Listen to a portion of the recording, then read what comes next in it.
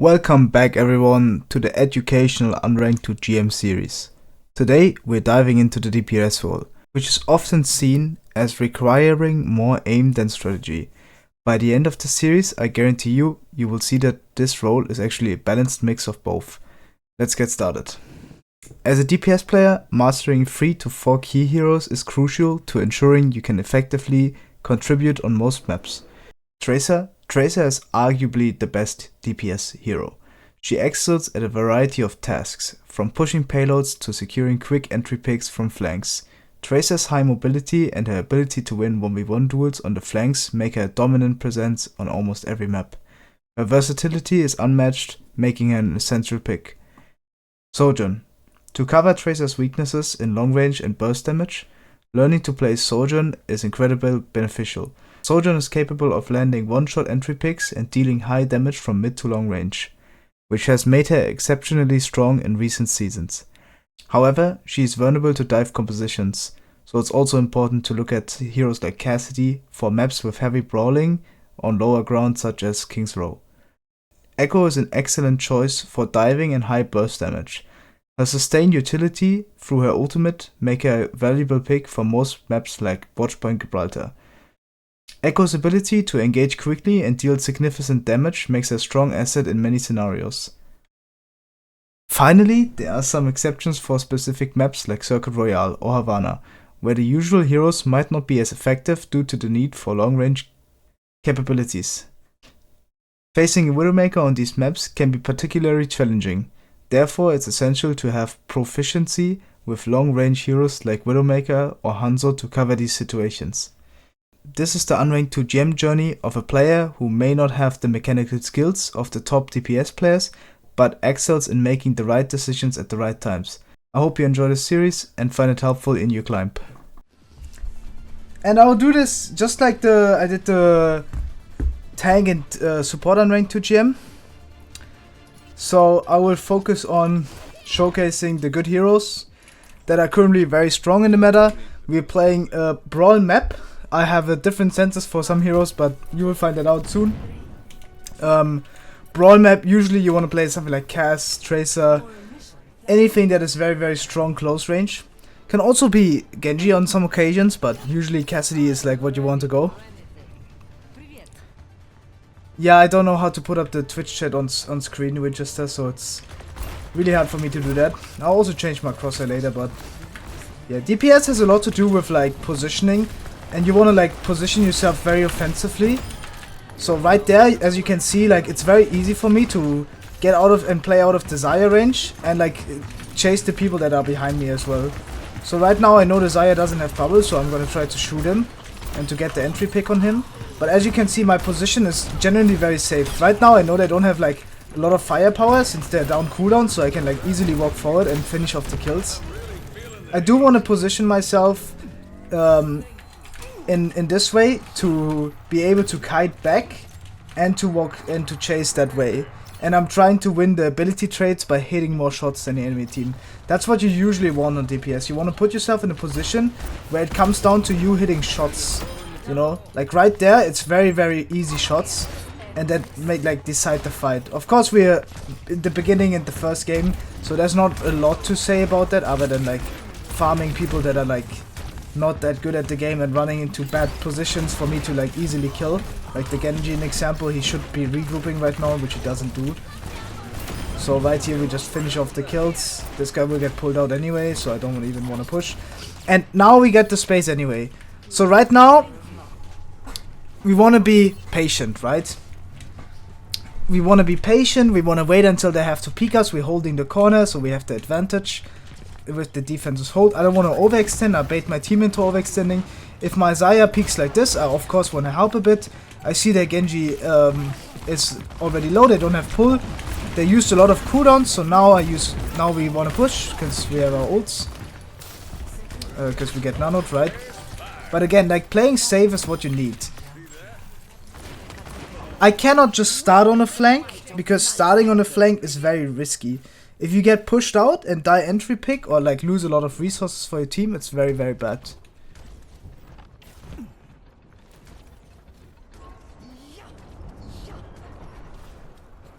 So right now, I'm just gonna play slow. This is it. Just gonna play slow. If my Tracer dies off point, that's completely fine. My Xayah is playing off point, that's completely okay. I wanna be capping the point here. It's okay if my Xayah does this. I'm gonna try to like pressure the Genji here. Very good. Can also like look to engage with my ult soon, but as you can see, like I don't want to overextend, and as soon as the Cassidy peeks into everyone, then I can like easily shoot him. I'm gonna use my High Noon here just for the main reason of like trying to stay alive and not getting entry picked. That High Noon can be used different in my opinion, but it's okay, it doesn't really matter. It's not that bad. I will go to the point of what our homie in chat is saying after the next point, because I'm focusing on making the right decisions. Like right here you have two options. You can either go top right or like bottom left. Both doesn't really matter. Usually stacking with the team is really good on Cass, and we need to keep in mind they already used their graph, so I should be quite fine. Right here again I want to play in the defensive position, so I want to have the enemy team swing us. As you can see, it's way easier for me to shoot the cast than it is for him to shoot me, because he has to walk around the corner and I can pre-fire it, and I don't have to change my crosshair placement basically. That's why it's so much easier for me to kill him there. Great, we killed Diana.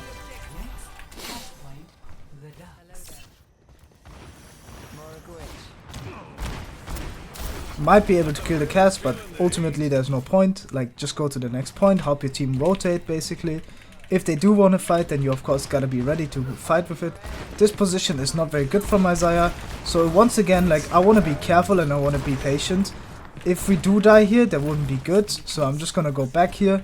Like, there's no point keep fighting here. My Xayah is on point. We still 3v4, but as you can see, like, I'm very cut off, so I'm gonna play the max range to really hopefully get that entry pick on the Genji. If I play close there, it's way more risky for me, right? So that's why I want to be playing the max range. Same with the Xayah. It's very hard for him to walk, and I have a good angle on him. But of course, there's not a lot to say here. Tracer crease Soj, not real educational, because you can shit on everyone below top 500 with perfect aim and pressure. Positioning doesn't matter unless you stay 1v5 in an open space. I mean, that comment is just fundamentally wrong and right at the same time. I do get where you're coming from, but at the same time, people who don't have a fundamental understanding of where to play are not gonna beat people even if they have greater mechanics. There's a reason why people below top 500 cannot... I mean, there's a reason there are Cassidy players who are stuck. That's it. Because they're doing fundamental stuff wrong other than aiming. But you are right with one thing. Aiming is a very, very great part of DPS, and I keep saying that to everyone. And I said that I will do that in the beginning of the video, because the most important thing, you can have a good position, and basically what the good position means is you will have a longer time window where you can win a duel.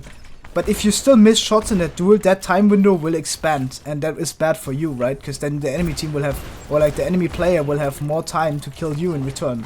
So having a great position doesn't even make you that good of a player. It needs to be a combination of everything. Like having good aim, having good movement, having good timing, having good position. All of that gives you a longer time window where you can kill the enemy team, or like can win the duel in which you're fighting, right?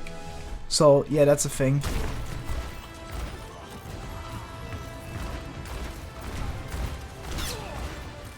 Yeah, that was the first game, but again, like, you see the offensive pressure of Cassidy is very, very strong on that map. That's why I recommend playing Cassidy over here. Gold 2. Oh, that's gonna be a long unranked 2 GM, I can already tell, but it's okay. Okay, next game. So we are on Ilios. Well, something like Echo, Pharah, Tracer, those are the good heroes.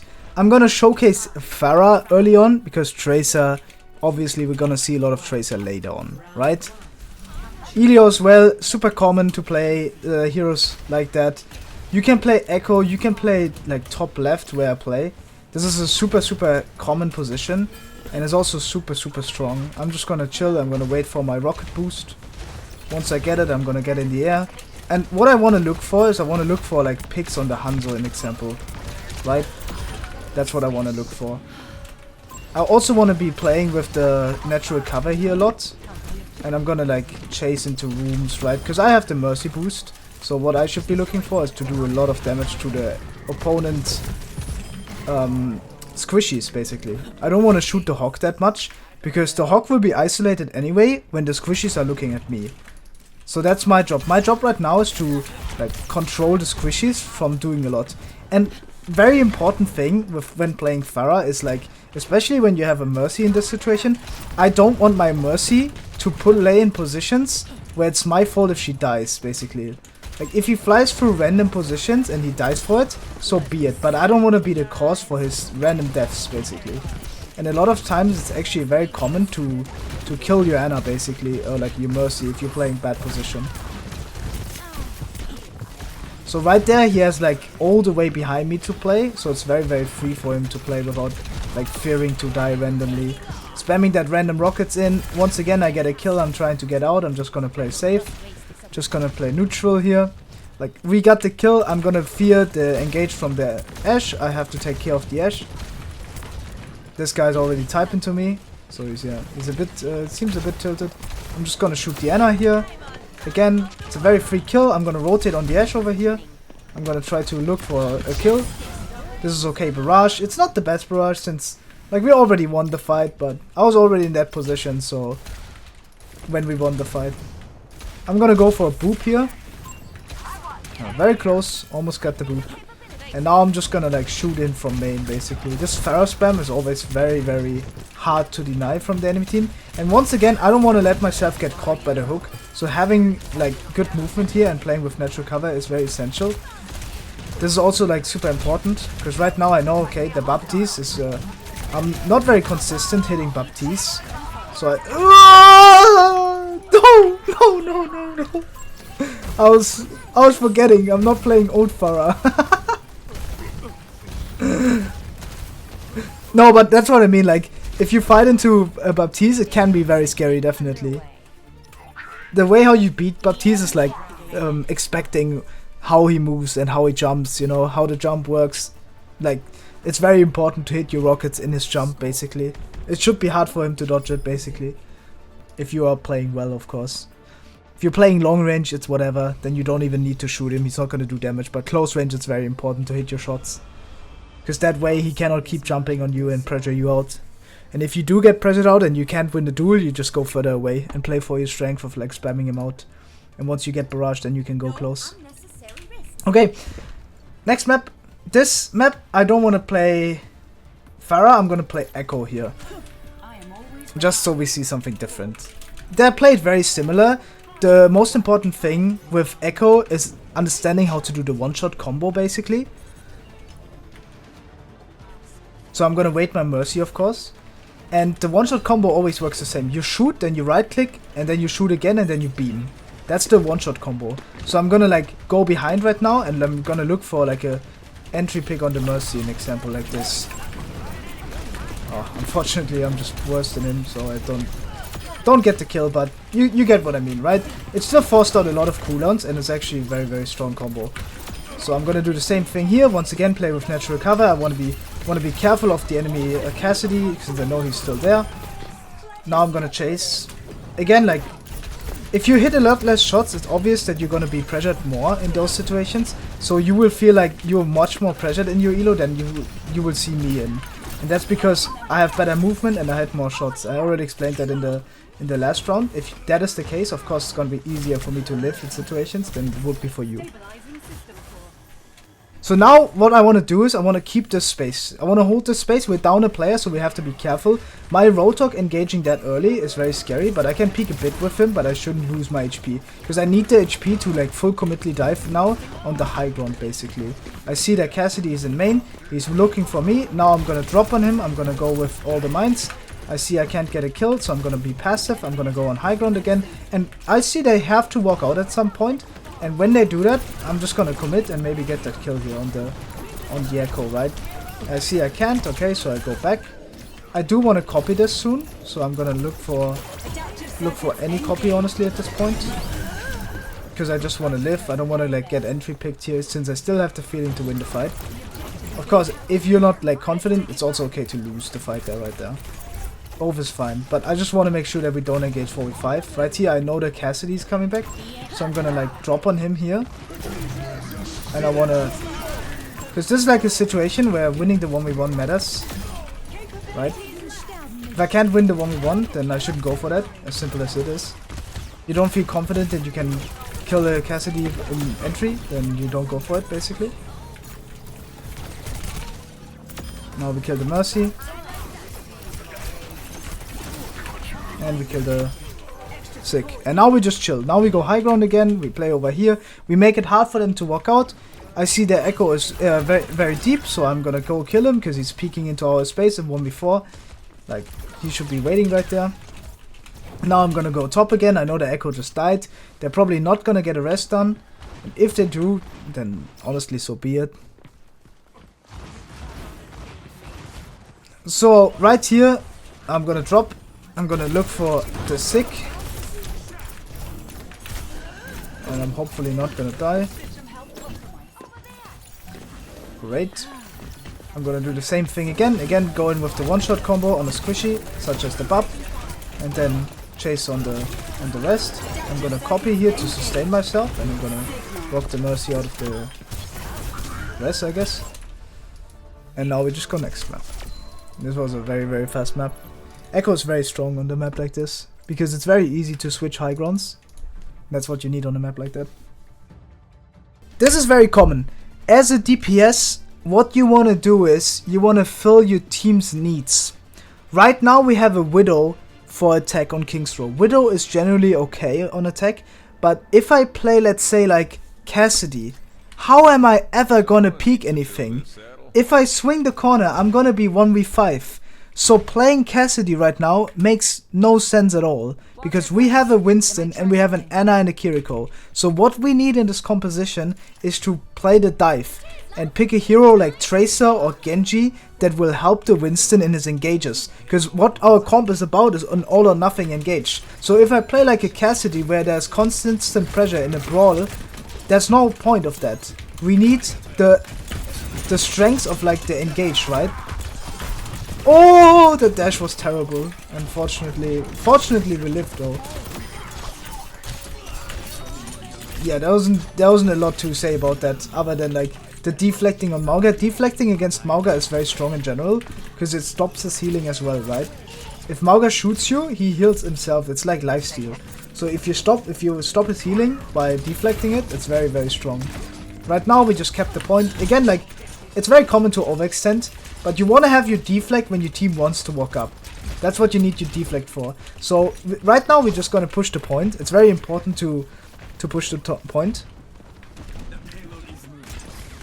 Again, free guys on card is also something that I keep saying all the time, because pushing card is very, very important. Like right now you can see I'm farming blades. I can use my blade early, because right now I know like I'll probably get away getting kills. That's why I want to use the blade early here. For the main reason, because if I wait for a nano blade and they just trank it, then there's no point. But that opportunity, my Winston died for it, right? And I still want to follow up on what he did. Wasn't the best commit from him, I agree though, but like he just jumped into the full HP Mauga and just died. But you gotta follow up. That's the thing, you know. And now we have Nano Winston, so not having Nano Blade is also okay. And they even switched off Zenyatta, so they don't have Trank, meaning their ult economy is now completely garbage. Like right now, they switched to Winston, so I want to counter swap later. The counter swap I would do is probably like go Tracer instead of Genji, since I don't want to get beamed by Echo and the Winston, of course, right? If you struggle against Echo, you might as well just not want to play Genji. So I'm gonna play outside of his bubble range. I see they use their abilities, but I don't really find opportunities to push very deep here. I gotta be careful pushing deep. I'm gonna go for the soldier here. This is like a fair 1v1, right? I'm in 1v1, no one is healing him, no one's healing me. So if I lose that duel, that would be completely on me. That's also very important to point out, because a lot of times on DPS you will find yourself in this opportunity, in this position. So now I am in front of the option. I can either wait for another blade or switch right now and just like don't give a shit about the ult economy, right? There's two reasons to look at it. Reason one is you can try to keep up the tempo and try to keep staggering the team with like having the ult advantage. Right here I want to dive the Winston to help my Widow, right? It's okay to leave point for that. Because the Winston is jumping in a 1v4, right? If I can like go for him, he might have to use ult, and then it's not really worth for him to play like that. I'm gonna break the pylon. I'm gonna shoot the Pharah, hopefully. Maybe we can kill it. The Pharah is also in everyone's LOS. Very, very bad position. There's Winston is back, so I want to be careful peeking that. I see my Winston is going in, so I'm also gonna push in with him. I'll also use my blades here. This is like what I mean with like getting the stagger kills, right? Like as you can see, this rank is all about like tempo. The enemy team did not regroup a single point. They didn't have a single structured fight where they were 5v5. Other than the first fight in the first point, but even then someone got entry picked by the Widow, I believe. Or like the Mauga got entry picked because he peeked us in 1v5. So that's what I mean, right? It's very, very important to understand that concept if you want to stay on Blade and wait until you get it, or if you want to like be patient and switch and just play the neutral fights and not care about ults and try to win in the neutrals instead of winning with ult. It's all about tempo and you need good... Okay, so now we have a Brawl. With Brawl, you don't want a Genji, because Brawl is a more... It's not an all or nothing hero, basically. You're waiting for like a kill zone, you're trying to engage a kill on that kill zone, but it's not very consistent always. So Brawl is very good in like trying to create an opportunity for you to get a kill. Oh, he went back to Ramatra, so we also switched. Brawl is very good in creating opportunity, and if you don't get a kill, then you need to get out. That's why Genji is not the best opportunity there. Tracer is way more important with that, and I will play... What do I play here? I'm gonna play... Venture. I'm just gonna Venture, because I said I don't want to Venture, but... This game is already over, so I'm gonna showcase a bit of Venture. With Venture, you want to make a... I don't think I can say that. No, I'm not gonna say it. You want to like make a dungeon, right? Not, you know what kind of dungeon. I just got absolutely one-shotted. I did not expect that at all. With Venture, you want to like play inside rooms. You want to wait until someone walks, and then you want to disrupt their positions by using the right click to put them in your team's LOS, right? That's the goal of Venture. That was a very poor showcase. I just got one-shotted by the Hawk, honestly. There's not much more to say about it other than that. So right now, I'm just gonna be patient. I want to walk up into the Zen. Basically, I know the Zen is over here, and he's gonna peek a bit. So I'm gonna kill him, and then once I kill him, I'm gonna try to like shoot them over here. Basically, I'm gonna try to like make an off angle. I'm gonna try to go for the Widow. Basically, now he's over here, so he's dropping here. I'm gonna try to kill him. And once I kill him, I want to just get out. Right now, I just want to get out. I want to take the Mega.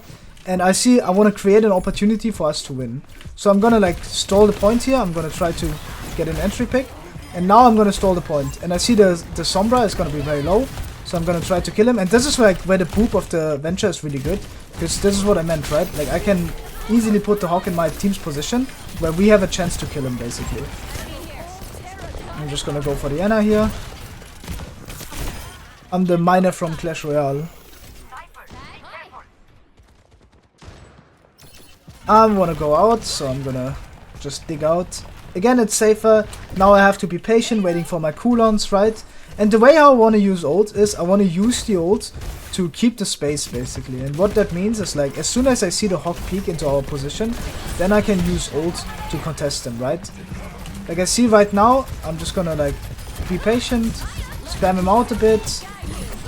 I'm gonna try to put him out of the one-shot range, so he can't one-shot my Ana.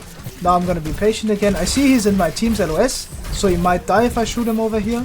Might. The word is on might. Right, my Ana wants to push from in flank, so I'm also gonna help him. Basically, I'm gonna go dig here.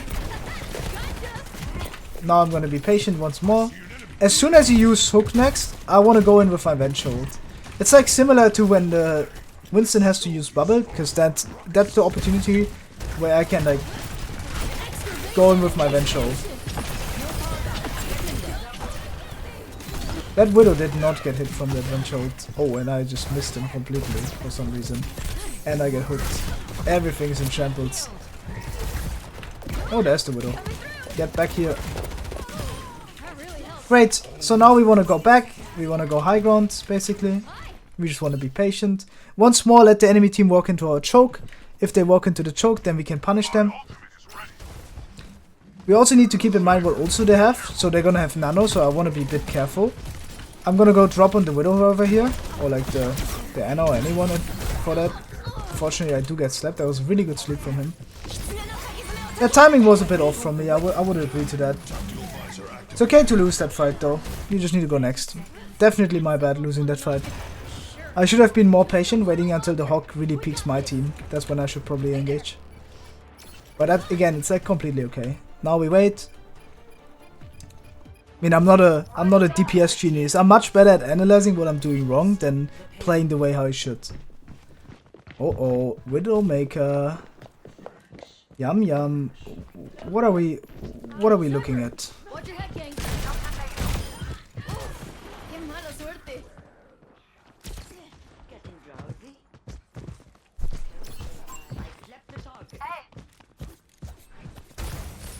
Yeah, I mean, there's not a lot to say about that. I'm just gonna spawn camp him again. I'm just gonna wait here, honestly.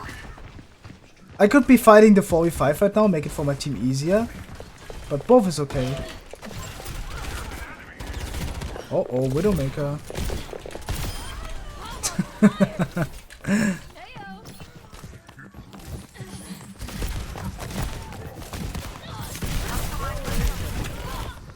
It's crazy how squishy you are. I didn't think Venture would be that squishy, honestly.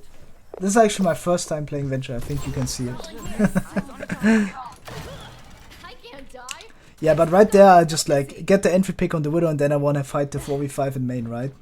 That's basically it. Or it was actually 3v5 as well, but to be honest, I should have digged into the ground earlier. Unfortunately, we get entry picked with wards here, so that's very bad. So now we have to be very careful with how we play this. I know the Hawk is probably gonna go around this corner, so I have to be very careful here. I want to use my drill here and try to shoot out the Sombra, basically. Make it hard for him to play. Now I'm walking up into the Hawk. Again, I want to put him out of position. I'm gonna chase the Hawk over here, the Sombra. I know from experience that she's over here. So right now, I just be careful. Again, like, look at your team. This is what I mean. Now you don't want to peek this. Because the risk of dying in a 1v3 is way higher. You just chill. My team doesn't want to go? Okay, then I just chill as well. That's important. If I go in early, then I might just randomly die. Like right now. Oh my goodness, I was looking at the chat.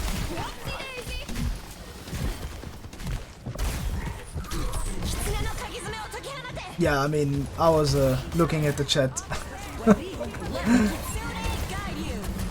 This is the difference then if you play on tank. If you play on tank and you do a mistake, you don't die for it. On DPS, you do a mistake, you die for it.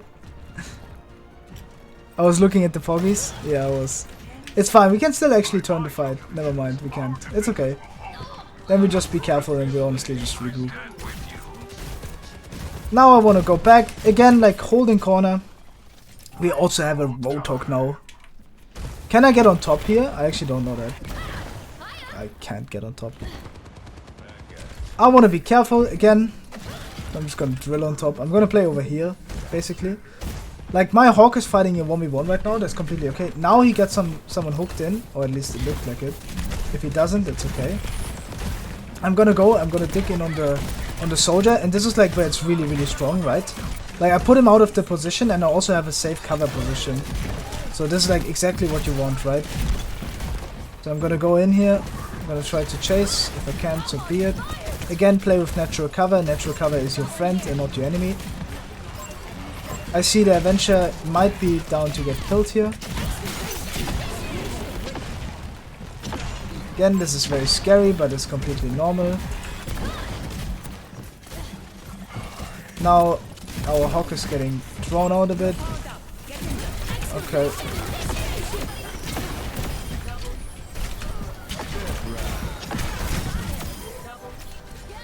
Great. So now we kill the Mei. Hee hee. That's what you get. Yeah, but this is what I mean. Like, right now, I waited for an opportunity for them to walk into a position where it's very risky for them to play. Because they walked into every angle, and I didn't want to fight, like, lose cooldowns early on. That's why I had, like, the opportunity to get easy ult kills there.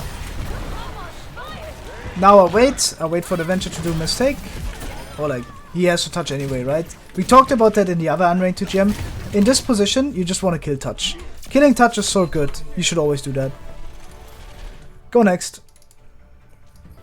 Next map, Antarctica Control. Here, you want to play something like Brawl. That is heavy around Brawl. I'm just gonna play Soldier, but you can also play Sojourn. Sojourn is really strong if you can capture left side. But with Soldier, you basically want to do the same, right? I want to make it hard for the enemy team to play. This is like a very good Sojourn position. It's more consistent with Sojourn over than Soldier. Because the difference is clearly that you just have a better escape option. And it is what you need. So I'm just gonna go. I can just like chill and shoot here basically. That's what I want. Now I see I have to rotate away, right? So I'm gonna rotate. My Reinhardt died. So this is like accepting that you need to go out on occasion. I see the Avenger is going in, so I'm gonna try to shoot him out. Also gonna shoot the Orisa over here. Oh, I just got speared, I guess. That is my bad. Yeah, but this is a good position because it really showcases how hard it can be sometimes with a Reinhardt. And you have to play perfect. I mean, Reinhardt is just much worse than Orisa here because he does the same thing as Orisa, he can only not shoot back. So now the Avenger is a bit overextended, so I'm going to try to shoot him and get the entry pick on him. Now I want to help my Kiriko. If he dies, so be it. So I'm gonna try to escape over here. Now I'm gonna try to shoot the Lucio. Hopefully not get gapped by him. I do get gapped, but that's okay.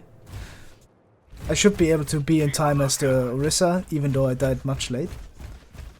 But it's okay. I rubbed some dirt on it. That's such a bad death as well. This is like dying there because I don't hit my shots, but again, like that can happen. If you're not consistent with aim mechanics, then of course you're gonna die more than someone who is better. So now I'm gonna take the high ground position. I want to take a slight off angle from the rest of my team because I don't want to stack with my team. Stacking with the team makes no sense with Soldier because the off angle pressure you give, such on the Lucio, is just way more valuable.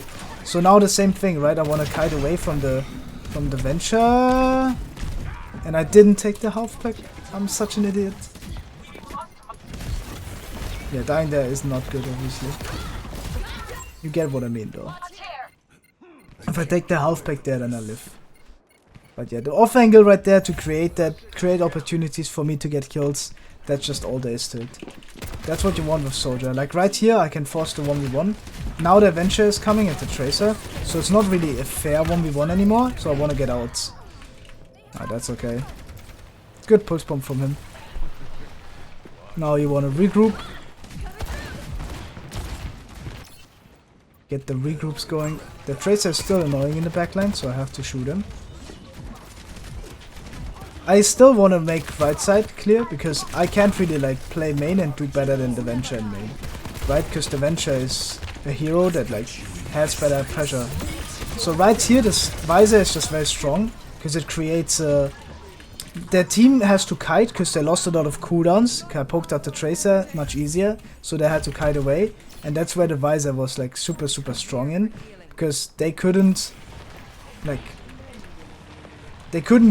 walk into my team because they were down cooldowns, so they only had to kite out, and I catch them when walking out basically. Like right here I want to do the same thing. I want to shoot them over here. I see like we're out, okay, so I also want to go out basically. There's no other option I have. So now again, like I want to play in a position where I create myself an opportunity to play like the mid-range and like get an advantage over the enemy team. Now they use their ult, so I'm gonna try to shoot Diana. If I die here... Oh, I do die. I wanna get out. Might be winnable, but it's gonna be hard. I'm gonna try to look for an opportunity over here. I think I have to be the one touching as well, but I can't, so... Oh, my guy touched. I should have known. But yeah, it's okay. I mean, as I said, Soldier is very hard to make work on a map like that. So it's understandable. If I don't run it down there, maybe I can turn the fight, but yeah. Do you still go right side there if the Tracer is much better? I mean, you kind of have to deal with it, basically. You need to open up the space. That's why, like, Soldier is almost always worse, because you're so stationary, and it's very easy for him to just get out, right? But you don't have any other option. If you go main, you never open any map space. So you have to flank on that map. So yeah, you have to go right side, even though the Tracer is, like, can be better than you, right? That's like the dilemma of DPS, it's pretty obvious. So the only other options you have is to play Tracer yourself, or to play like heroes like Sojourn, right? Where you have more brute force in main space, which helps you winning the cooldown trades. Now we have a Winston, we talked about this before. You want to play something like Genji or Tracer, I'm gonna play Tracer here. I do have a different sense on Tracer, but I think it's the right one. Yes, okay, good. Generally like a bit higher sense with Tracer, because you have to like turn a lot. So what I want to do right here is, I want to look for an opportunity for me to like win a duel, or like take a 1v1 with someone. He's also a Soldier now. So I want to get healed up here. It's not good to take early spam like that, but yeah, this is like my job right here, is to like duel the Soldier. And if I lose the duel, then it's obviously like, it's a fair 1v1, you know? It is in my favor because he was that far away from his team, but you get what I mean. Like, that's what you want as a DPS. You want to put yourself in a position where you play the fair 1v1s and you can win them because you're mechanically better, right? That's the whole point of Tracer and like DPS in general, right? So yeah. Like right here we just kill the entire team.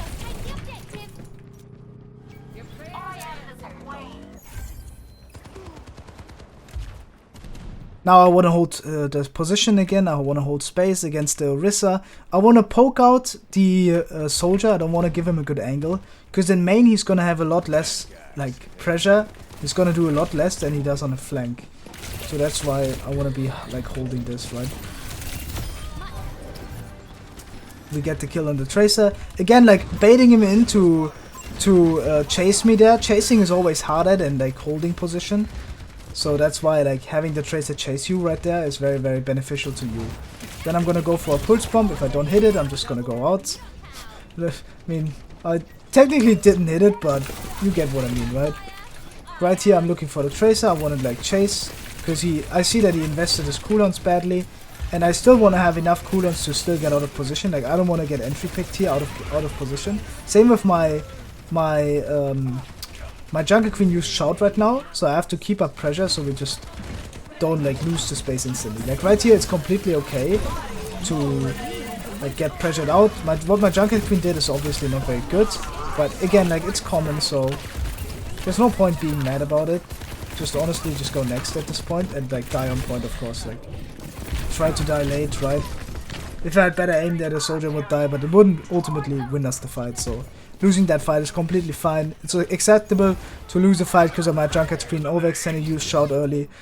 Just have to go next fight and try to play consistent in the next fight. That's it. Like you can micromanage your team and tell him, yo, you're already overextending, just come back. You can do that, make it easier for you in the future. But, of course, like, that's extremely tiring, telling the team what to do. So no one does it, of course. Like right here, I'm looking for opportunity. Again, like I don't want to peek the Soldier, but I want to get in position. So if he chases with if he chases with his ult, then I can like maybe get a kill on him if he walks into my space. Right here, the Tracer is peeking very early. I'm gonna hold the position again. Like it's harder for him to take this position than me holding it. As you can see, he's already giving up and going main. So now it's very easy for me to kill the Orisa here and chase on the Lucio. Fortunately, I'm not good enough to kill the kill, but it's okay. And as you can see, like holding the space there with Tracer is really, really strong.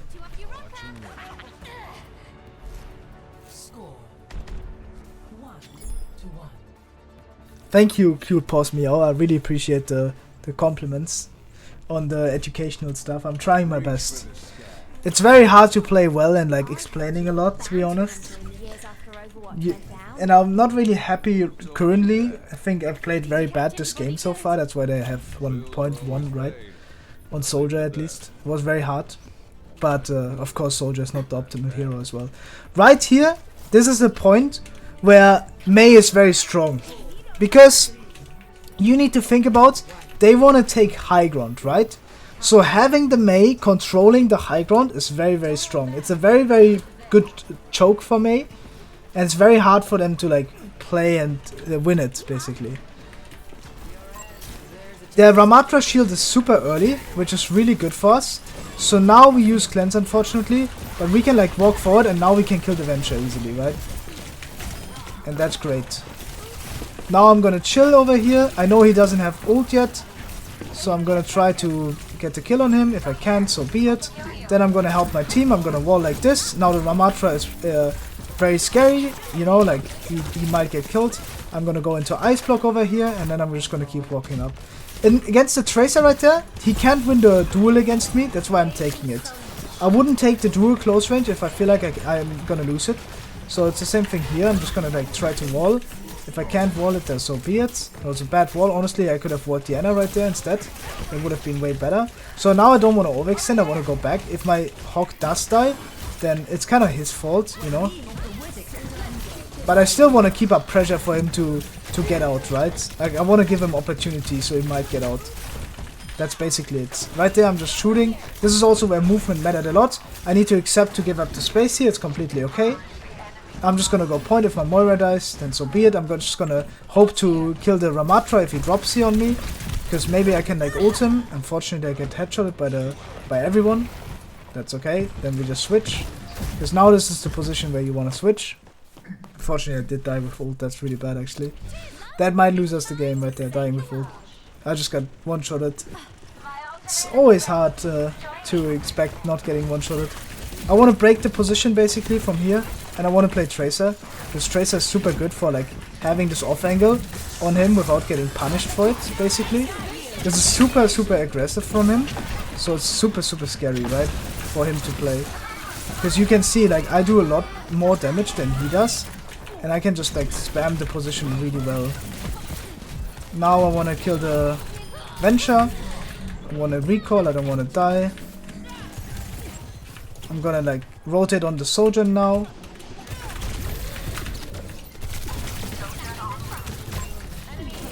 Again, like, I want to be careful. I want to have my blinks to survive, basically. But that Sojourn is very dangerous. If I die there, that's definitely on me. Right there, I want to chill. Don't want to overextend. Just be patient. Our Hawk dies. I'm going to touch late, of course. I'm going to try to, like, get a kill on the Kiriko, basically. It's unfortunate that I hit so less. But dying point now is completely in the career.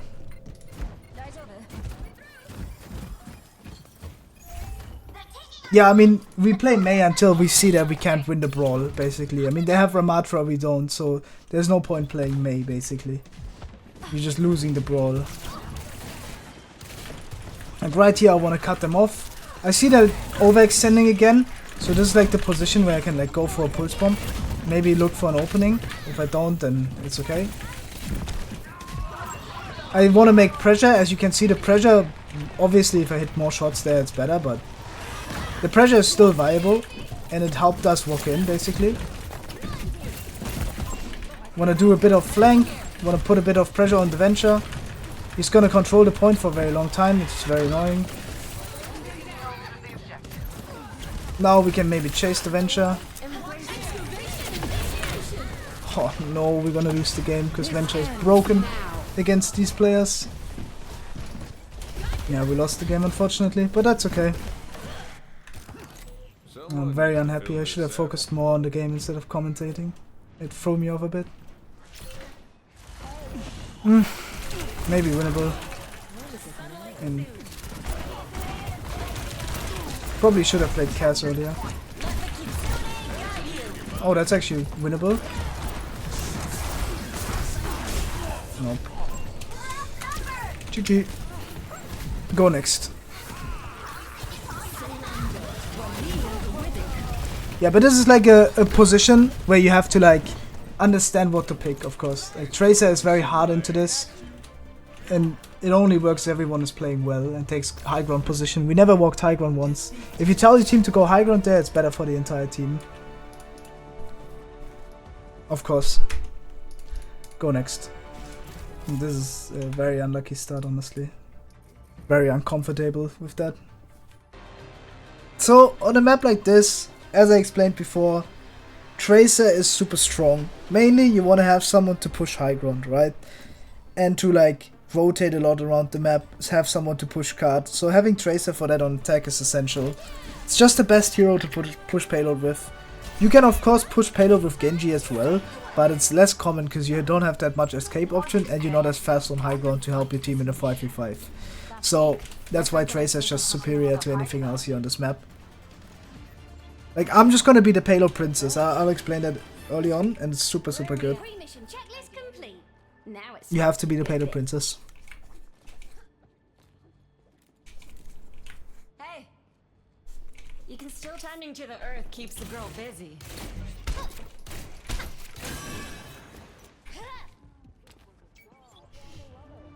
Yeah, but it's definitely a bit sad that we got the loss so early on, but again, like, it's completely okay. If you are consistent, you will climb, that's it. And it's pretty obvious that I'm not as good on, like, DPS as I am on tank. I mean, for obvious reasons, right?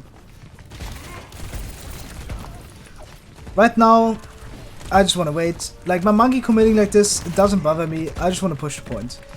I want to push the point, again, like, be the Payload Princess. It's super good, super strong. Like, I can help diving on top, but as long as we don't get Payload, like, progress, what does it do, diving top? Nothing, right? Now they drop for us, and now we can, like, fight here. I see my team wants to go out, so I'm gonna also go out. This is the moment where I want to rotate from behind, or, like, catch the rest that are on high ground, or catch the people running back into me, basically. Oh, that's actually bad. I don't know why I don't see that, but you know what I mean. Like, my monkey died, it's okay. Now we get the regroups, it's fine.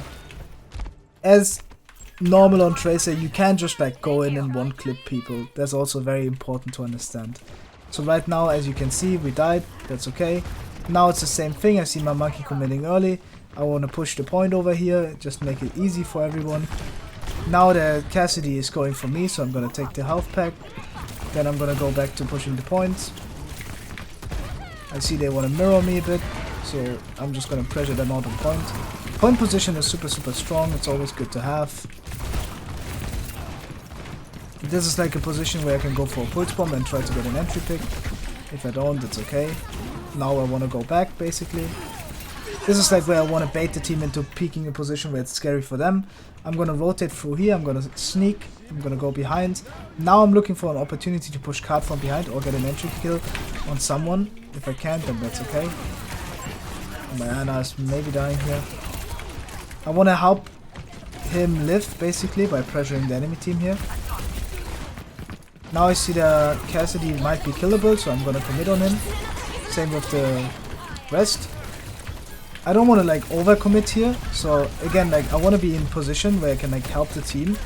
It's okay to go back as the DPS and shoot the D.Va, because it's much worse if the tank does it, because the tank will keep everyone else in the choke. You can also keep them in the choke, but shooting the D.Va is also completely in the green.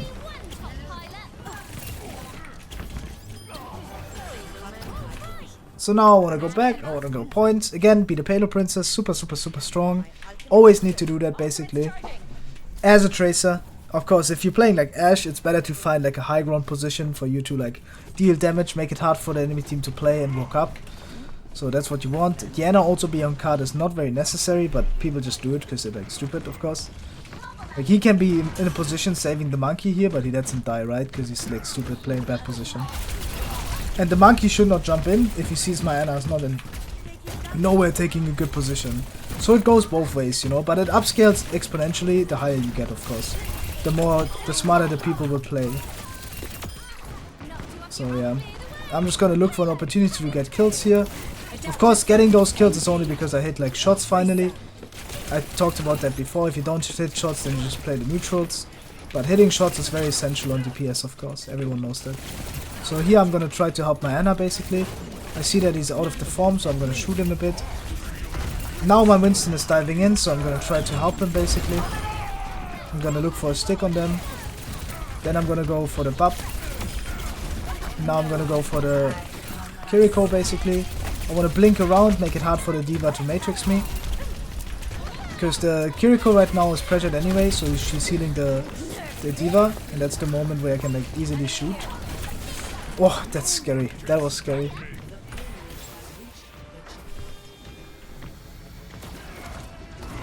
Now I want to shoot this Echo. I don't know how you're back to do another one of these, to be honest. This game is so unfun sometimes, but I'll take the educational content. You want the honest answer? The honest answer is I'm Mr. Krabs, you know?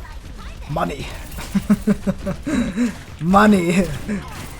Money and wealth. But obviously, like, that's the main reason why educational people do it, right? But I'll do it, of course, not like the full triad way. I'll like try to be actually educational and like try to give you the best out of it instead of like saying whatever.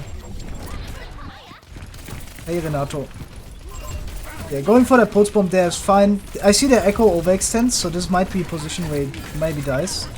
But it's okay if he doesn't. Now I want to find a position where it's like a bit of an off angle to the enemy team to spam out them. Then I want to rotate, again like create that kind of crossfire that's going on, make it hard for the enemy team to play. I shoot at the Kiri, now the Kiri is in alert. And now I find an easy rotation on the bub with the potential to kill him. Unfortunately I'm stupid enough to recall. Like, I don't know why I didn't recall, to be honest. If I recall, then we just win the fight. But again, like, you would do different there. It's a good rotation and that's all you have to see. Not the mechanical misplay after. That just makes sure that you get to watch more on this map. If you understand what I mean, right? Like right here I want to take the duel. This is like a fair duel for me, because no one on this team is peeking me and we are like having a one-on-one trade-off. And it's better for me if I know how to take it well, right? Like, I don't want to go way too close to him, I want to play like the max range. And that way I can like make sure that like we get the opportunities that we want. Right here I'm gonna shoot the bub, the D.Va is going for me, I'm gonna stick him right here. I don't want him escaping, but if he does, so be it. Could have prevented that stick, honestly. Thought he would die, but it's okay. Because now the stick would have been more valuable, right? Here it's important to put him out of the mech, because we know he doesn't have bomb anymore. So I'm gonna go push through window, I'm gonna shoot the bub over here. I wanna make sure that not die here randomly, that's also really good. Because if I die here, I can't carry the fight, obviously. And now we win. Hopefully we win.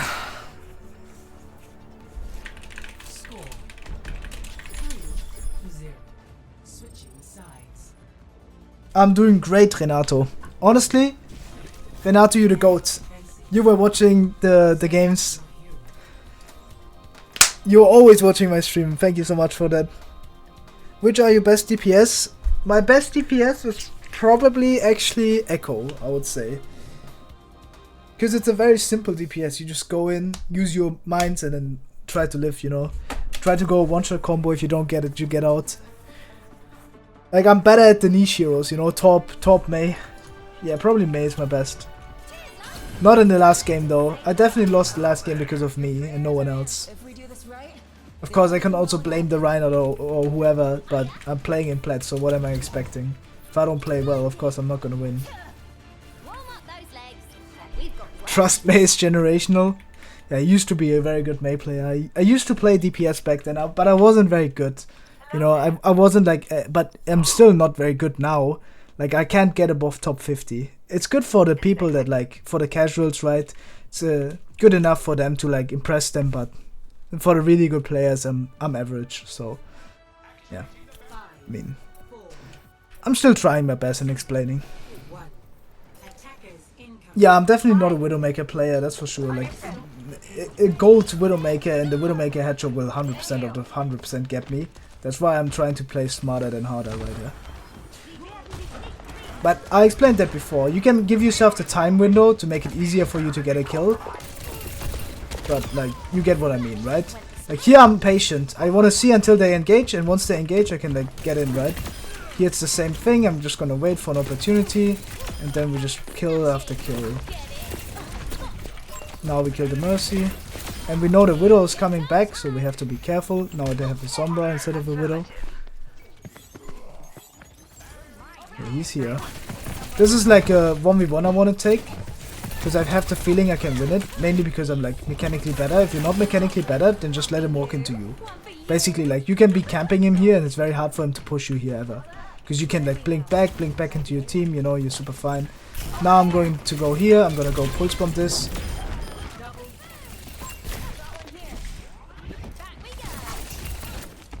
Hope you make the Twitch more public. Okay, I see they have a 2v1, so I don't want to fight that, I just want to go out.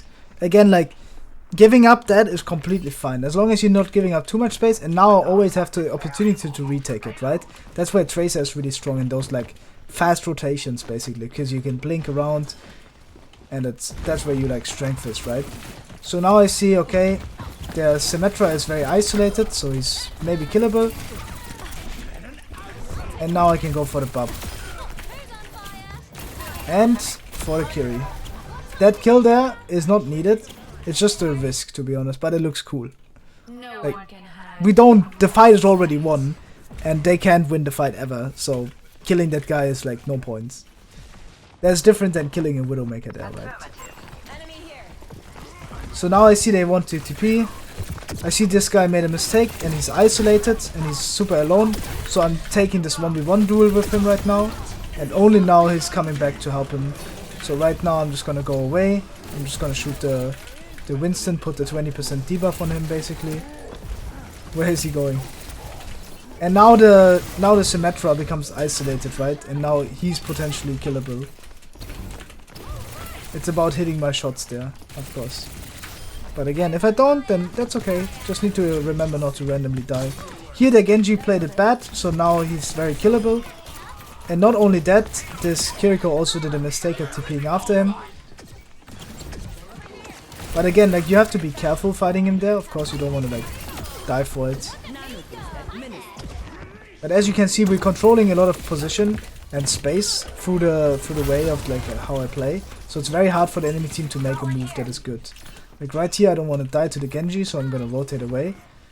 We know from experience that the Illari is gonna come back, and when we press tab, right, we saw the timer on his cooldown. So now I'm taking the 1v1 again, which is fair, because it's just it's basically just a 1v1, and if I win it, then...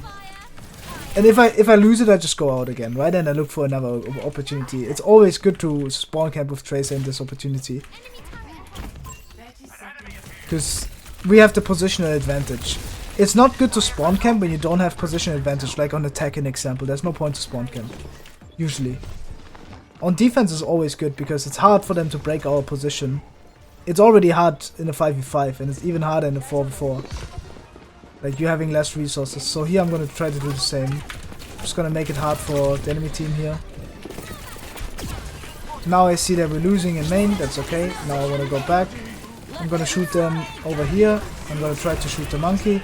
Force some stuff. Now I wanna be patient, right? Like, I wanna control the card. I wanna give my team an opportunity to get back into the fight.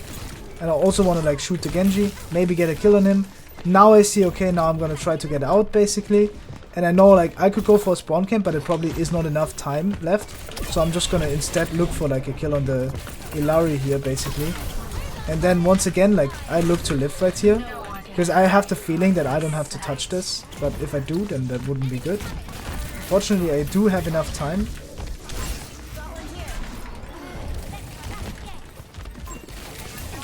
And if we lose, so be it. Yeah, but I think that was really well played by me, to be honest. The push bomb was bad. That push bomb could have like been invested better into getting an entry, of course. But again, that's just me missing mechanically. I think that was well played in general. Just wait right now. Again, like, it's hard to take the position right now. They're on high ground, so I'm gonna try to help in breaking that position. The way I do it is like by mirroring cards, right? Like, mirroring card right now is actually really good. It stops them from like keep engaging. And now I want to do like just get out, right? Just get out, play the corner.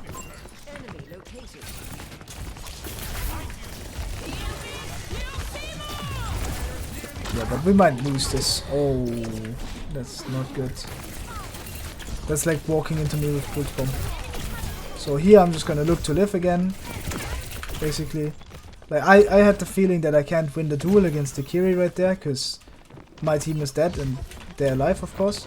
So now I'm gonna try to touch late again. Probably can't win it though. My team is not preparing to like push here, so I'm just gonna get out. If my entire team played back, so I also want to play back basically. Then I'm gonna take a position like this. I'm gonna be playing patient here. Again, like, I can overextend like my team right here, but it doesn't really do a lot. All it does, like, for me to get pressured out, but I do want to help shoot the bubble, basically. And as soon as the Tracer comes in, I want to fight the fair duel against him, basically. Because he doesn't get any help, and so do I. And I always have the opportunity to take the health pack, basically, in my team's LOS. So even though I messed up mechanically there, I still get compensation with the health pack, right? Okay, I'm in. Get in.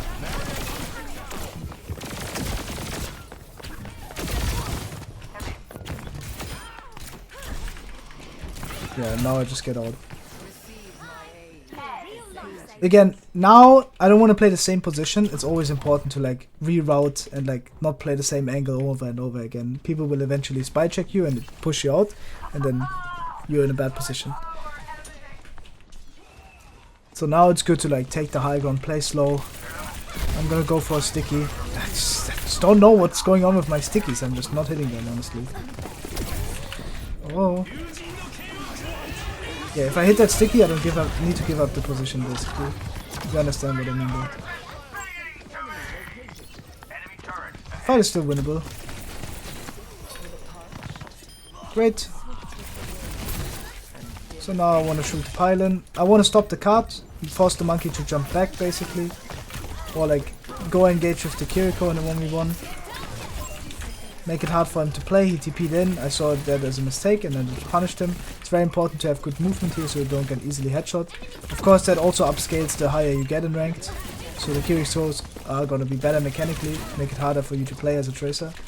Make you invest more blinks, right, as well. So now we just wait. Again, we have that off angle, right? And then we drop in.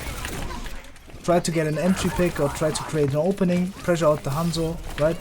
Now I need to give up the space, that's okay. The Tracer is also AFK shooting me, like the enemy Tracer, so it's very good for me in general. And this is like what I mean, right? You always gotta have your escape option, having your blinks. That's a good one clip by him, I did not see him. But you get what I mean, right? Like having the blinks to just escape is really, really important. I just walked into the... I just didn't even... I swear, like, I'm so slow reacting. It's really bad. Yeah. The best way to train aim is through actually, like, aim training in Kovac, I think. Like, there's a lot of guides on how to, like, place your crosshair, an example, which makes it a lot easier, right? Like, if you have good crosshair placement, then it makes it a lot easier to hit your shots, right? Then it's like you're playing more of, like, a reaction than... Or like, if you have good crosshair placement, you're playing less of like reacting to how the people move, and instead like play out of knowledge, right? What we are on right now is New Queen Street. New Queen Street is infamous for the long LOS and the really, really rough points, like where you're stuck at, right? Most of the people are never full capping this point because it's very, very hard. There's a lot of positions where it's tough to break.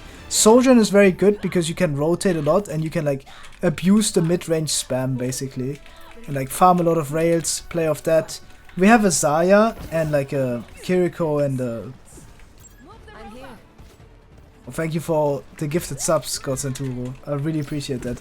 You always want to start top right basically. That's the most important thing. You want to start top right. You want to make it hard for the enemy team to walk out. You want to get the good position early on. You see my Zarya's in main, that's completely okay. I'm gonna like try to get my rail early. And railing Tracer is super, super common. Like right here I see that Anna's out of position. I can like go for the entry pick on him and try to kill him. If I can't get him, it's okay. Then I'm gonna shoot the rest. Like right there, taking the aggressive position is completely good and what you want. Same here, I'm gonna shoot the Doomfist. Charging him right there is not the most optimal, but it's also okay. I mean, he doesn't really have a wall to punch you against, so it's completely fine doing that. They have a damage boosted Widow and off angle.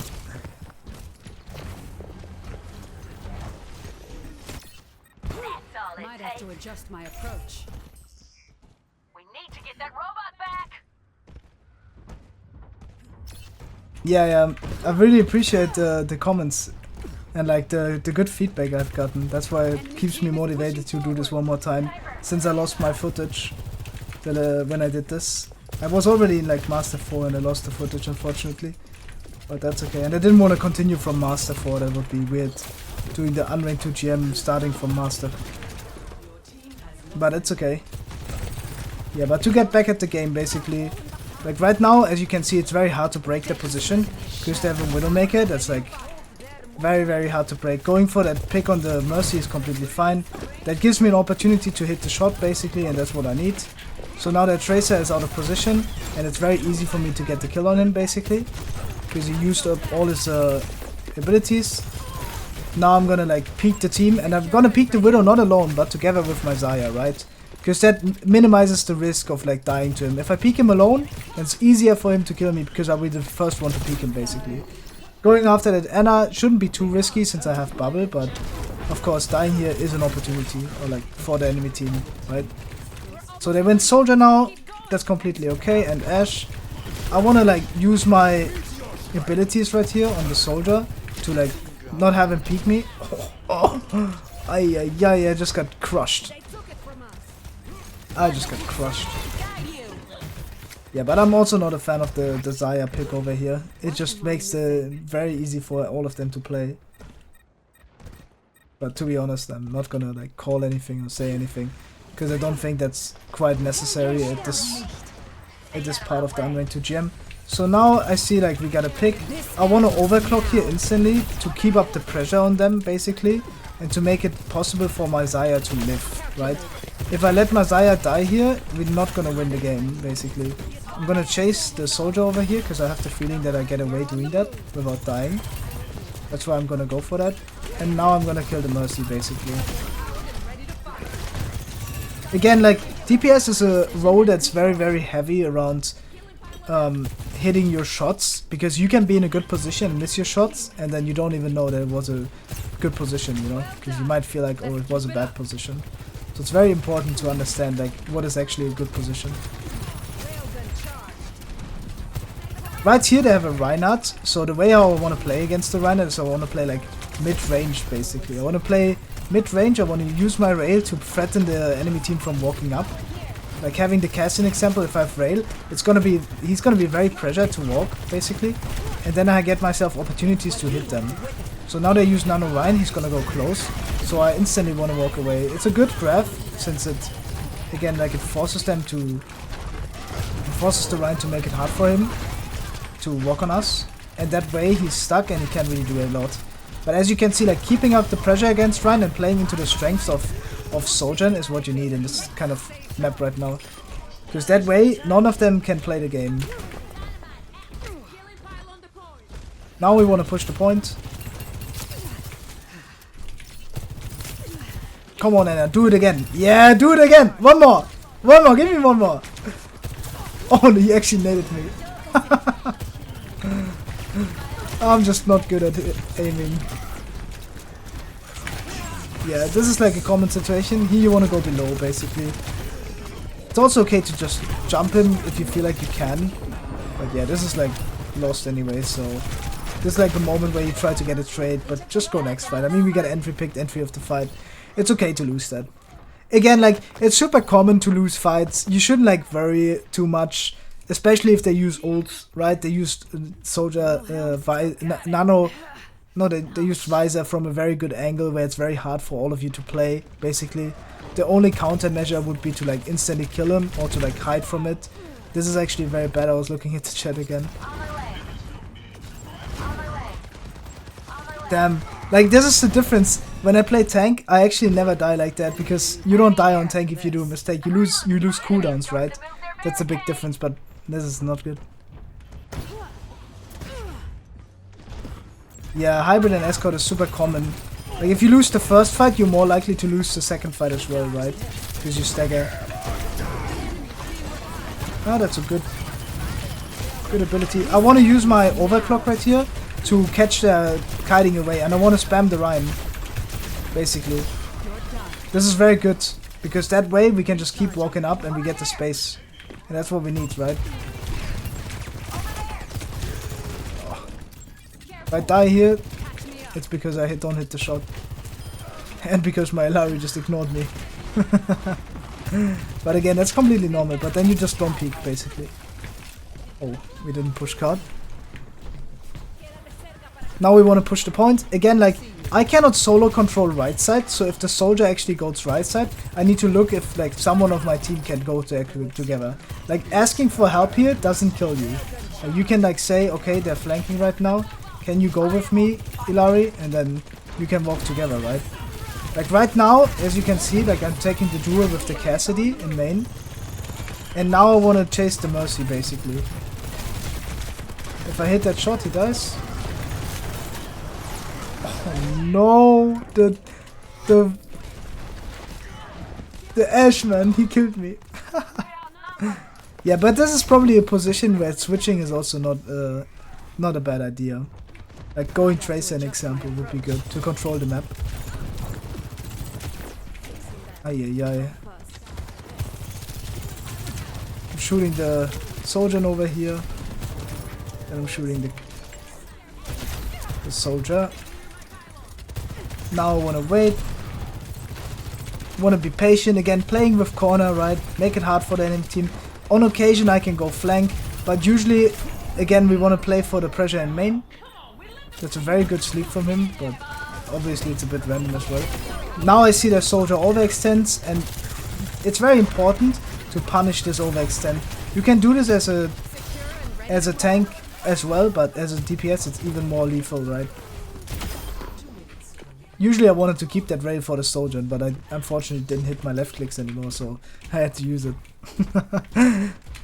Now we just wait, right? Just be careful, be patient, see what happens. My Zarya is very, very aggressive, and once again, like, I want to use my overclock when the Reinhardt gives me an opportunity and where he has to, like, permanently shield, basically. Like, me already being low is not good, but to be honest, it's kind of common, so. Now I want to go back, I want to play the corner, basically. I see their soldier is fighting me. It's okay if we die, they use Shatter. And we got entry picked, entry of the fight, it's completely okay. Now we just need to regroup. Hanzo into this matchup, it's terrible.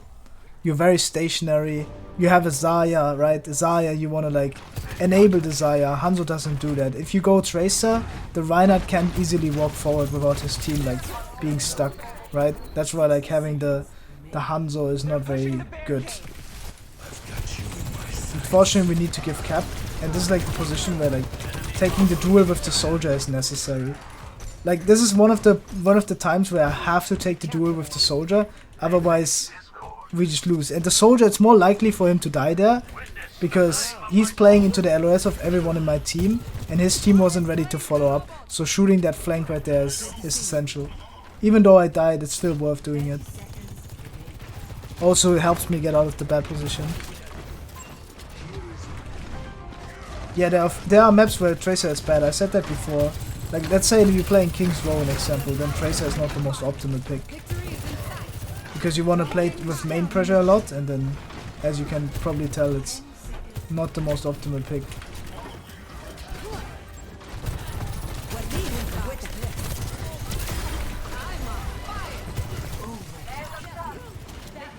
Hello. Yeah, this fight is winnable. It's gonna be hard, but it is winnable. The one time. Come on! Oh my goodness, I'm shooting the Ryan. Fuck it. I can't say swear words, I think. Yeah, but this is what I meant, right? The overclock from him wasn't good, because he had to peek me. And he peeked me alone. That's the difference. His tank, he didn't wait for his tank to peek. So he peeked me alone when I had rail. So it was very risky for him. And imagine we were like against, I was like a great player, and he would die there 100% of the time. So it was a very bad peak from him that lost him the fight there, because he could have turned it with Overclock. But the reason why he didn't is because of the bad peak, right? And that gave me an opportunity to kill him. And I played for that since I waited around the corner, right? When I had rail, instead of using rail too early. A lot of Sojourn use the rails too early. Like having the rail to pressure the position is also very strong. I said that in my coaching a lot of times when I do DPS coaching. Okay, this is a map. I'm gonna play Ashe because it's very high ground orientated and Ashe is quite decent here. It's not necessarily good, but it's decent. I'm also gonna change the color of the crosshair because I said I would, to make it easier for the stream as well. I like a green color or like Turkish, but turquoise. Ashe is very, very strong here. With Mauga it's not that strong, but it's okay. Can also play like something like Tracer here always. Oh, this is a good example, because this is a position where I forced the Widowmaker to peek me, and like, I can peek people without having to risk dying to the Widowmaker. And if the Widowmaker ever wants to kill me, like right now, then I can like go for him, right? I can swing for him. Taking that like, that jump up isn't very good for me, but that's like a ego jump basically. You shouldn't do that when you feel like the Widow is better than you. Then you just wait until he has to peek you eventually. Like, I don't have to peek him. All I do right now is pressure them from an off angle where it's very hard for them to play.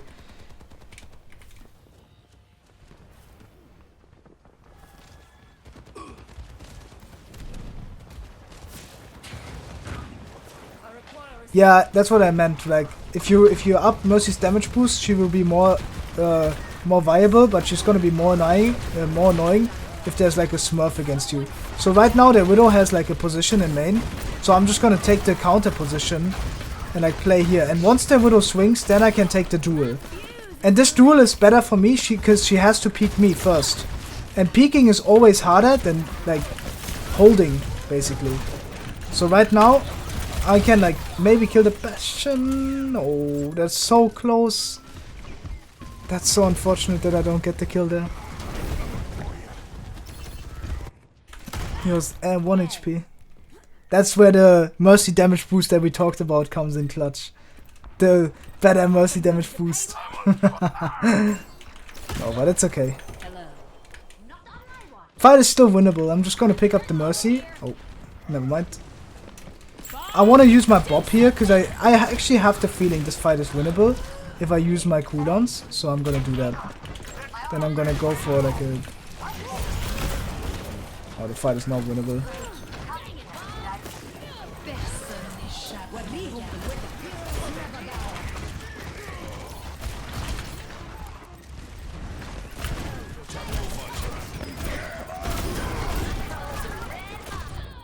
Oh no.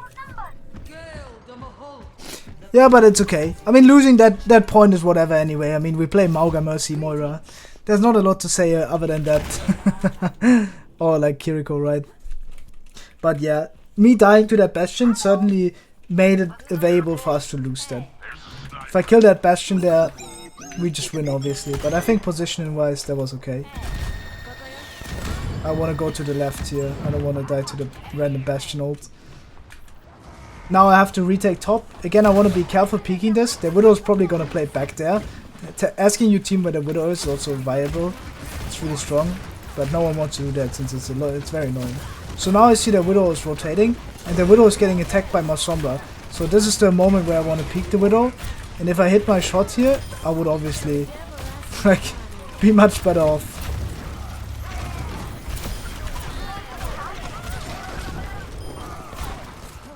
Great.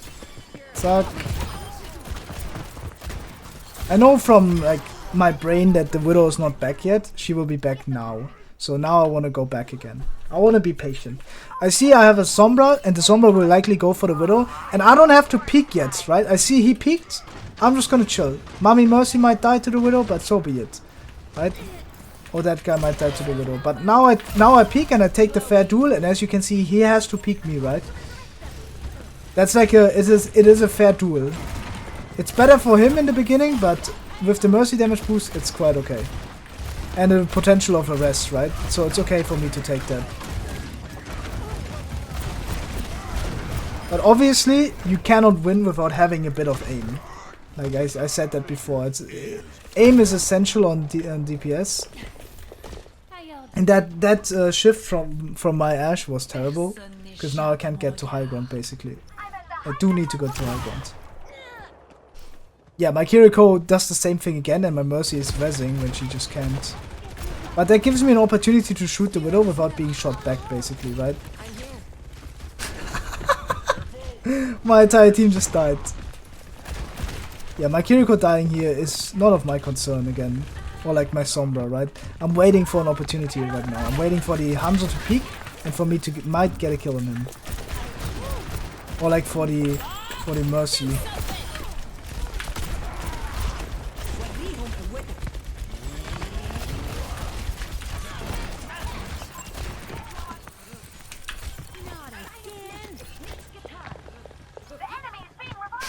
What's going on?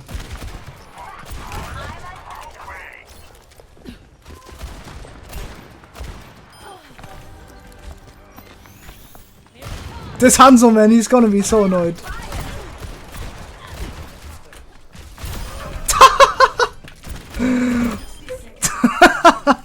That's not a lot of education. All I did right there is bait him to walk behind me. And it gives me opportunities to always pre-fire corners, right? That's like the advantage I get out of it. I know where he's coming from, probably. And I know, like, oh yeah, he has to swing the corner in order to damage me. And not the other way around, right? I know they don't have Widowmaker anymore by pressing tab, so that's really good information and valuable. So now I'm just gonna... What the... Okay. I'm gonna go peek the soldier here because he's in our space and might be killable. Now I shoot the Sigma, and now once again, like, I'm gonna try to retake top here. I know they're probably on high ground, so I don't want my Mercy to peek him alone.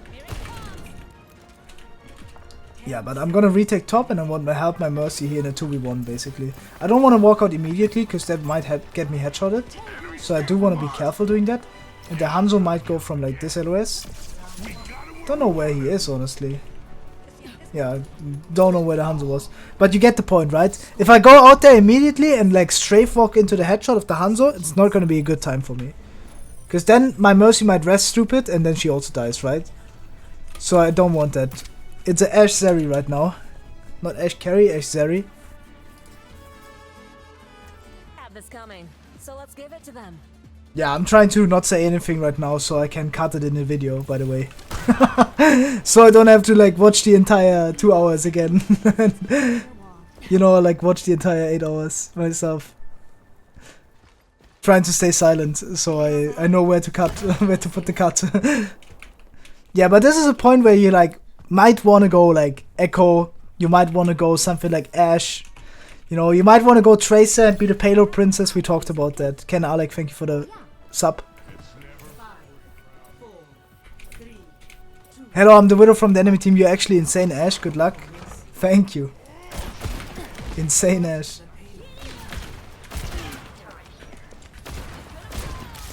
Yeah, this is also very common right now. All I want to do right now is chill. You can take top by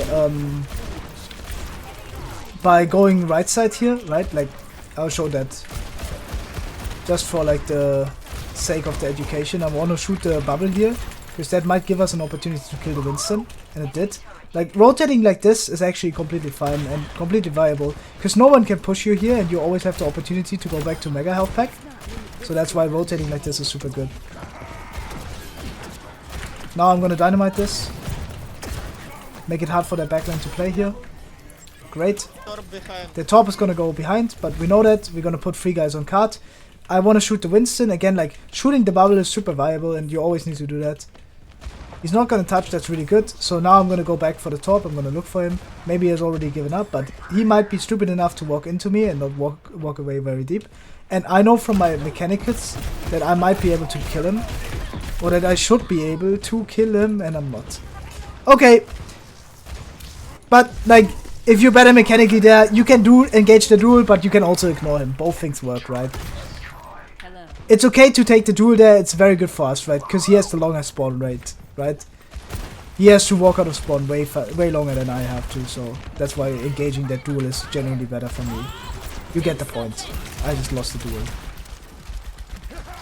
Could have also like talked with my Mercy to ask him, oh yeah, can you stay with me? Stuff like that, you know. Then I'm gonna take a bit of an off angle right here, look for a kill. If I can't get it, I'm re-engaging main right now. I wanna be patient still. Now I'm gonna shoot the Illari, try to get a kill on him. If I can't get it, then so be it. If I hit that shot, there is a kill. I'm gonna go with Bob here to shoot the Winston basically. Maybe the Winston is killable. Now I'm gonna shoot the bubble again, give myself the opportunity to have a fair duel with the Ashe. As you can see, it is a super fair duel. And we also push cut, so it's really good. So now I wanna go back, I wanna shoot the Winston again. I wanna use my dynamite like this, and then again I wanna shoot the Winston bubble. He's gonna like use ult here, but we have the cage, so we're good. And as you can see, like, I have to identify that right now, that taking high ground doesn't really do anything, because they don't take high ground either.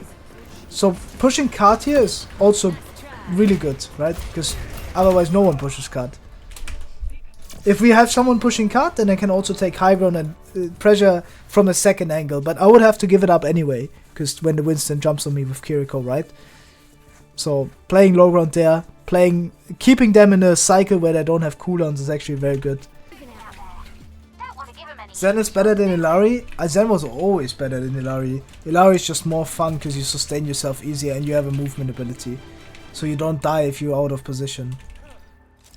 Basically. Okay, back to the point at hand. Colosseo, very common map. Sojourn very strong here. Sojourn Tracer, because you have the long range, you have the opportunity to get a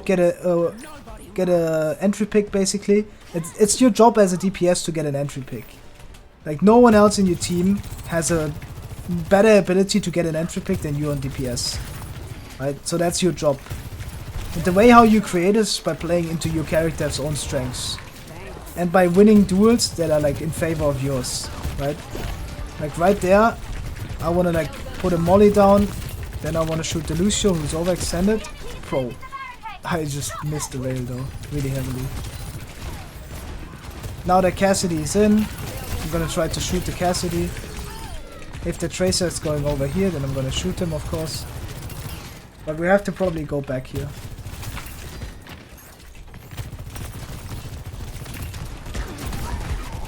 We go back. We also have a Life Fever. As I explained before, Life Fever is just a terrible hero. Makes it very hard for all of you to play. So right now I'm gonna take an off-angle position on high ground. And as you can see, I'm playing for many opportunities for me to get like the one-shot rail that I can. And I'm trying to get the opportunities, but of course like missing these shots are like crucial to not getting the kills. I want to use my ability here to pressure them. I'm gonna drop into the Lucio here because I have the feeling I can maybe kill him. But obviously I might need to go back now.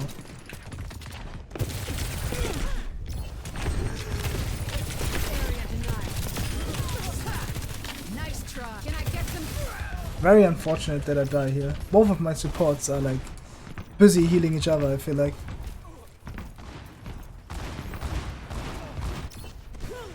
Now we want to regroup. I also will probably swap right now to something else after we win this fight. We should be winning this since we invested so many ults. And hopefully we don't give them cap.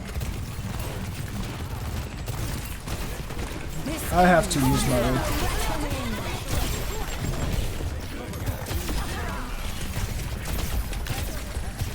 That one good pull doesn't make up for the fact that he plays Life Fever, by the way. Guys, if you watch my streams or watch my content, you know I'm a natural Life Fever hater.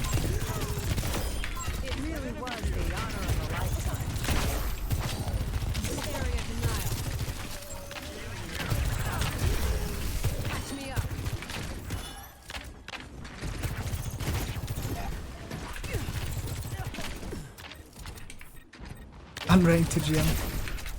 Come on, man, come back here.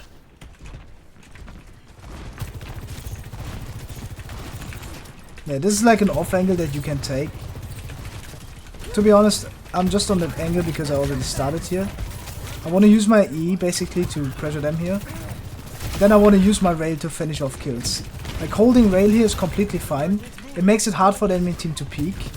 And now I'm gonna try to like play in a position where I surround the enemy team. I see that Kiriko is pressuring me out, so I have to drop it. And I want to get healed up and then retake the position later on. Because this position is very strong. And if the Kiriko wants to verse me, then I have to be ready for it. Already pre-firing that corner is making sure that like it's very hard for them to push me here. And this gives me an opportunity for me to get a kill basically. If I can't get it, then so be it. Right now I'm just gonna chill. Again, I want to retake the high ground position, make it hard for them all to play. Unfortunately, I missed my rail. That can happen. Now I need to slide out and play slow basically. Now I want to help the Hawk in main. I want to go inside the Fox and just help him. I want to hide from the Cassidy and just shoot here. I'm also going to overclock this just so we get the cap basically. They're not going to be able to touch right now, and that's the whole point. Ay ay ay. Like overclocking right there, just make sure that we get the cap. Because if we don't get the cap, it's not good for us. Because if they want to like touch, they have to peek me instead of me peeking them, right? Like in the end, I wanted to peek the Lucio with overclock, but I was too low HP to make it worth. So that's the whole point of like overclocking there. Because it makes it hard for them to make the decision to walk into me, and the Cassidy died for it, right? Now against the Hawk, I want to have like rail here. Rail is so good on this kind of part of the map, because it pressures them out a lot. And when they have a Roadhog, it makes it very easy to farm rail consistently. And like shooting Hawk with rail is also very viable. Or like shooting the Lucio, right? Now I see the Hawk is coming this way. Now they use the overclock, and I want to have him peek me, right? This is like what I want. I want to have him walk into me, and then maybe I can go for a one-shot on him. But as you can see, I didn't get it. Now I don't want to peek into the Hawk like a stupid idiot. Unfortunately, we still die, but that's completely common and okay. Again, like I have a life fever, so don't expect like help on the angle. And dying there is completely normal. So we just go next fight. And we get pulled out. Let's go.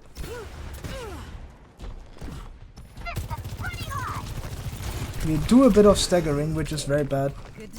So now I hope I don't die here, but there's a high chance I die here. That's okay. Now we wait. Again, like regrouping is super important. Especially with the inconsistency of this elo, it's common.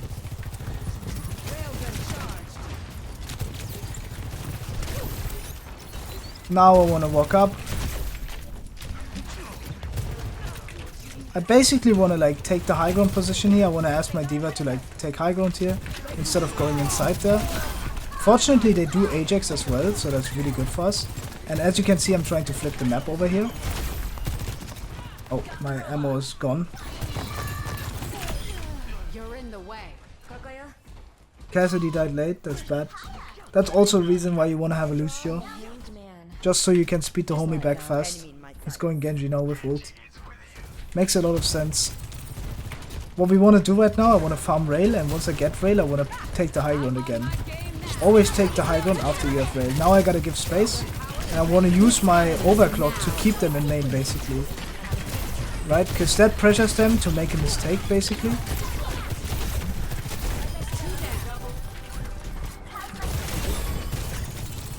Wait. Amazing. Oh, I wanted to get on high ground, but I kinda like slid off.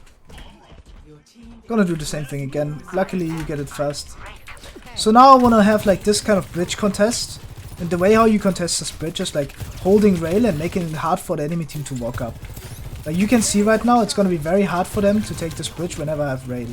The only way to do that is like if the Sojourn gets me railed as well. Like as you can see right there, like that rail does a lot of damage, and it makes it very scary for the enemy team to walk up. It's a very good nade. And they have to invest ults to win that fight, which is common, right? It's probably not winnable. So right now I'm just gonna look for an opening. I'm gonna try to get out basically, because I cannot win this right now, so I'm gonna just get out. I wanna keep pressuring the angle though, And this might be a position where retaking the position here is actually good, or like having a flank like this. You know, you don't want to do it too early, and you don't want to like die here alone if they push you together. So you do have to be careful doing this. But this might be a position where it's actually very strong. Because this might draw the Genji back, you know, and then we get opening space in main. You know, you get the idea. So now we Kitsune, and this is like the perfect opportunity. Because now I'm here to catch them kiting away, right? As you can see, I don't want to like instantly die to the Genji. I want to be patient, I want to be careful. I don't want to just randomly die. Here it's the same thing, they use their abilities, so I'm gonna be ready to kite. Now we blade, that's okay, I don't want to use Overclock immediately, because we already used blade, right? So now I'm gonna chase a bit, walk up after.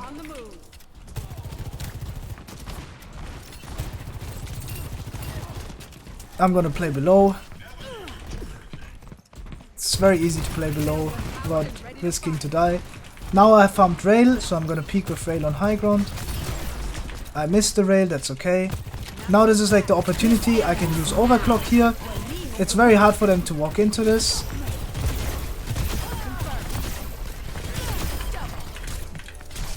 Oh no. That Genji was doing way too much to us.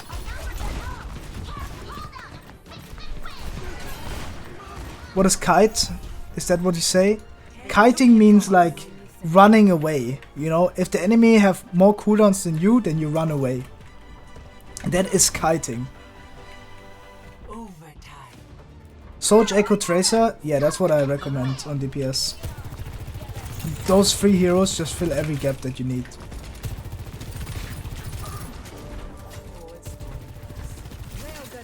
Right here I have very offensive position.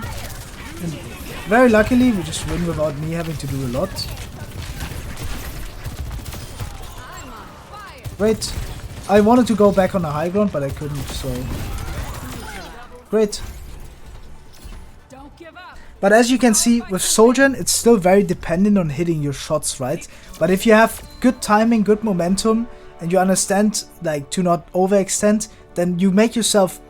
You give yourself more opportunities to hit those shots, right? And that's about it. That's what you want to learn from this Unranked 2 GM. Because as I explained before, DPS is a very mechanic heavy role. This is game number 9, so we need one more after this. And then we stop for the day because I have to go bed.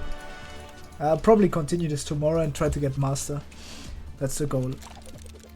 Yeah, okay. Suravasa. Good map for heroes like Genji, Cassidy. Venture not that much, but I'm gonna play Genji here. Not too good though without a Lucio and without a Mauga, for obvious reasons, right? Because you can't just chill in the surround heal basically and the Mauga E. You have to actively look for cover, and it's very hard, you don't want your team to heal you. This is also very bad because we don't have Lucio, and I talked to that in the other Educational Unranked GM. Not having Lucio is horrible. So telling your team get the fuck on Lucio is actually a good strategy. I need to stop swearing. Yeah, right there taking the duel with the rest. Why is my latency on 100 though? Am I on like...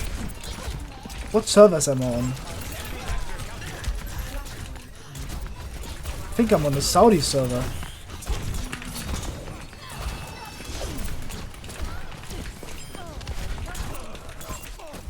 That was very confusing. I think I'm on Saudi server.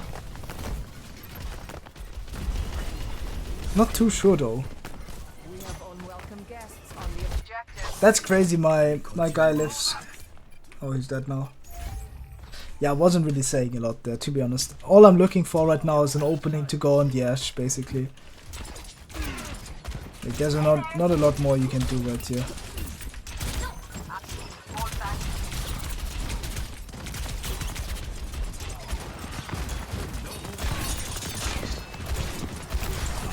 I see they're going very close, and I should be able to like dash here and like live. And then I want to play like for ult, right? I want to keep poking the Genji. I should be able to like win this fight without having to invest more. So I'm gonna try to help my sick here into not dying. by pressuring out the D.Va and trying to get him demacked. This might be a position where he's gonna like bomb. So we're gonna wanna force that. If he doesn't, then so be it. Now we kept the point. And now it is what I said. Like right now this position, we don't get another fight in. We're on 80%, we don't have a Lucio. Who's gonna touch? Me? When I'm dead last? That's not the play. That's why you wanna have a Lucio. I see the Ashe is overextended a bit. But I can't really kill him unfortunately, so I'm just gonna get out and live. Now we wanna wait. Again, we wait for something to happen. Now the Bob is coming in and I wanna like shoot it, okay, we sleep it, so I'm gonna chill. Then I'm gonna like deflect it to make sure that he really doesn't kill someone. And now I'm looking back at the main. I see the Ana doesn't have sleep dart, so this is the position where I wanna blade. I wanna just make sure that we win the fight. Don't even want it to be close. I can keep it for next fight. But not losing this fight is very important, basically. And the fight was very losable, so blading there is also completely fine. Gonna take the half pack, didn't really need it, but you get what I mean.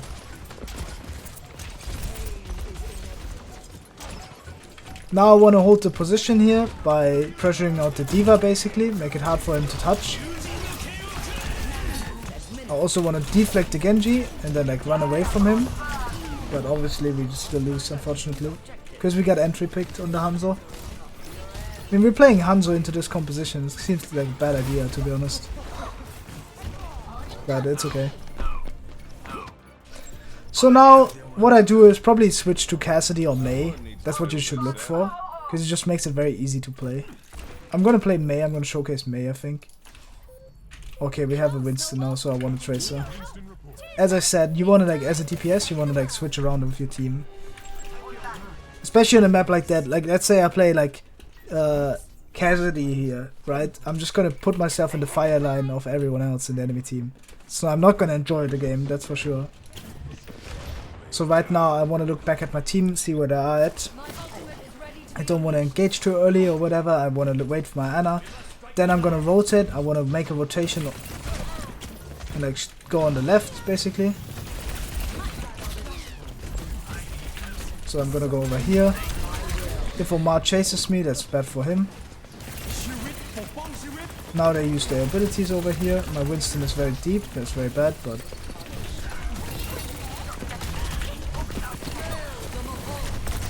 Now I have to recall and I wanna get out basically. I might die.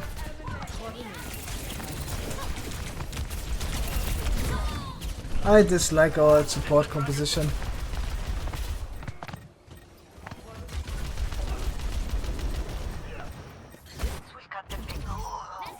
Anna, Moira, man. That's Harama's shit.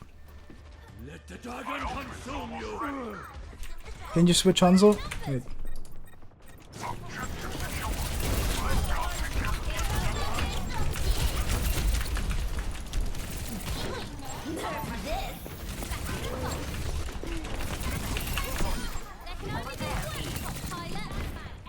I think you need to switch Hanzo. Yeah, it goes in. Come with me, Anna.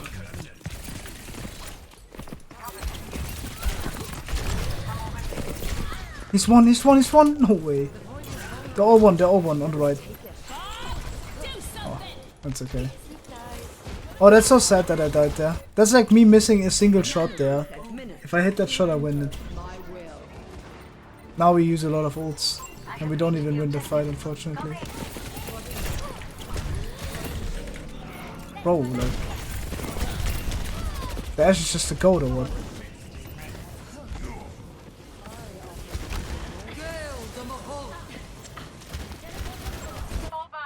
Yeah, I mean, this game is not going in our favor at all. Hello. Are you guys here? Hello. Can you switch Anna and go Lucio? Lucio? Yeah, please go Lucio. It's fine. Just go Lucio and play slow.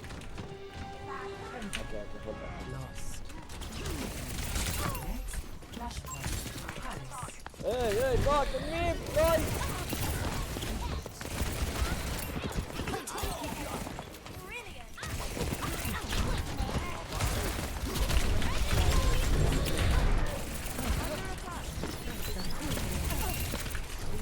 I have to focus, I think. If I want to win this game.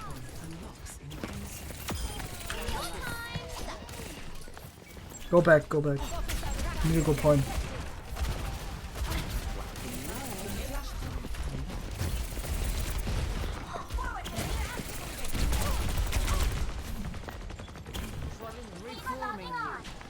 We were very far away from the point. He actually deflected me, that's crazy.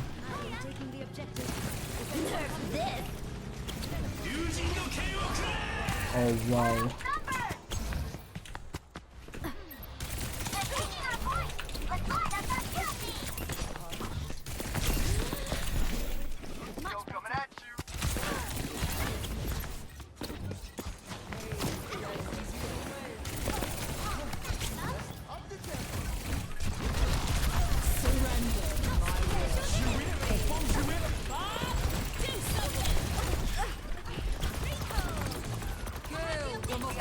Yeah, this game is not winnable, unfortunately, even when I concentrate. My team is just getting run over, honestly. So be it, can happen. The enemy team just do a lot more.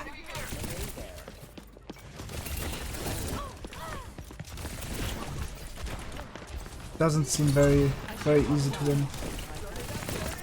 Kill the Moira.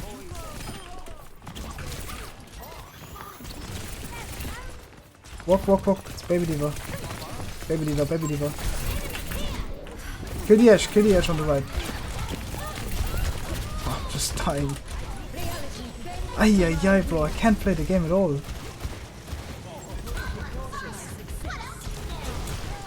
So hard to win this. Omar's just the GOAT.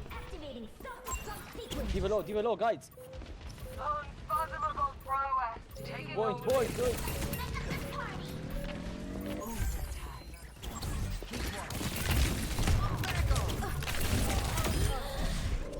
The Ash is quads. No, I mean, there's not a lot to say about this game, to be honest. It's not a good educational game, that's for sure. There's not a lot you can do. I can try to reposition here, but it's hard. Again, some games are like that. Like, what? Like, this is what I mean, like, what did he expect would happen right there? Wait. Group up and kill the Ash in main with Cole. Ready? Kill the Ash. Ash. Ash 1. Ash.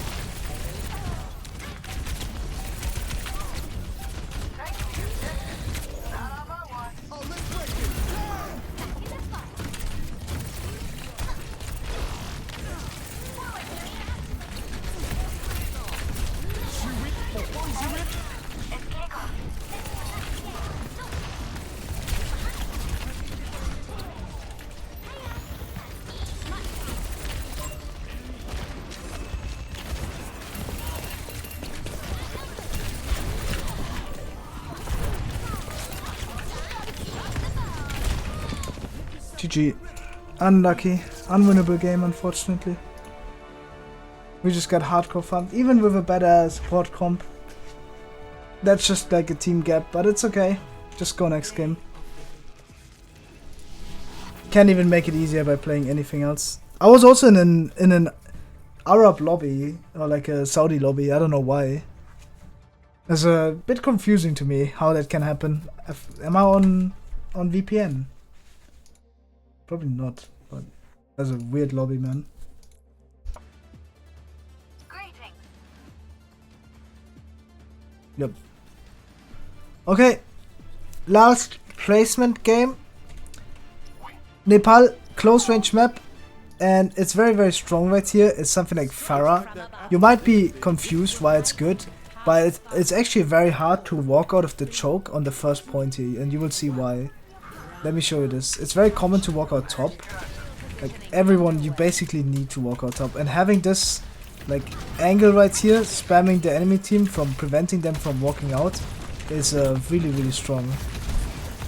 Like that's the entire reason why. There's no more than that. Fortunately, they just walked out for free though. But so be it. Usually it's very strong. You get the point. I wanna like shoot the Mercy over here. And now I wanna shoot the Genji.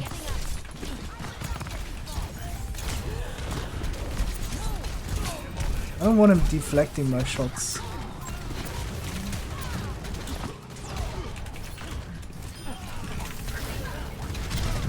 Wanna shoot the brawl.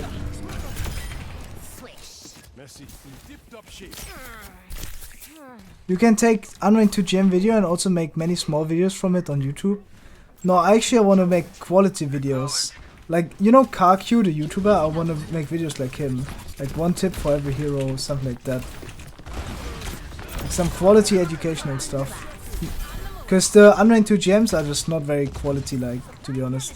They're only quality because I talk well, but... Like, of course, it always gets a bit stale at the end. Because I just don't play like normal people. I play and talk. That makes it a bit worse gameplay-wise. But of course, better quality-wise, right? But, like, there's not a lot of effort, let's say, like that. Than making a video that takes 100 hours to edit and stuff. Of course. I want to be shooting the Genji right now because he doesn't have any cooldown and it's very easy kill. Right? Same with the ball. Shooting him here, barraging him here is completely fine. Then I want to chase Diana. Wish I had the skill to pull that off.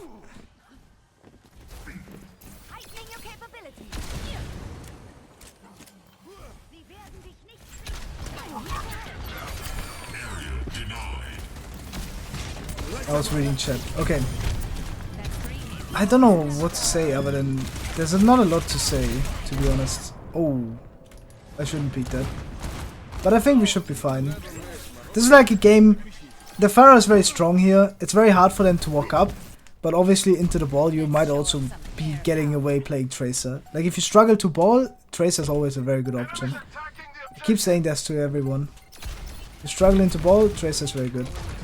Because with Tracer you can like mirror him a lot and go after him without risking losing a lot of HP basically. It's also really good to just shoot the people that are like pushing right now.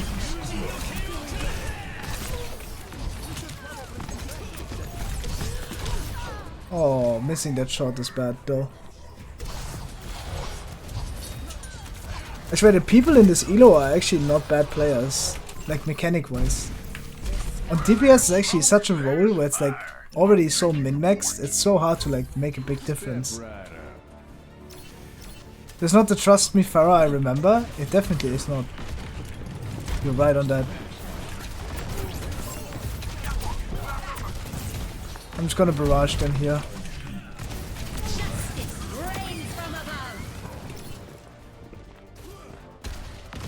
Yeah, there wasn't a lot to say in this one. This was really awkward to comment, honestly. Like, all I did right there is just, like, try to hold main position and bait people on me and then try to get the kill. But it was a chaotic game, to be honest. But to be fair, we're playing at bad comp for that. And they have a ball, so it's kind of common. Against ball, most of the time you don't really have a good structure. I don't want to play Pharah here because we have one less player. And I want to motivate the team.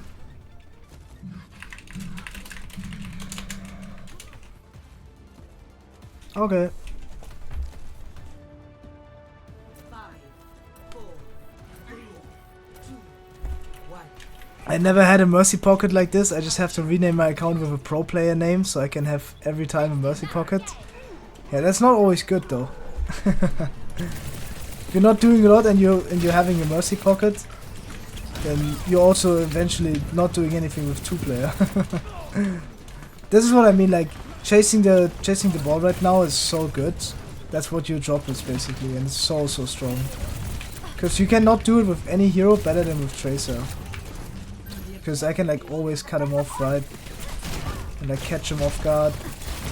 drain his resources, make him low, make it hard for him to play basically. As you can see, that's why like playing the Tracer into the ball is good. And you get a lot of push bombs. If you hit them, it's even better, of course.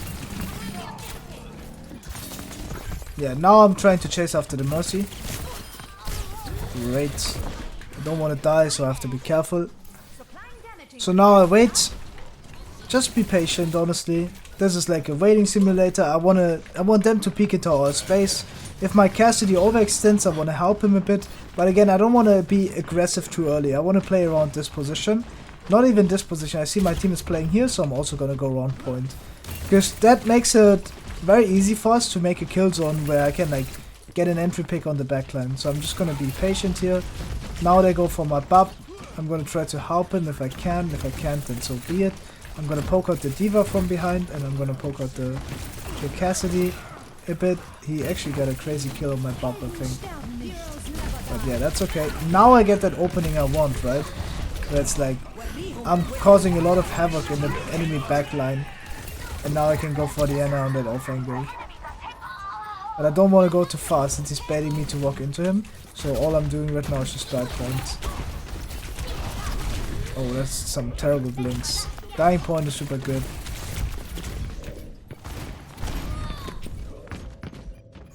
Do you use shift or right clicks to blink? I use right click. It's much easier than shift.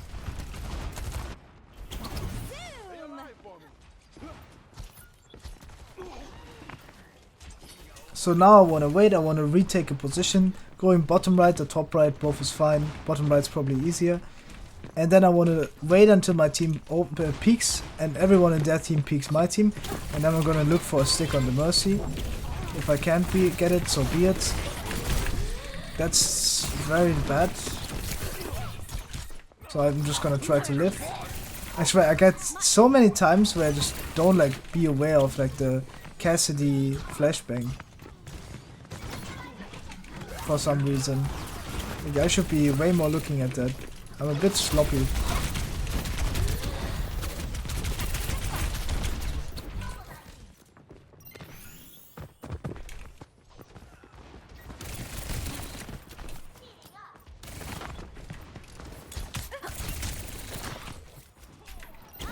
Yeah, I mean, there's not a lot to say here other than what I'm doing right now is I'm just trying to annoy in the backline, trying to go for like the Mercy kill in example, and then like live after it, right? Like causing the enemy team to play on me other than like giving up the space, right? That's what I want to achieve. I want the enemy team to focus on me so they give up main space. Dying there is obviously not good, but that's like a mechanical death.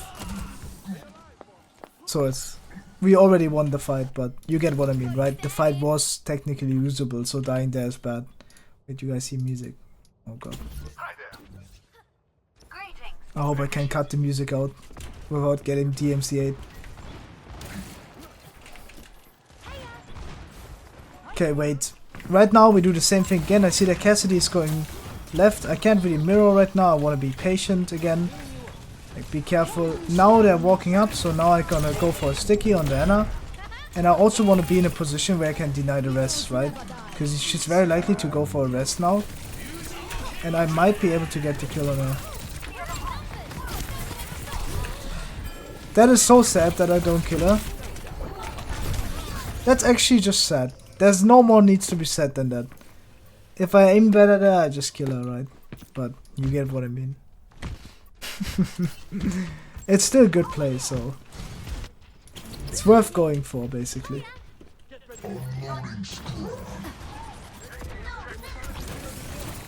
Metro music.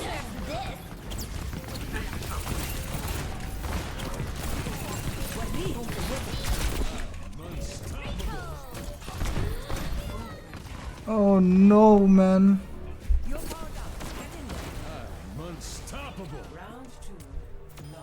Yeah, I mean, this is very hard to play. I mean, we have a Roadhog into this enemy team composition.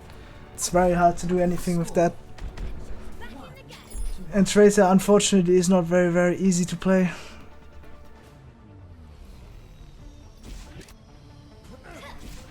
Yeah, I hope I don't get copyrighted. That's it. If I get copyrighted, I'ma be sad. I am always ready to learn. But I probably can cut it out anyway, so the YouTube will probably not hear it. Yeah, right now all I'm doing is wait right now, right?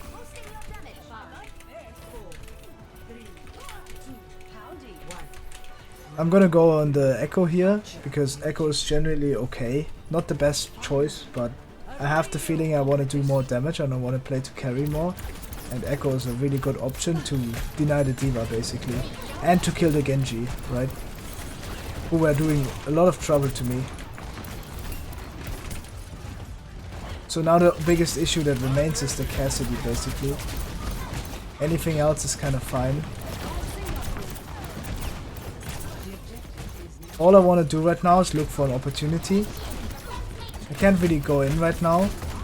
And I need to like pray my Xayah doesn't randomly die. Same with me not randomly dying.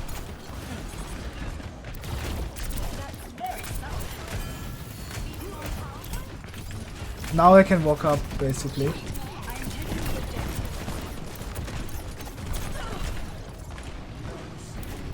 Great. So that's the opportunity I was looking for. I draw the enemy team back from them and then I can like go in. Same with the Junkrat, I can go for the junk now. And like as I explained before, Echo is all about like knowing how to do the one-shot combo. Like you wanna go in, invest every cooldown and then try to live after. Basically. I'm gonna try to break the bubble. Super valuable. Always need to do that. And then I'm gonna fly out basically. I did clear the tire, that's really great. I'm gonna again shoot the bubble. Like it's so important to do that. Almost no one does it. And then I want to copy the tank. Usually copying tank is really strong. So that's what we want to do. Also just don't want to dive in instantly. Because it's very likely that I get demaxed here. I don't want that to happen, so... That's crazy that he doesn't die.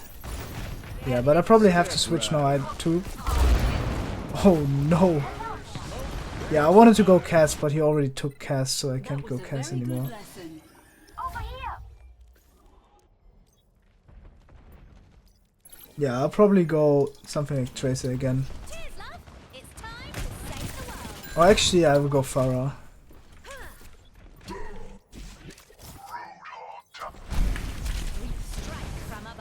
Yeah, Pharah is good into this, into junk. It's gonna be weird taking the first angle, but you always have left side, so we shouldn't be too bad.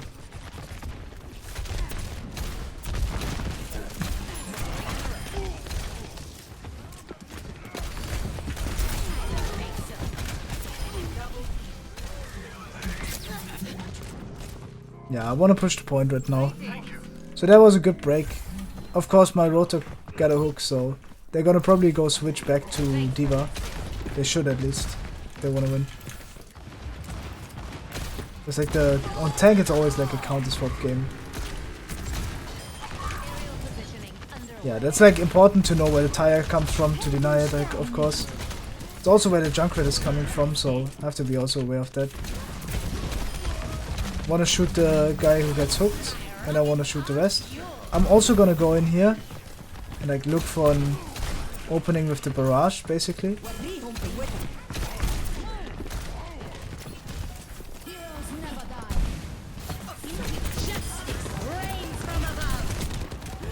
Not the best barrage, honestly, but it's a barrage.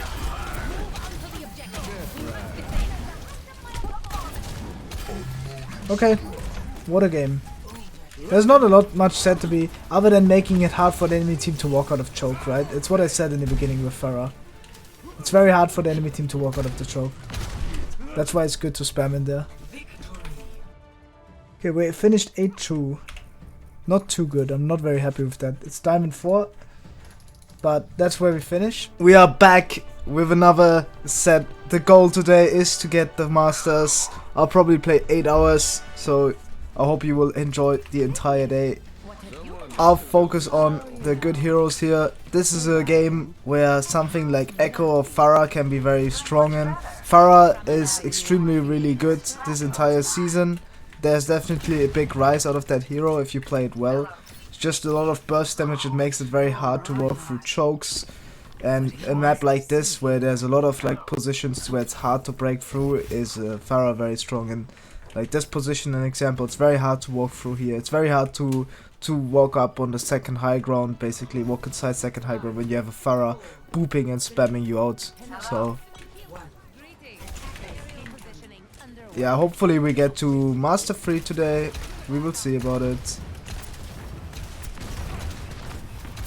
Yeah, so right now the goal is basically to make it hard for the enemy team to walk up, basically.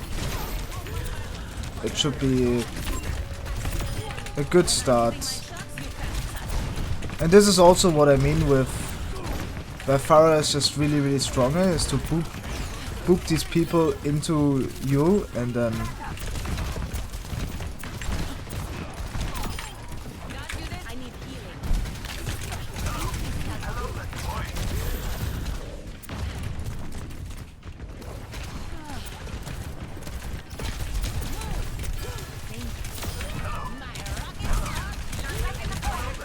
bro, I swear I've never seen a Mercy leave me so much.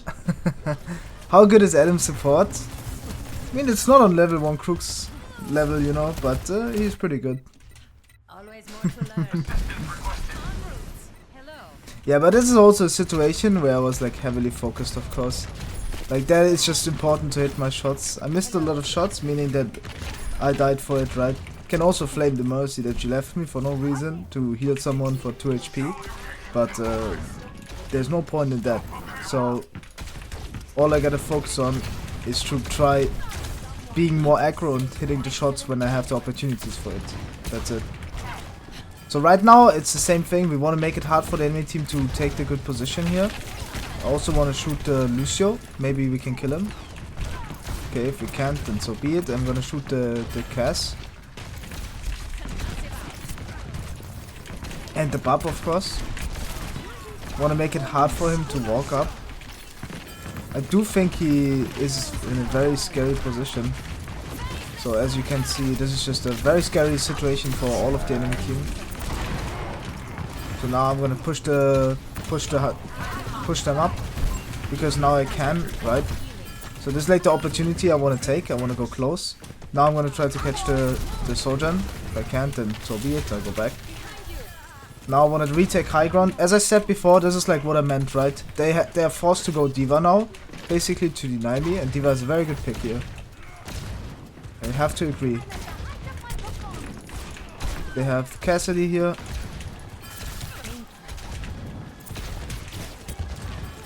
But as you can see, it makes it's very hard for the enemy team to walk up here if I hit my shots.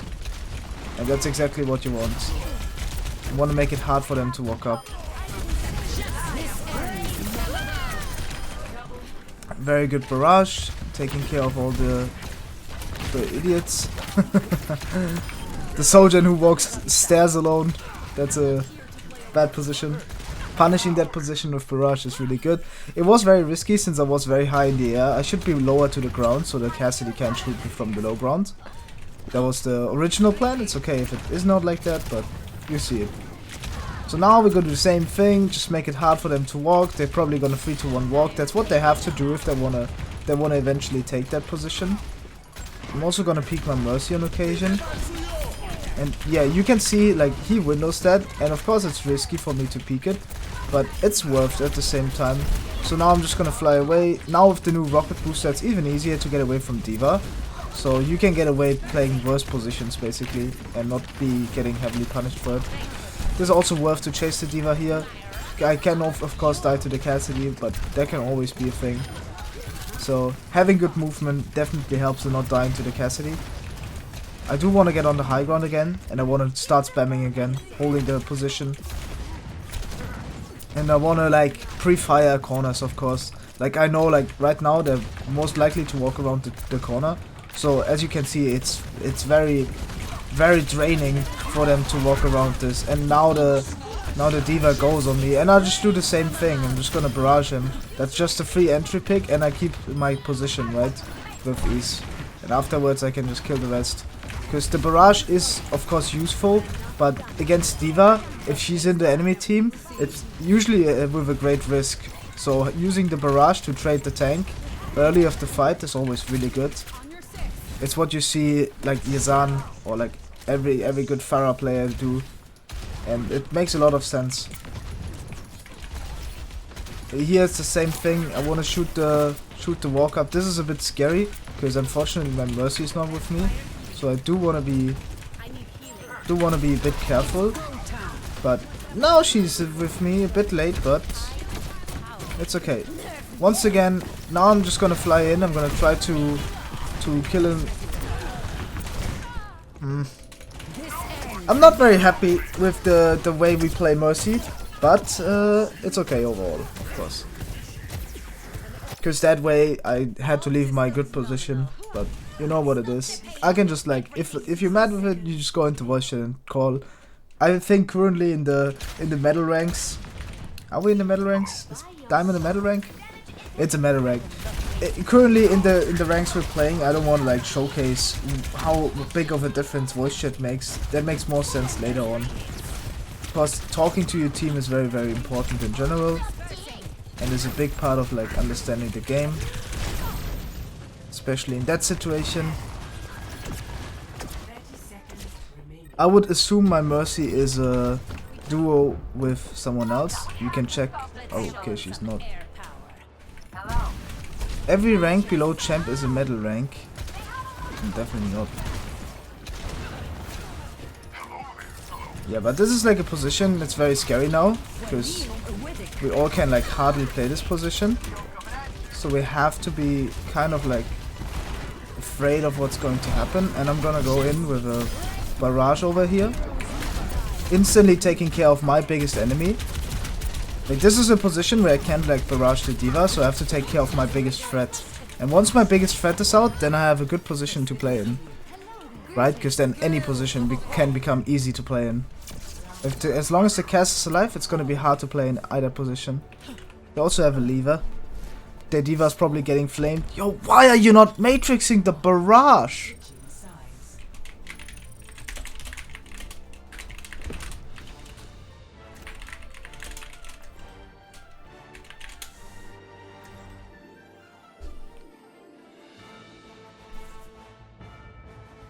Which would you choose to get out of high diamond, low masters, only hit scans, no tracer? On low sense or only tracer, no hit scans? Except Widow Soj on high sense, which of the two? I can only do one. You should focus on doing both. That's the reality of things, you know. A lot of people, they stress themselves by playing 3 roles. Might as well just focus on one role and start grinding 3 heroes that fit each other's playstyles and that fit all the map pools, basically, you know. And you have that with Echo, Tracer, and Cassidy and Soj. You have Cassidy, Soj for the brawl maps. You have Tracer for the dive maps, and you have the Ash Echo for the dive and poke maps. You know, of course, you like DPS is a bit more difficult because there's some maps where you have to play something like Widow, like let's say Circuit Royale or Havana. It's good to say that, but you get what I mean.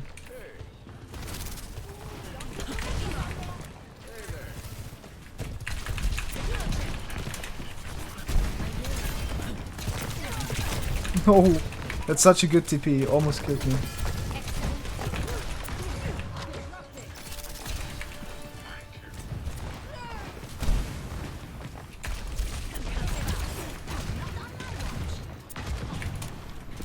I'm just gonna go flank the Ana here. Mainly because he doesn't have cooldowns, no sleep and whatsoever. So now I'm gonna go high ground. Because I want to go from above. It's just very simpler than going from another position. And yeah, you can go close to enemies if you feel like it's easy winnable. But to be honest, I mean, I just went very deep because they had a lever, right? I'll not forget about that. I mean, I will probably cut this out. So yeah, that is our Diamond 4 game. Now we're in Diamond 3. Hey man, I'm currently Master 4 on tank, but I play solo all the time. I'm sorry for not reading that before. I saw it in the vision of my eyes, but I was focused on the on the win. I wanted to win fast, so we get to the next game easy.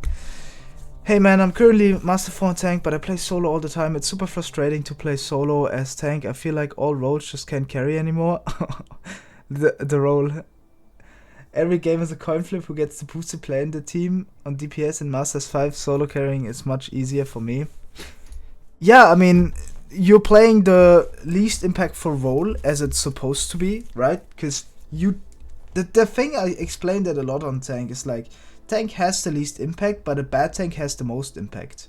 Because it feels like it, right? The difference is, if you call that you have a bad tank in the team, that could also be that the support is not properly healing him, holding space at the same time. Same with the DPS. If the DPS is giving up space, you might as well want to call the tank trash, even though you're not doing your job properly. So that is also two things at the same time, but you gotta see it from the other coin of the like thing, you know. You're also not seeing the other side. The other side is like you not playing well, right? The way how you play well is like by understanding where to hold proper positions, using your cooldowns too early, too late, you know. Those are mistakes that cost you games on tank. Because on tank, if you overextend or you use your cooldowns bad, you don't immediately die for it as you do with other roles. With DPS, if you overextend, like let's say you play Sojourn, you walk out of position, or Zenyatta and you walk out of position, you're dead. So it's easy to fix that mistake. But on tank, it's very hard to fix that mistake. You might run in, you might cost your team cooldowns, which you cannot lose in that situation. So it's very hard to understand what the mistake is in that scenario. So that's a very, very big difference, and that's what you have to look at. And of course you can get to a GM as a solo queue, but you gotta accept that winning like 80% of your games is just not the thing anymore since Season 9. That is very, very true. Because there's a lot of competition going on, and of course it's hard to beat the enemy's competition as well. And you don't make the most impact, as you said yourself. You can make more impact the better you play, of course, but you won't make the most impact. There's still 5 other players, but you gotta think about, if you will play consistent, you will climb. If you will play consistent, you will climb. It's just gonna be a lot longer and more like boring process. Let's say like that. Yeah, I mean, this is a map. Of course, Tracer is not the most optimal pick here, but since we have a Winston, might as well just go Tracer, basically. You know, this is just the entire thought progress. I want to make it easy for my Winston. We have an Ashe as well, so we can definitely play with that. I'm gonna shoot the Mercy over here. I'm gonna go in like this and get the kill. And now I'm gonna just run away, look for an opening. I see the Sojourn is getting dived by my Winston, so I'm also on him instantly. And I'm here to kill him. Then I'm gonna chase the Moira. Moira is 1 HP. Okay, my Winston wants to get out, so I'm also getting out. It's very simple. And now we just play around the point. Depending on if my Winston wants to jump deep, then I'm also gonna jump deep. But usually you want to be playing around point. I also want to sneak a lot, since I don't want to give up position easily. And I see, okay, my teammates want to play around point, so I'm also gonna do that. So as soon as I see them swing, that's my opportunity to walk in, right? And I'm gonna try to look for an opening. If you don't get one, so be it. But I can't like go all the way from the back, because if I recall, then I'm just not gonna have my cooldowns whatsoever. So I can't like not do that. That was a terrible pulse bump, to be honest, but you get the point. It was It was worth an attempt.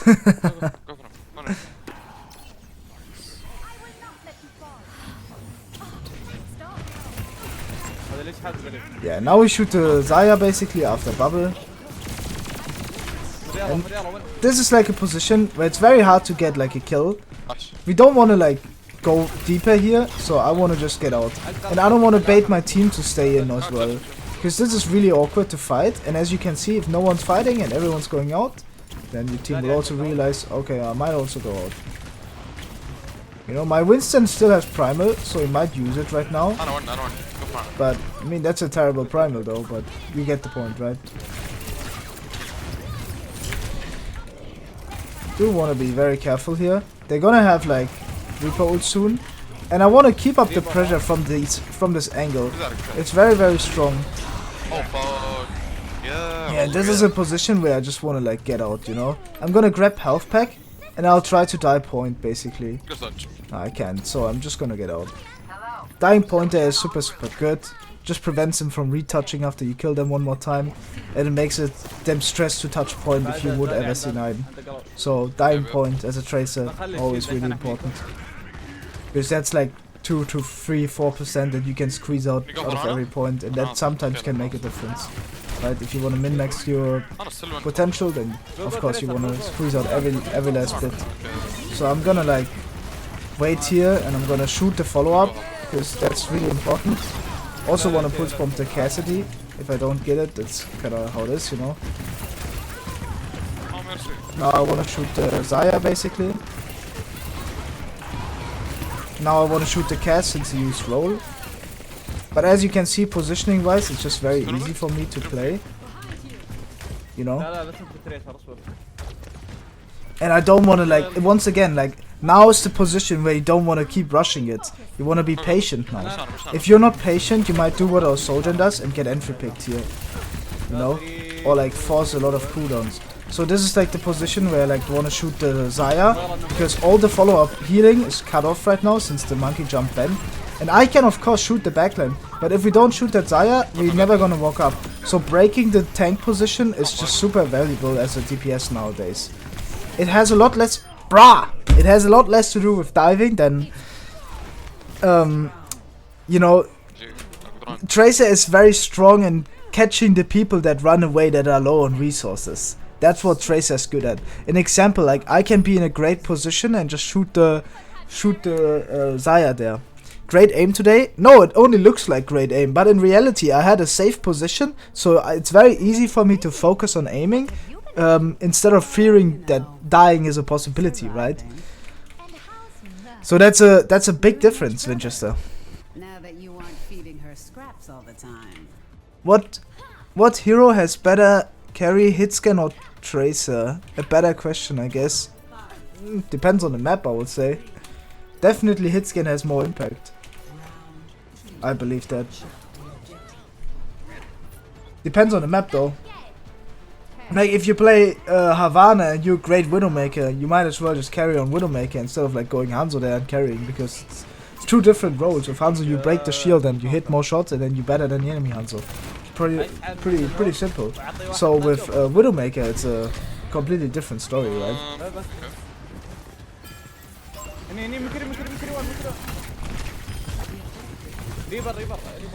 Reaper.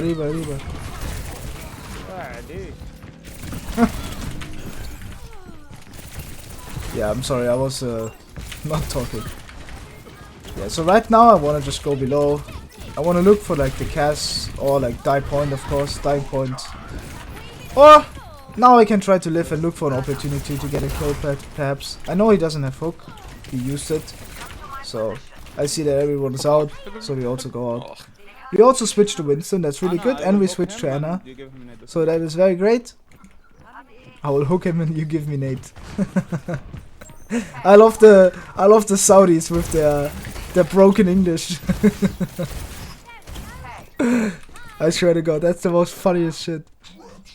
You give me nade. I'll hook him and you give me nade. Oh, he got hooked. Yeah, this is like a position where I want to just rotate. I want to try to stick the butt basically. I'm also gonna look to just stick the rest here, draining all of their cooldowns. That's a very strong pulse bomb because it drains a lot of cooldowns. Yes, they were in lamp, but the pulse bomb still does a lot more than if I miss it, of course, right? And it's an easy to hit pulse bomb, so why would I not go for that? I can make it harder for myself by going for a pulse bomb that's just very hard, like a 180 pulse bomb, an example. I might as well just go for the easy pulse bomb while I'm already at it. That is, of course, real, right? If you're mechanically stronger player, you can go for more mechanically strong plays.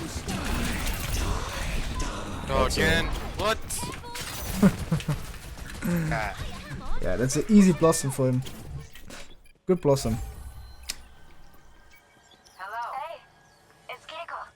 Yeah, so right now we just chill. Hello. Right now we just chill.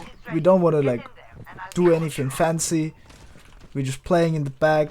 If our guy dies in our spawn, so be it, you know. We're waiting for opportunities. Our Hawk gets hooked. Now he gets nanoed, so now I want to push in the 4v5. That's also okay. Basically, I just want to pressure them. I don't want to do a lot more. Just pressuring Diana, stopping him from healing her own Hawk, and like pressuring the cast to stop shooting my Hawk so my Hawk can walk forward. That's the trick. Hitting more shots there also helps, of course, because they're even more pressured, but in general that's a good timing. You should try to live there as well, instead of just full committing on Diana, trying to one-clip her, which is just not going to be the case. You just want to be a bit patient. So right here I'm going to do the same. I want to like play this position, I want to be patient. Now my Hawk is getting pushed, so I also gotta help him a bit. I'm going to go for a pulse bomb. If I don't get it, I'm just going to get out. And I'm going to just play slow, basically. We're gonna play below, and this is like a position where we play to have the enemy team drop into us, basically, and maybe get a kill that way. They nanoed the homie. Yeah, I see that the replay is slow, and this is like very good for Tracer to catch like these kind of targets. And what I want to do right now, I want to help my Sojourn hold the space by holding point, basically, make it hard for the enemy team to touch.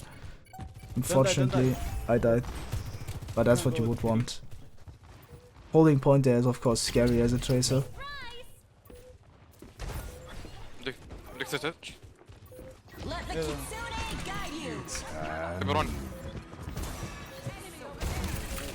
I'm gonna touch for a second, then I'm gonna go for Diana.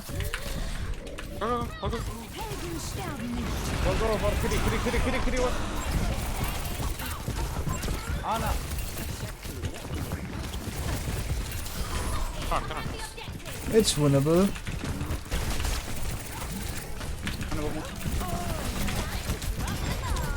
I'm gonna recall to touch point. And then I'm gonna try to live and retouch point later on. I'm gonna touch point now. Nice. Maybe it is winnable. Leave point. No. That's a random one shot there.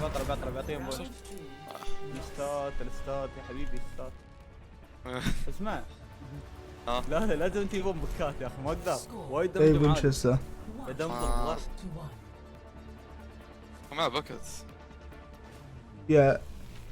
That is like a position, if I recall there, of course, I enable myself to turn that fight, right? If I miss the recall, I don't enable myself. But you gotta keep thinking, the better position you play, the more you enable yourself to win in that position, right? The more you have chances to hit your shots, basically. That's all you need to do on DPS. Good timing, good positioning, enables you to play in that position and go for, hey, you have a longer duration to hit your shots. That's all there is to be said about it.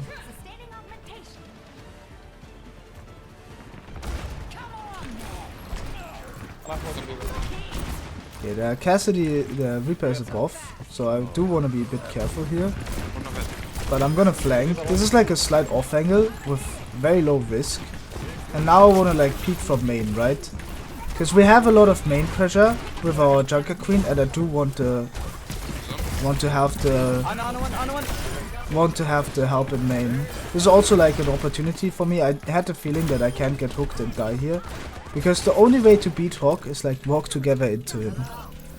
If he gets to play his angle and one by one plays that angle, then it's very hard to break him, of course. So what you need to do is like tell the team when the Hawk is overextending or plays solo on point, then you just walk into him, drain his cooldowns, and then you won't get that much damage onto you. Even if someone gets hooked, you usually have enough cooldowns to save you. Like in example, you have cleanse, or you have like Junker Queen HP. Anything can sometimes save you.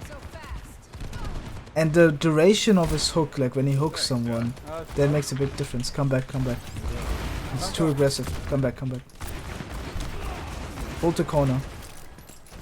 Yeah, this is like a call which is really good. Yeah, because this enables us to just play easier. Because if we swing their corner, it's just very easy for him to hook someone and for us to get punished. Which we don't want. I don't know why the Hawk just randomly gave up, to be honest. He's apparently seeming to say GG or question mark.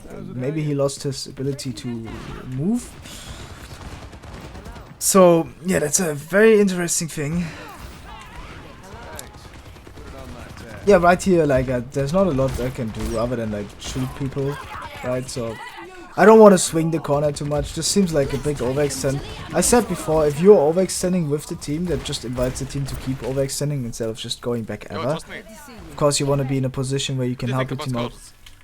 What do I think about Colts? I mean, he's the GOAT, bro. Yeah, he's my friend. What? He's the GOAT. Okay. He's a very, very good flex DPS for Saudi. Probably one of the best.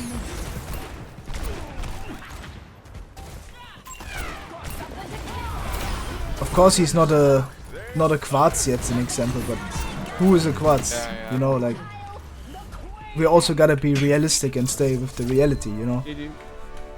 But it's okay. I'm no Vistola either, so there's no big fuss around it. Okay, thank you. GG's. Oh, left before I could say GG, GG, GG, GG, my friend Habibi. I learned what Habibti means. Habibti is like it's like girlfriend. Heisenberg added me to the team, to the homie section. What's up, Mr. Heisenberg? And but you don't wanna like tell your teammate what to do. Basically, Hardy does that on his own. He does the same. He like makes the rotations and stuff. So Hardy brings a lot of other stuff to the table, of course, experience-wise. What do you think of KSA Mauga? KSA was the best Mauga, to be honest. If Twisted Minds had KSA and like Slay and Kelex, they would have actually won Overwatch CS. Really sad for them, to be honest. Yeah, but I got so lost in the talk here that I want to get back to the game. So basically, with Sojourn, it's very easy to poke out the ball, and Sojourn is a very, very strong pick here because it controls the high ground really easily, and it has a lot of offensive pressure as well with the right clicks, right? Once you charge them. So here I want to be careful. Again, I want to help my Mercy and I want to like shoot the ball basically. Shooting ball is very, very strong. Can always do that. It's super consistent as well. So him dying right there is also okay. I'm just gonna get out for a second. There's no point like keeping that position and risking dying. But now this is like the position where I want to carry. So I want to wait until I get damage boosted and then I want to swing the corner on the Widow. And hope for like a one shot basically. If I can't get it, then so be it. Then I just have to go back to another point. It's very unfortunate that my Sigma just got one-shotted, but that can always happen. So now I want to take high ground. I want to tell my Mercy to heal me. I shouldn't be dying here. This is like a very, very good showcase. Because I know like with a Mercy, I can easily take the duel right there. If you don't have a Mercy, then you of course gotta be more careful using your slide. That's pretty obvious to everyone. Go... Oh, I can't talk and voice chat. That's unlucky. I don't want to play this position, but if we do, then so be it. I'm just gonna... That's exactly why I don't want to play. My Sigma is definitely going very deep, and it does kill him a lot, and all of us. So now I want to just get out. I want to like... try to kill the Widow. If I go for a headshot there, maybe he dies. He still dies. Really good.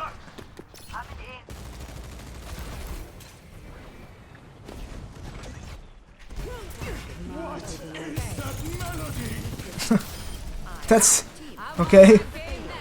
I don't know if that flux is worth it. He was already sleeping, my man.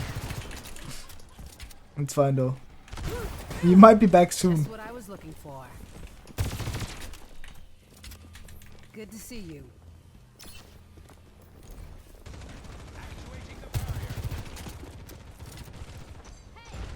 Yeah, I mean right now there's not a lot I can do other than just wait.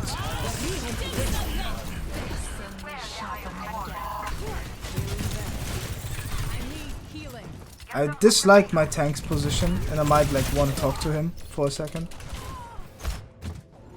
He switched to D.Va, that's a good idea.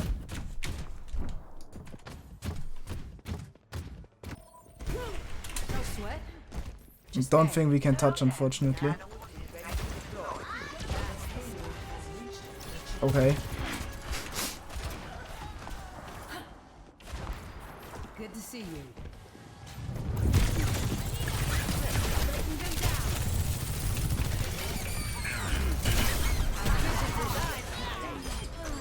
I mean, this match is not going the way we want, to be honest. Roadhog might be a better choice depending on his playstyle, I would say. Yeah, but this is like a game where it's like, it's very hard to do a lot more. I'm not really enabled. My Hawk is just overextending a lot, playing bad positions, which makes it awful for me to play as well. But again, like there is an occasion that can happen. You know, I just have to deal with the things and like go for the stuff that I can go for. It would also be a lot easier if we didn't have a Mercy, that's for sure. Gonna need a new paint job after this. And a Widow.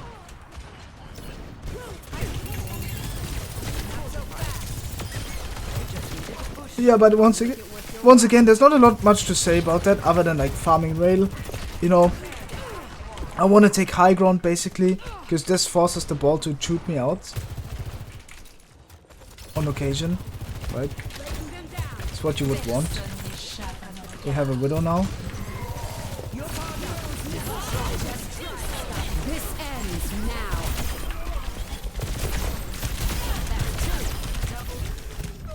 Oh, I just don't get healed.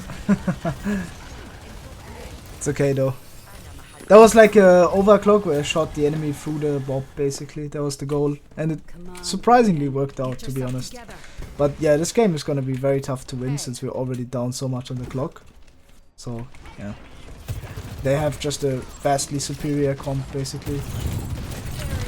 The team composition is just so much better.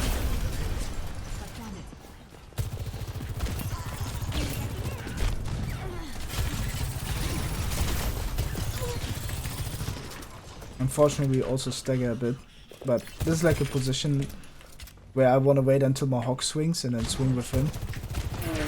Because this is like the only chance for me to like get an entry pick. So I have to take that chance right now. Great, and I get it. That's perfect. Might save us the game right here. Yeah, like this was the only opportunity for me to get that entry pick. And as you can see, like I waited until my Hawk was also swinging. Because that's like the only option I have, right? Oh no.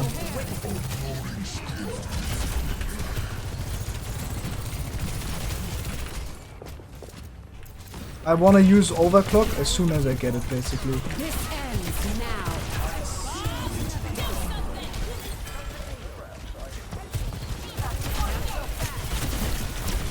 Yeah, but it's unwinnable, unfortunately.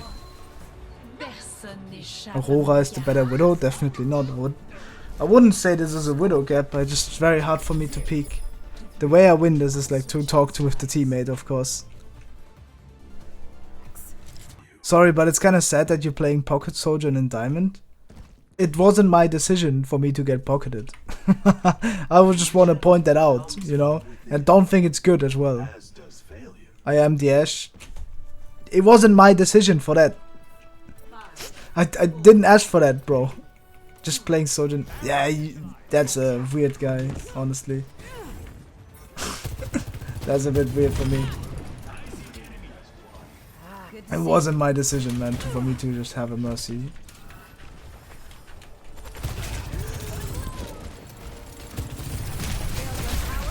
Need to heal us then. Wait a second. Damn. Aurora the goat.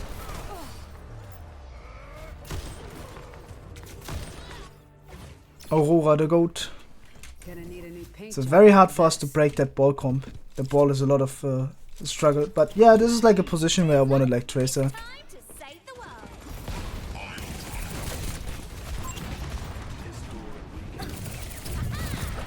Want to shoot out the ball. Like, this is what I mean with like, you have a very, very good opportunity to shoot up ball, basically. No. We just need this. Just be careful. Walk up together, 3 to 1. Don't walk up 1 by 1. It's very important to walk up together.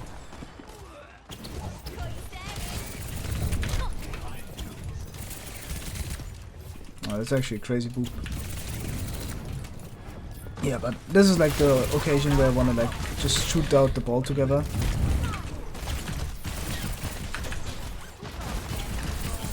You're very strong shooting out the ball as Tracer. This is just very simple for you and very easy. So now I wanna like go up and stick someone, basically. And I have the opportunity to shoot the Zen. I wanna wait the Discord until it dissolves and then I'm gonna chase the Zen. Great. So now I wanna shoot the ball.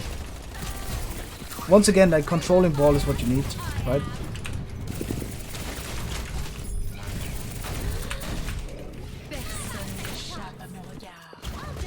Now we take the point. We want to capture the point. He's gonna have Bob, so we gotta be careful of that. Ah, that's quite unfortunate. Yeah, but again, like there are games that are just like that. They're just hard to win, so it's okay.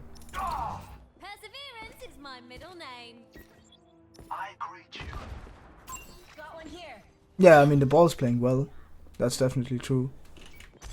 Right now, all I can do is just wait. I want to be big careful.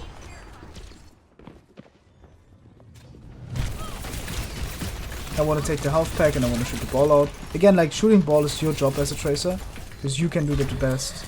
There's no one else who can do it as good as you. Going for a pulse pump there is also good.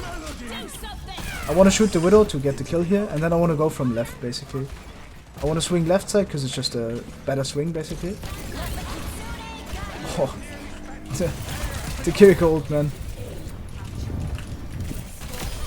Then I want to kill the ball. Also, look at the position I take when I... Oh, this can be scary, but it is possible to do it. Yeah, and this is like a position where I want to be the payload princess, basically. Because being the payload princess here is what you want. You gotta have someone on payload. And this is like also where you want to have the entire team walk top right, because that way they can't like get shot by the ball slam widow headshot combo or like Ash headshot combo. So that's what you would want, you know. But them stacking point here is definitely not the play, but you know, you gotta deal with it. It's the only way. Yeah, I'm gonna shoot out the ball here once more, and then I'm gonna like walk up and try to shoot at the Ash, and if I can't, so be it.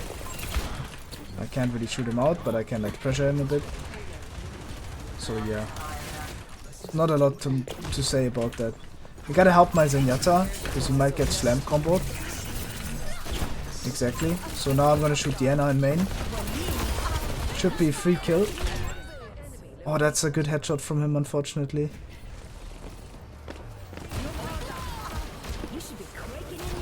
Yeah, that's a good headshot. Definitely loses the fight. But it is like that sometimes, you know. Sometimes the enemy might hit a good headshot and wins in the fight. That's just how it works on DPS.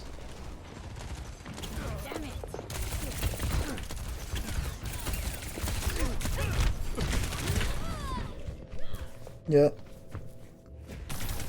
Now we gotta regroup. We just gotta get the regroups going. Did you miss me?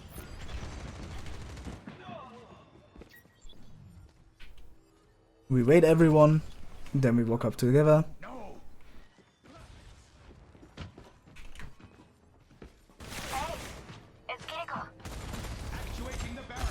Wait, this is a too early push. This is really, really bad push. Now I want to chase after the bub, basically. I want to kill him before he can lamp. Okay, great. Also gonna try to live here. I have the feeling we can kill the Ash if I blink in on him. And I do get that.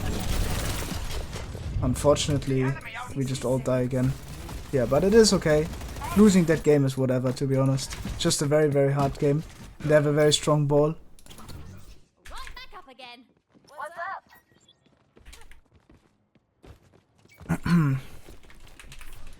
It's not only a tank gap, guys. Of course, the supports also are vast majority. I mean, we played Ana Mercy, so if you have a Mercy player, you already know that's not gonna end well. Yeah, just go next. It's okay.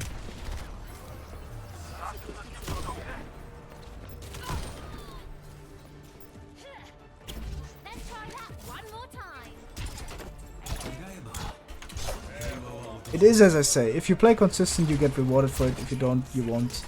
That's it.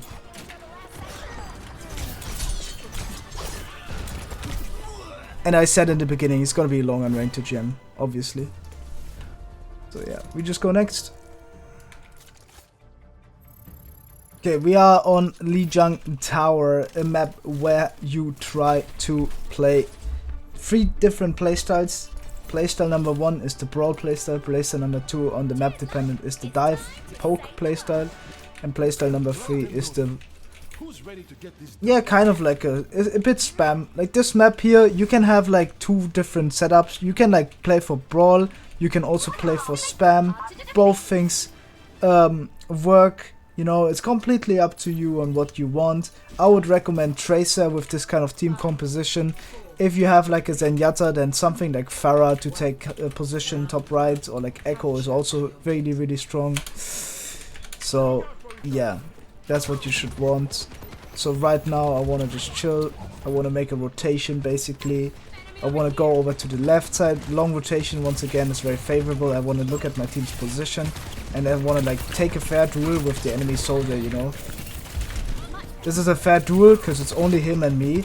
And if I get the kill, that's in a fair duel. So now after I get the kill, I get the ability to rotate. And it's easier for me than it is for him, since he's already playing close and I don't have to use blinks to get on him. So right now I'm going to shoot the Genji in the back. And now I'm going to shoot the homie here and then just Lucio. Where are you going, my man?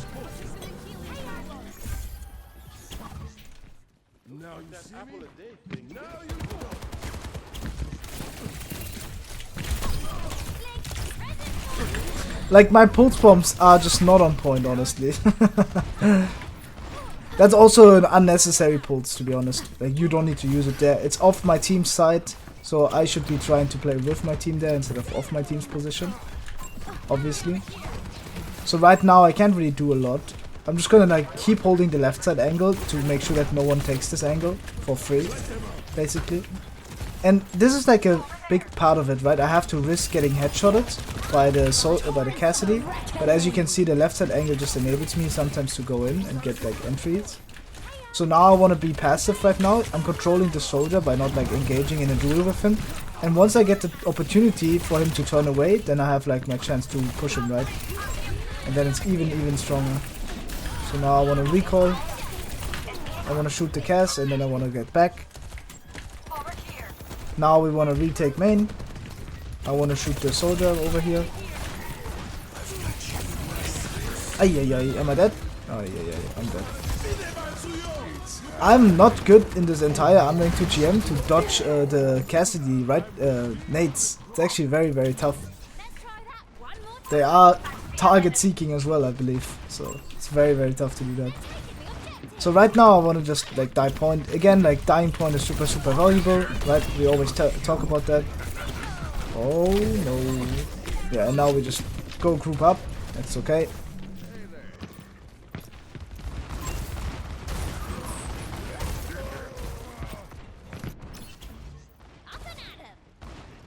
I had the feeling if I get a pulse bomb kill there, we can maybe turn the fight. That's why I went for that. Using pulse bomb to turn fights is not always optimal, but it can help, right? Right there, we see their soldier is overextended. So punishing overextended targets is very, very strong with Tracer. We talked about that before. Like, it's one of the main things that make Tracer really, really strong is like punishing targets that are low on resources and try to kite out the easy way for you to punish. Like right here, shooting the buff really, really strong. Then I want to get the health pack, and I don't want to die to Calypso, but he just hit every shot on me, to be honest. The goat on Lucio. I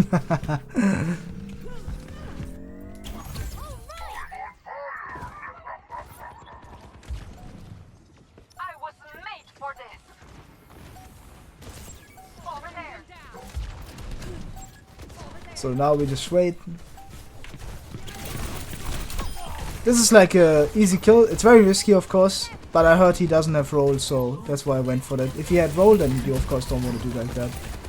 I'm gonna stick the soldier here. Oh, finally stick! Let's go!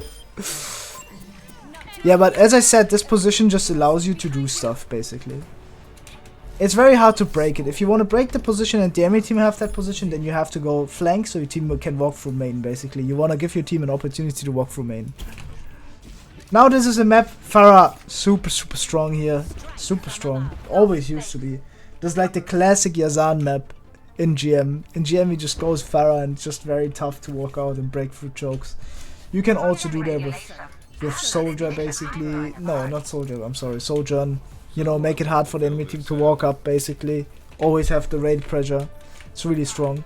But having the Tracer here is also not a murder crime. I'm gonna try to play Sombra here, because I feel like this is also a map where Sombra is possible. Unfortunately, I see right now that Sombra changed from Overwatch 1, and I haven't really played Sombra at all. But it will be interesting, that's for sure. I get the feeling Sombra is not that much fun now, because you rarely get opportunities to kill people. I feel like this is like a good position, because it enables me to like go with the health pack. I didn't know! Oh my god, I didn't know you can cancel TP!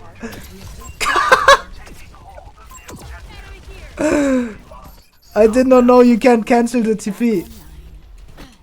No way, you can't do that anymore. I have not played any Sombra in the last years. I'm gonna try to hack the D.Va and just like shoot him out, because I saw that he wants to go for my homie there. And here I'm just gonna drop to play to live, basically. It's important for me to live here with lower amounts of life. Unfortunately, since my Illari seemed to be very busy.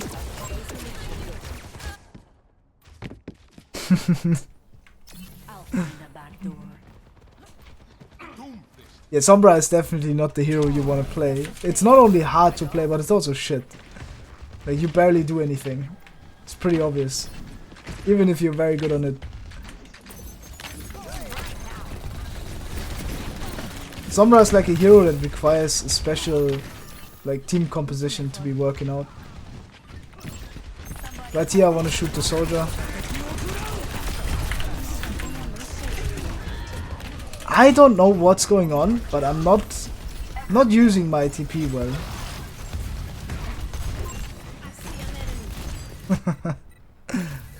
You have to change the translocator cam in the setting. You can change that? Ay. I swear, just give us old Sombra back. Where's the old Sombra?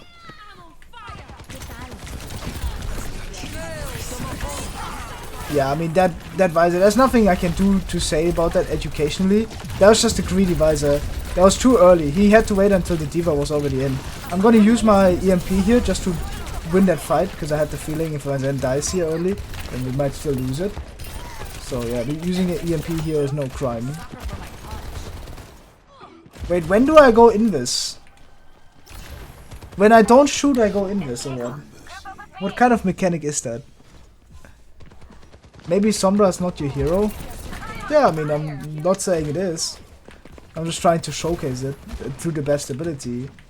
I mean, I wouldn't say this is much my role, to be honest. But once you have the space, it's very simple to play. You know, you just play like Soldier 76 with Sombra. You know, but it's hard to get the space, basically. I'm just gonna hold that position, make it hard for the enemy team to play. Wanna hack him so he doesn't remake. Can I chase this? Yeah. Great.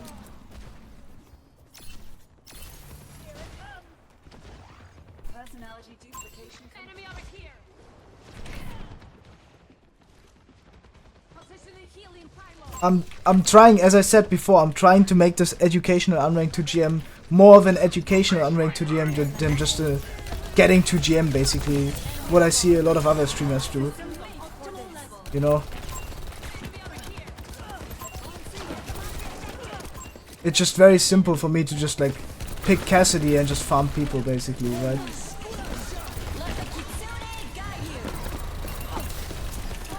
Of course that wouldn't be the case every game.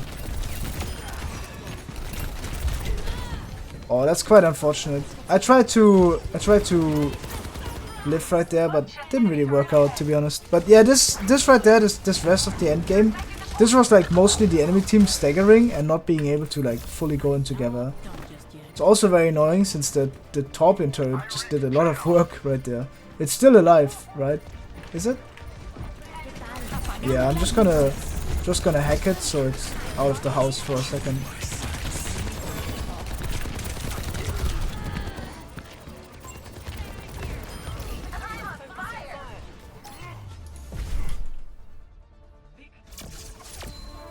TrqstMe got me from unranked to GM this season. I actually did. I actually did with you, Winchester. We did a lot of coaching sessions together. Or like, not a lot, but you get the point, right? Oh, we're Diamond 2 now. Junkertown. Really, really strong map for something like Widowmaker. We do have a Mauga, so we might as well just go next game, honestly, on this map. Because Mauga is just totally ass, and if they have Sigma, we're just heavily, heavily under pressure. But having a Widowmaker here enables the team really well. Widowmaker is very strong. They also have a Mauga. How does that happen?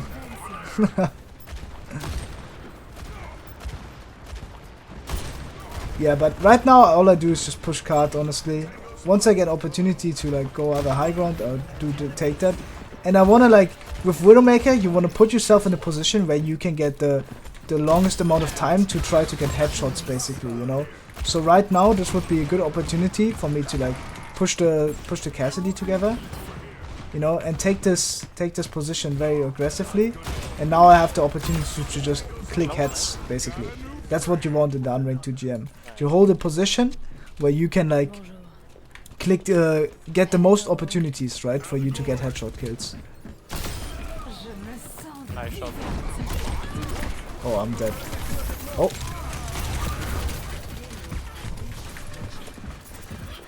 I'm not dead, actually.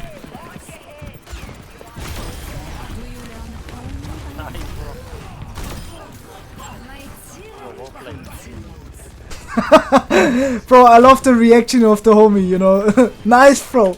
Well played.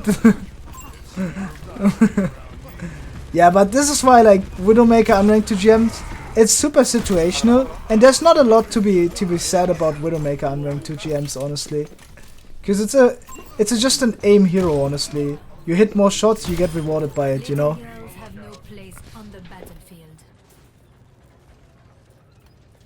I never aim labs. I only aim lab for tournament, honestly. Yeah, it's not really clean gameplay. I'm just hitting shots, the shots I can hit, basically.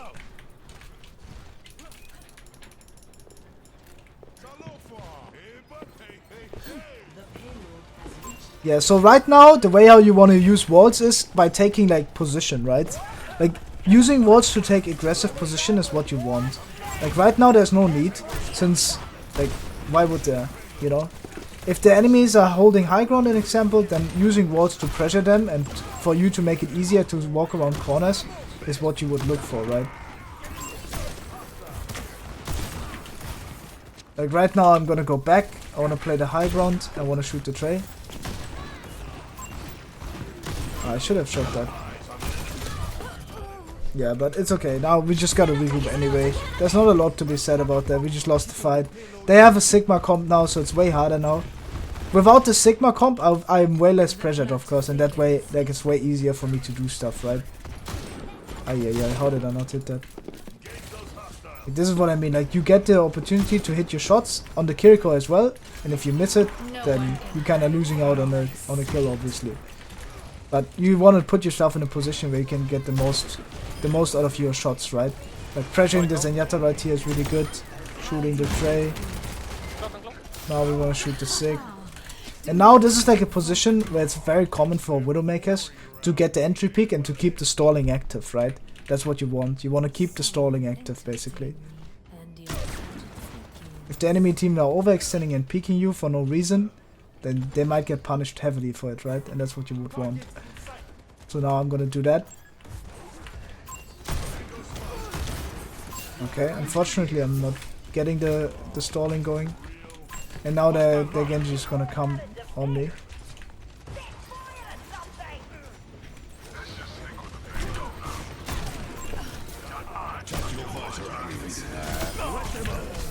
No.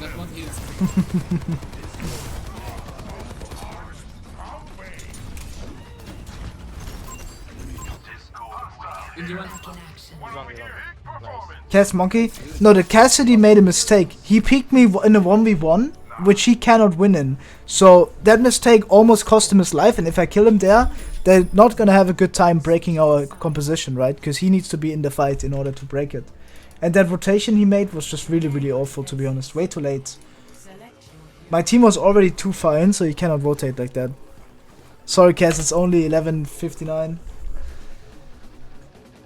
1 before 12. Is that the right way to say it? I saw that England played the European Championships in football, and they were terrible. They only won by 1 point. Imagine, Germany won by 6, basically. We did our own goal as well. They were so embarrassed. No, they were not embarrassed. They won by 1 goal. That's okay. So bad.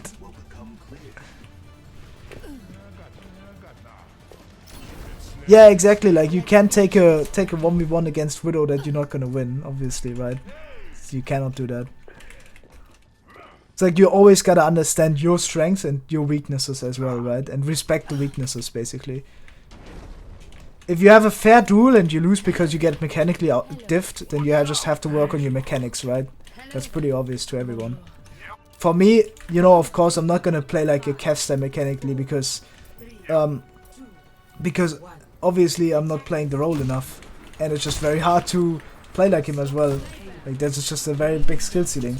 So right now I know they have a Widow, so my priority is gonna be like shooting that Widowmaker in a fair duel. Like right now their ball is out, so now I have a fair duel, right, with the Widowmaker, basically.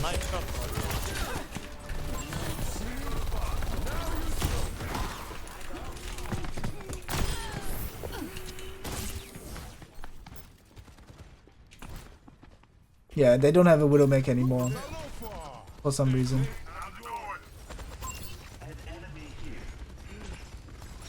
This is only a position that's suboptimal. A bit at least. But it also gets the magic done, you know. Can I play with you?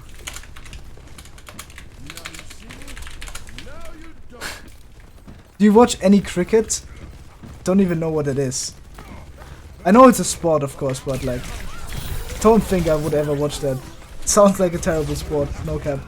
That sounds like such an like culture sport from England, honestly.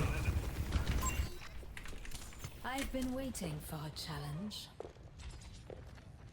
That's like with the Canadians and ice hockey, I feel like. If that is a thing.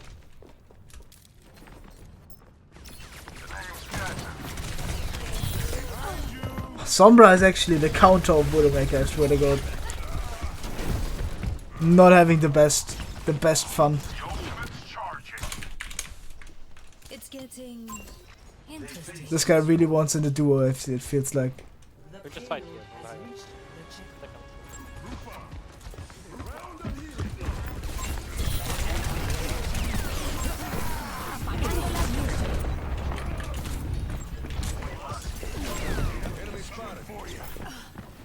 Yeah, if he dives me one more time, I'm just gonna stop, honestly. This is the point where I just like stop.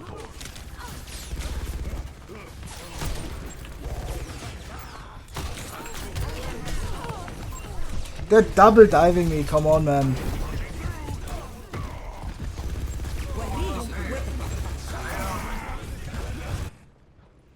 How vexing.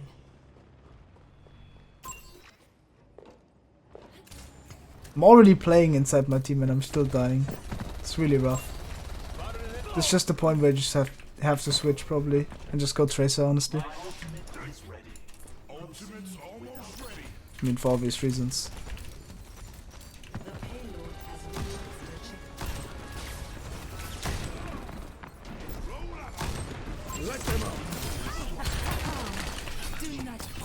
Honestly, I might as well just stay on this ability here and just chill. No, but this is the point where it's just way easier to play Widow. It's the same with first point.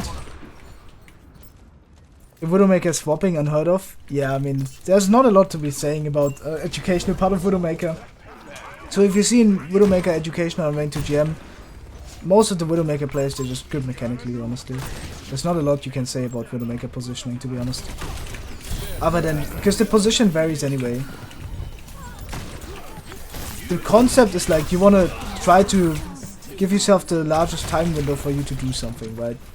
But we already talked about that. And the way how you enable yourself with that is just having a good timing and peeking with your team together, right? Instead of peeking solo when you try to take corner.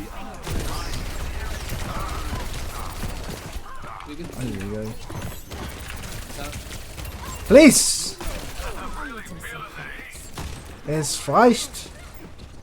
Es reicht! Hey Speedy. Yeah, but after I die one more time, I'll switch. I also haven't used walls yet, but I didn't really feel the need to use that.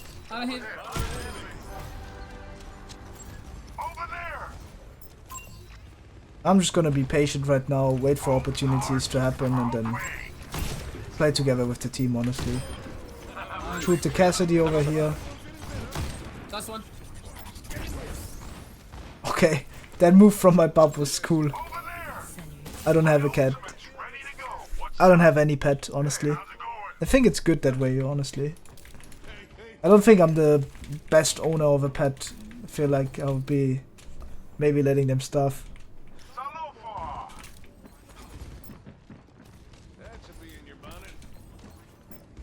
That's what my parents told me, at least, when I asked to get a pet.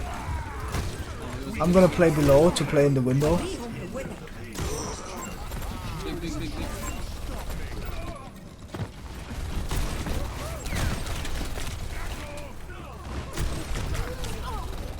Yeah. Go regroup, guys. Go regroup. Let's go regroup. It's always the Saudis that play the weird heroes, like Mauga, an example. Who plays Mauga on Junkertown instead of Sigma? Like, this is one of the most fun Sigma maps because you have a lot of impact. And this guy's playing Mauga. Come on, man. Sigma is so much better. This is the position where I want to use walls. And not just instantly die. Unfortunately, my Baptiste was low gone. But it's alright. It's time to switch anyway. I'm gonna play Genji here because Genji in the Mauga mirror is very strong. Because you can deflect for your Mauga, you can like go in with your Mauga together. You can play in the Mauga E. We talked about that before, basically, and it really showcased why it's very strong.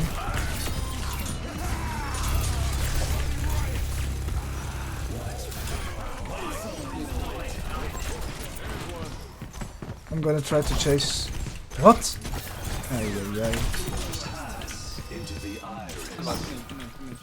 Yeah, I mean, this is not the best strength from him. What the fuck? What are we tranking?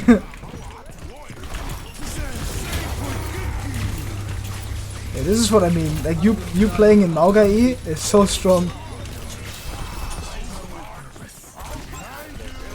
Hey, get me out.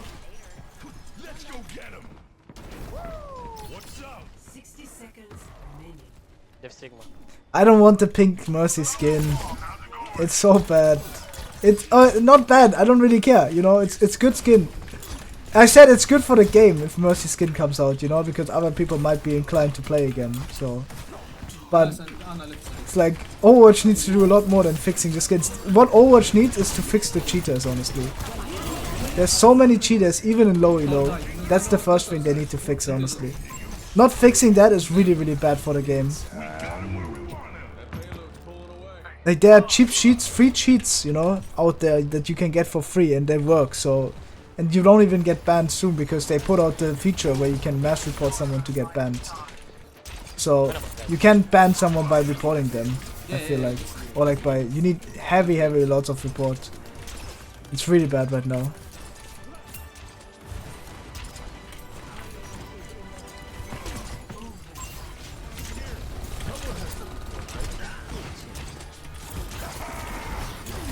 Yeah, we use Mauga E, but I don't really have an opportunity to walk in.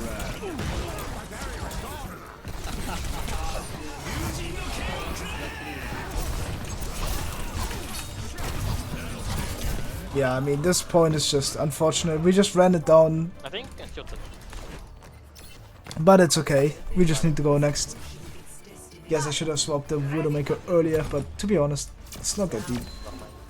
My bad. That's it.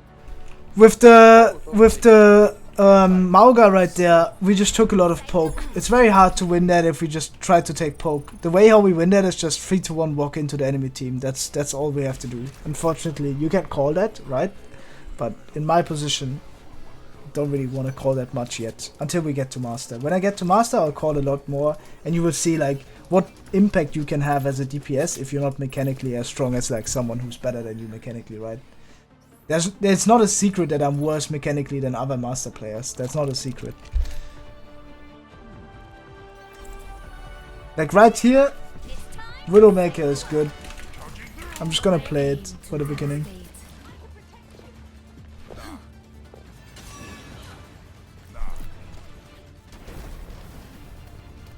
Stay in sight, and I'll keep Yeah, you console is also a thing with the simming. I don't know.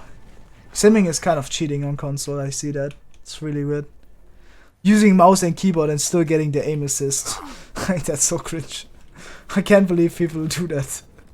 It's like they put the challenge out of it. It's just, but it's a dopamine rush for them. So I get why they do it. You know. I mean I cheated in Minecraft back then. For like a few years. Not the heavy cheats, of course, like not combat cheats, but I cheated like you know, X-ray, finding dungeons, you know, chests and stuff like that. So I get why people do it, right? But I wouldn't do it in a competitive game like this one. But obviously it's always different for other people.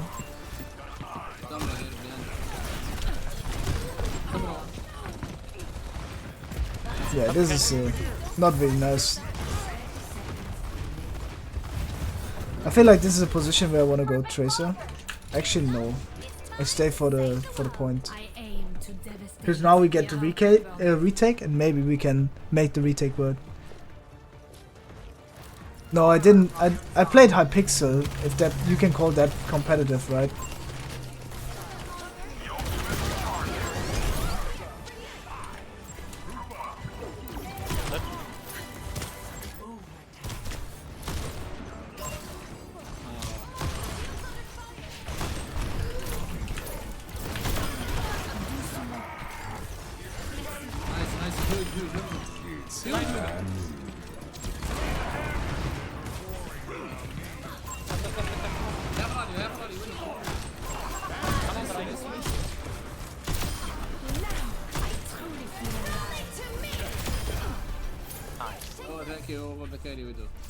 Thank you.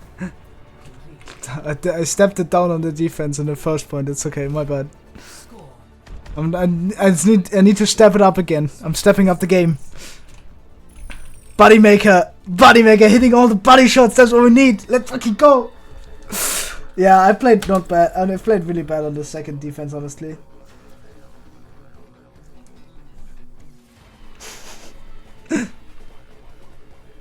Body shot Andy. That's actually a word, yeah. That's a real thing. I'm body shot Andy. I aim to devastate. We have almost 5 minutes remaining, what the hell? Yeah, on attack I played much better. Were they AFK on defense? Honestly, I just farmed on attack, but they also didn't have a Sig, right? So Sigma makes a big difference. If they had Sig from the start, it would have been way harder, as I explained at the beginning of the game, right? It's pretty obvious. Simmers used to be in every single game previously. Really? Oh fuck, man. Honestly, like, console must fucking feel shit. Oh, I can't slur. Wait, cut it out. Simming is a big issue. I can't slur. Slurring is not good for the YouTube video. Gonna lose the high CPM I have.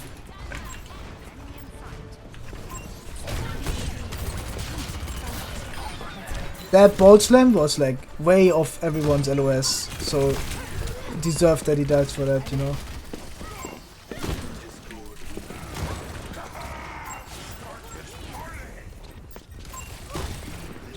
Ay, ay, ay. Need to start hitting the shots again. On my way.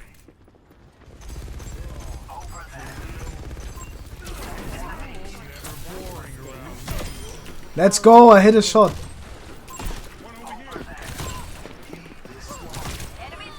That's how it's supposed to be. Honestly, I need to sim to hit shots on Widowmaker, it's too hard. Playing the hard heroes, you know, the mechanically hard heroes. But of course, like, out of every role, DPS is the most heavy role that requires the most mechanics. As it should be, right? It's also good that it's the most carry role. That's also how it should be, honestly. Yeah, but this is like a point where it's very, very strong for Widowmaker to play the far range. I mean, they have to touch, and having a position like this is just very good.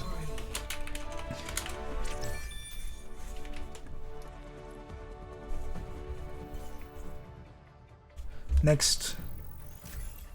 Diamond 1.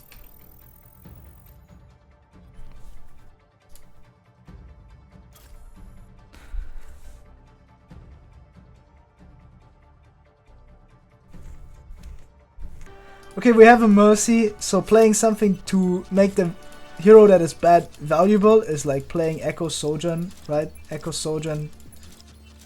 Maybe Pharah as well. On a map like this, Pharah can be good to play outside, to play high grounds, basically, so you can do that definitely.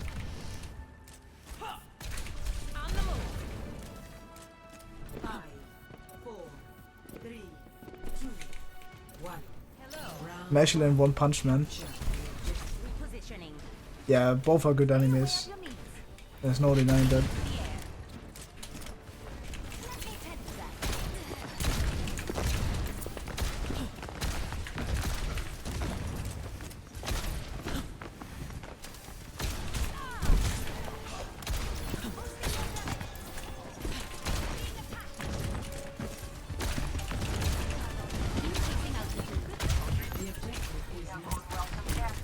Shoot the Mercy.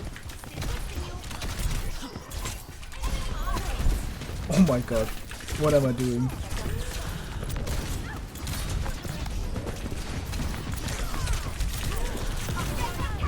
Yeah, I mean, that was really, really bad play by me, to be honest.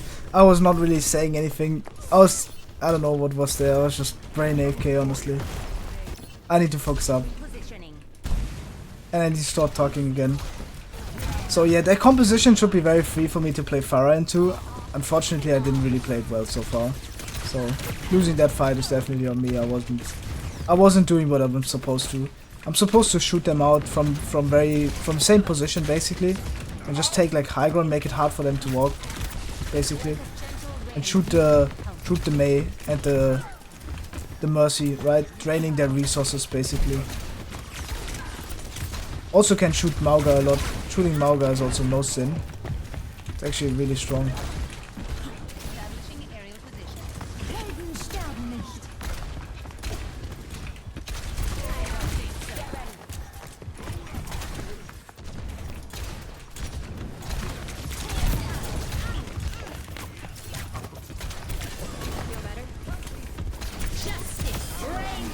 Yeah, again, like this is a situation we talked about earlier.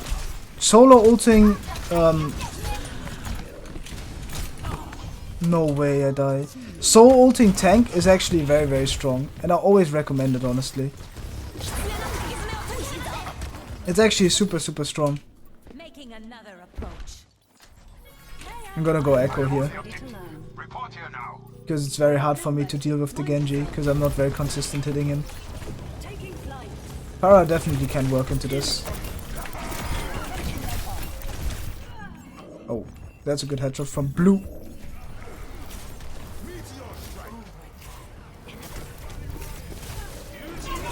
Yeah, that is not our round, that's for sure. But I'm gonna stay Echo and make it hard for them in team.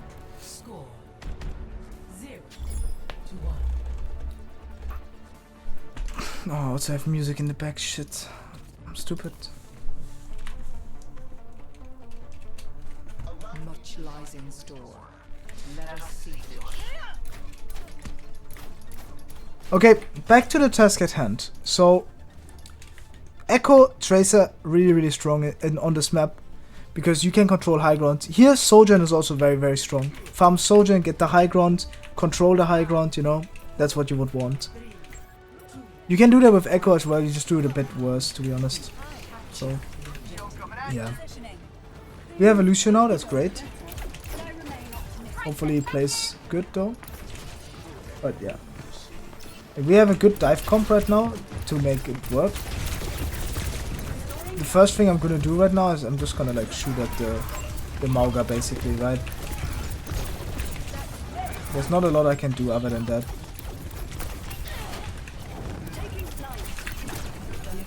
If I find opportunities to go for the Mercy in that regard right there, I'll go for that, right? I'm gonna shoot the Genji a lot, basically.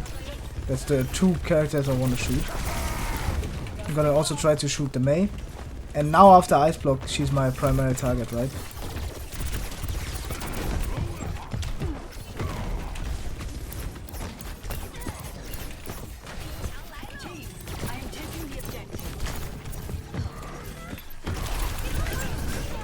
No way! I feel so pressured.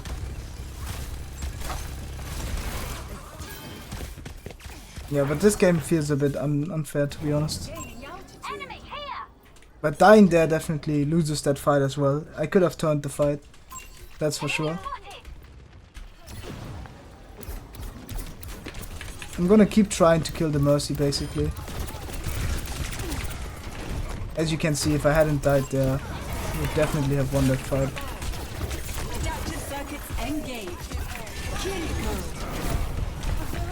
Copying here, something like Kiriko is completely in the ordinary.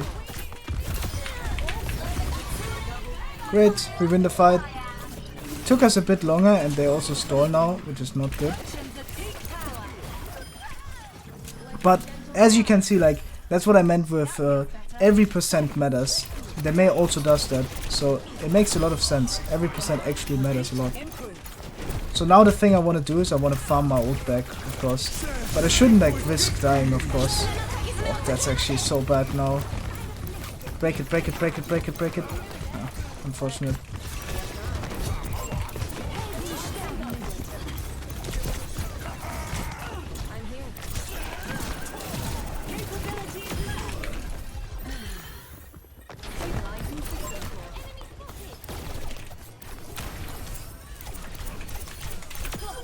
Let's go! The Mercy did a mistake, I was playing for that. I was focusing up on that.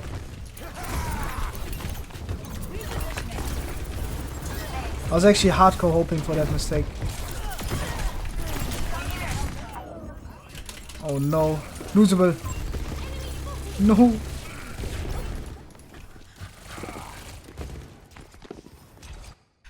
Dying there, not good with ult. My team dies now. This is a game I have to focus on. Gotta win this game. Gonna fly deep for the Mercy.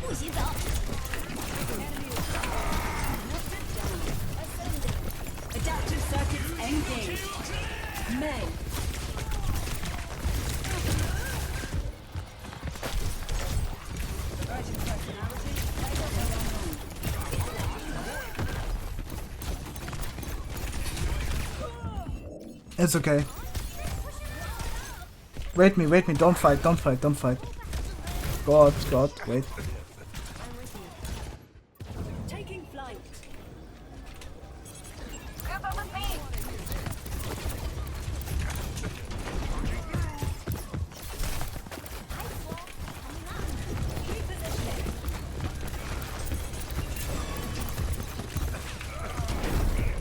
Wait, we're down too many cooldowns. Don't fight yet. Chill. Shoot the Genji, guys, shoot the Genji. Please! Mercy Genji won. No, we didn't shoot the Genji. GG. Unwinnable, unfortunately. It's just a team comp gap, honestly. They have a good team comp. Unfortunately we didn't play our team comp well. Our Doomfist took a lot of damage early on. And our supports. Once again we lost with a Mercy player.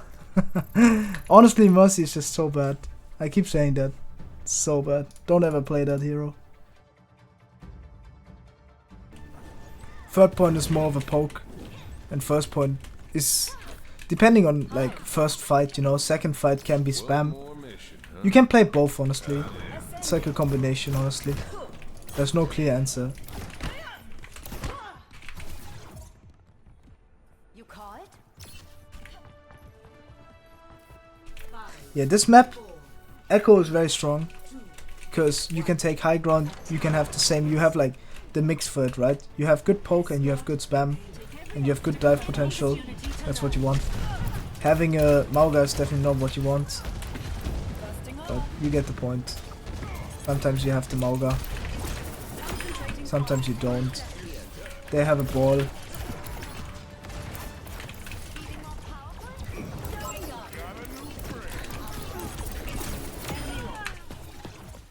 Mauga is actually really strong though, in general. If you play the right hero comp around him, you know, you play the Lucio Mauga, make sure that he can like peek 1 second and get out 1 second really easily with Lucio, not get punished for overextending, then you can make Mauga work really well.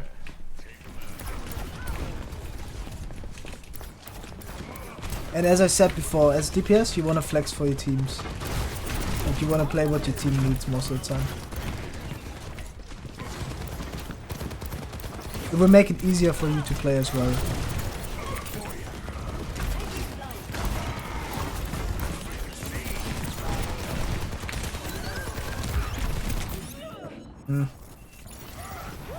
That's not good.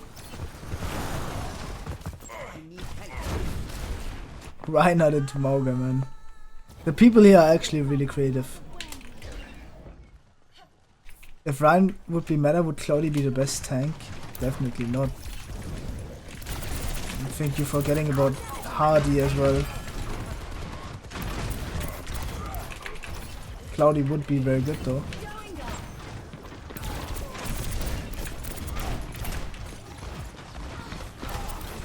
And on top of that, you would find that if Reinhardt is meta, Cloudy would enjoy the game way less. I'll tell you that. Because you're gonna have a Rhine mirror, which will not feel like you actually have a lot of impact. Because it depends a lot on how the rest of your team plays, basically.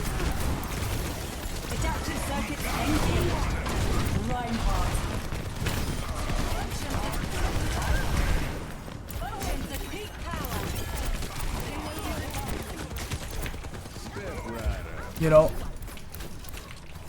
don't forget the Defran Ryan. Bro, the Defran Unranked 2 GM Reinhardt, man. He did not finish that, did he? I feel like the Unranked 2 GM 1 Hero series is just agonizing. That's what I keep saying. Like, of course it's possible. You just give up the maps that you can't win, and you win the maps that you can win. But it's not gonna be a lot of fun, you know?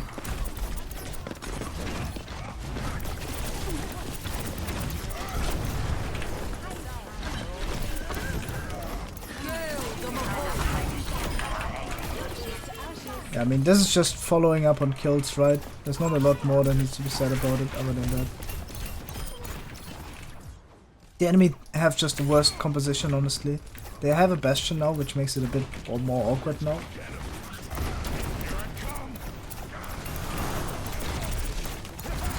What a bad Reinhardt pin that just loses him his life.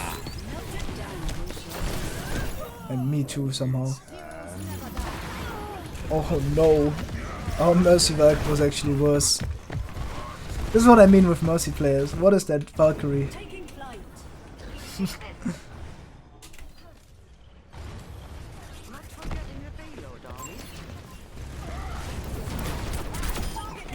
Yeah, I'm gonna take high ground behind them. I'm gonna like force them to play on the card basically. It's really strong. Make it really awkward for all of them to play. We might not need copy, but I might as well just use it, just for the fact of like winning, securing the fight. Because if we lose this, we're not gonna re-win it again. So the cage might have been a bit too much, but again, like, you'd rather use ult than lose the fight, basically, right there. That's more than enough that needs to be said about it, to be honest.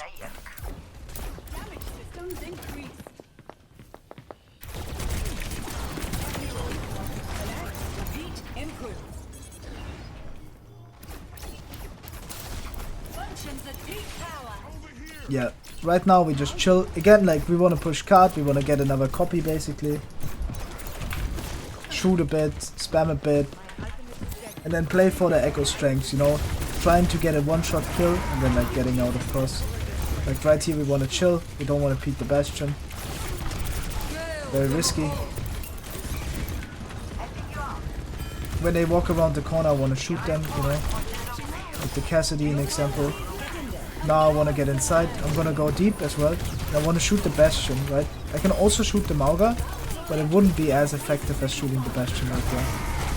So that's why. I want to use Copy Mauga. Copy Mauga really strong.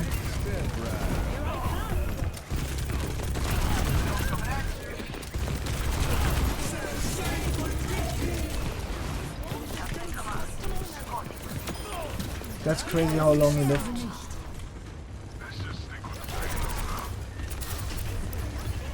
Didn't take any damage. The Mauga might overextend and might die here. So it's worth shooting him.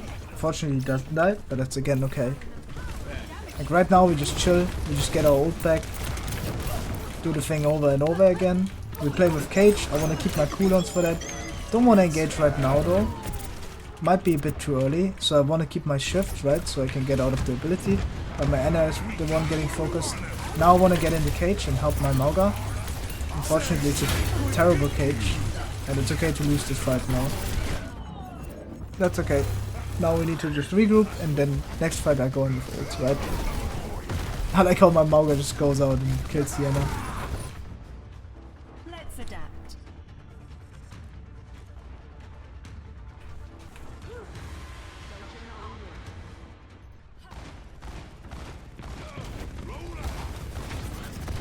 The Friends Mercy on rank 2 top 500 was entertaining. Is it though? I think it's so boring. I feel like that's a main reason why I stopped playing Overwatch. It's just so fucking boring. It might be entertaining for you when he like rages and stuff, but I swear to god it's so boring to everyone else.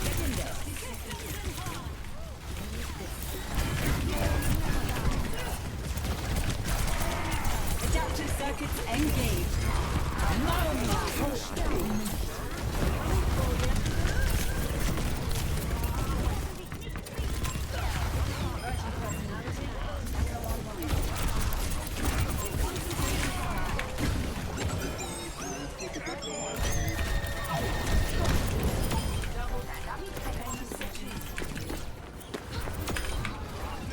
Great. But as you can see, like, it sometimes can take a long time breaking through chokes. It's completely normal. Especially on a choke like that. We use cage bad, then they used cage, so we are not up ults in the next fight. And that's just how it goes sometimes.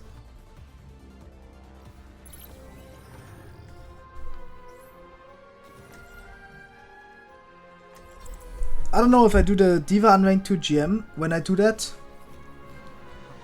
How it's gonna be like.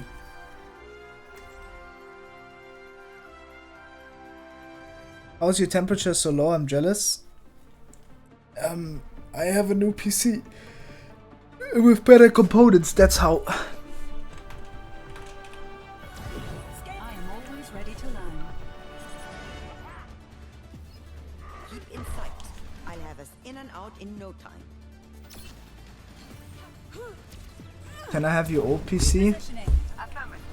Depends how much you pay for it. You know? The PC is probably worth like 800.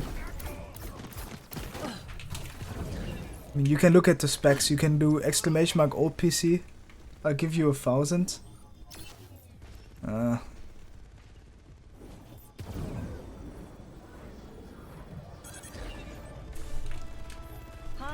You can do exclamation mark PC or and exclamation mark old PC, guys, in the chat.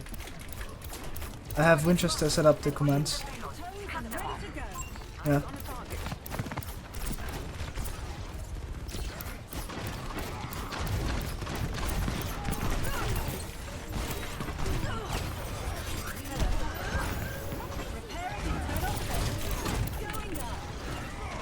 My Sojourn died a lot of position, but it's okay. I'm gonna peek the flanker here. But I have to go out now. It's like a position where you like wanna go out, of course. You don't wanna hold this. It's very risky to keep holding this.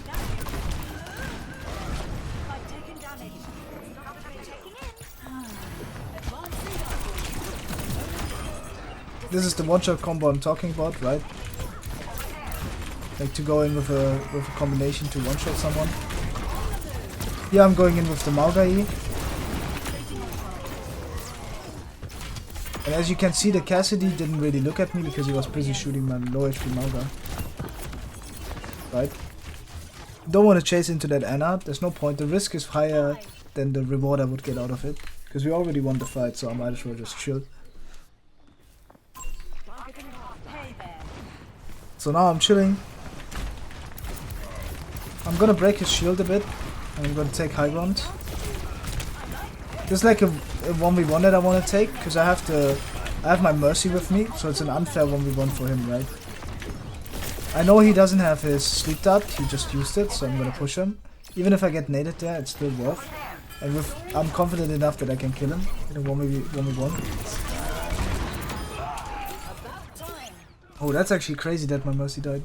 He held it like for 1 second and he died. Yeah, now I'm gonna shoot the Rhine. Probably gonna pin out. He's not. Yeah, and now we just wait. As I said before, like Reinhardt is just a loss on this kind of map. There's no winning you get.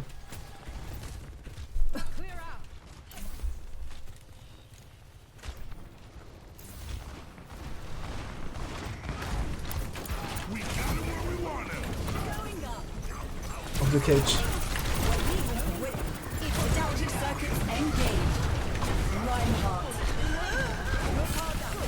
Okay.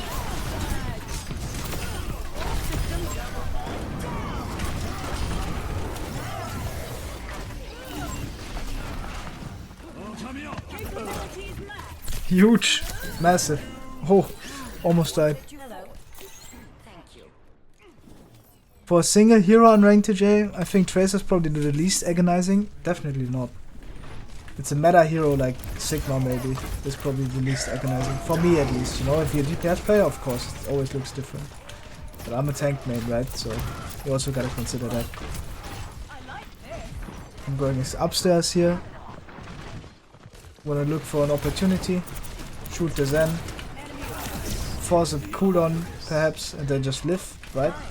Invest everything into getting a kill and then just living after is the play to go. The Zen is overextended, so I punish the position. And now again, like, I just want to live. Now I'm gonna shoot Diana, because she's also very overextended. I don't know what my Mercy was cooking, but definitely went in very deep as well.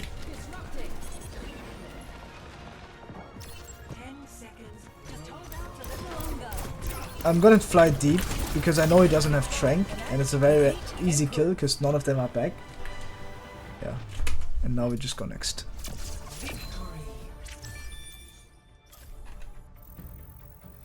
My mouse, it's I have a super light, G Pro super light.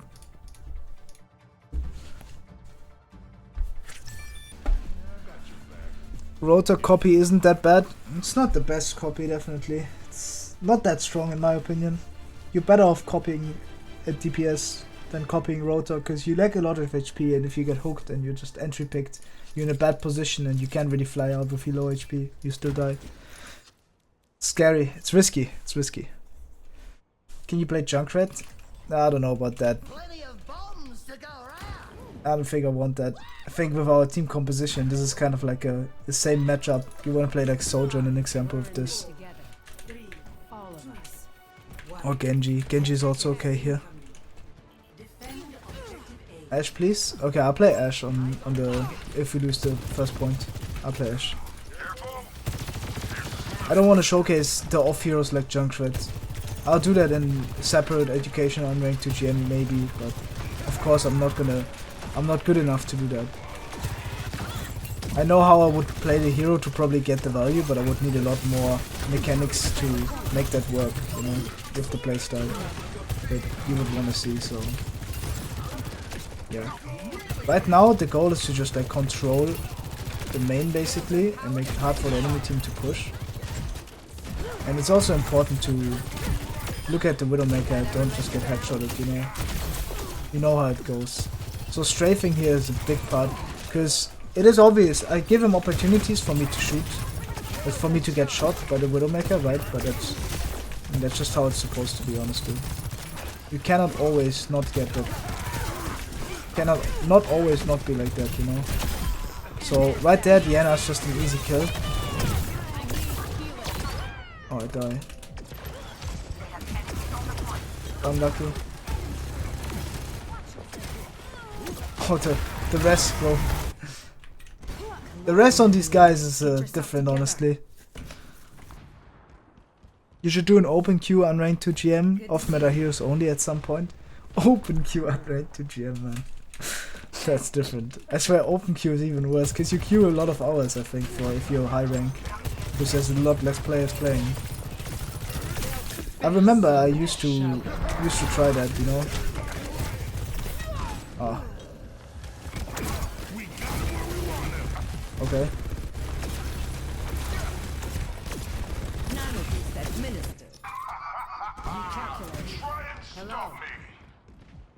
Mauga.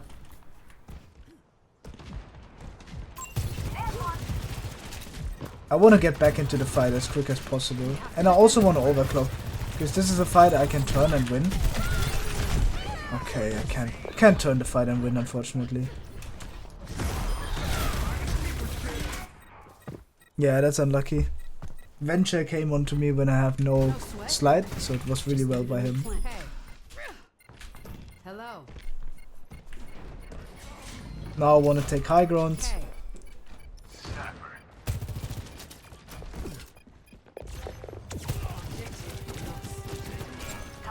I'm gonna peek the angle here a bit to farm rail. Also don't think I'm gonna die to Widowmaker if I do that, but there's always the possibility that you can die, of course, right? Now I want to take high ground.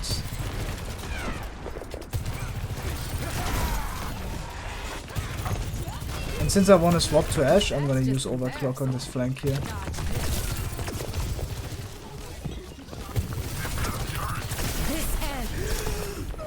I can't, man.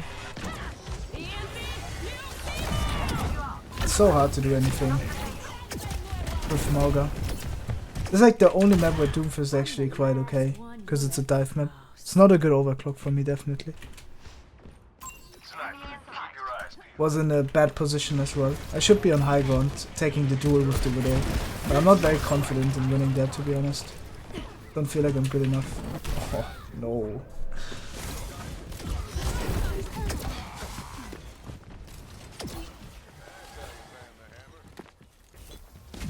Oh my god, the rest of the sentry, finally.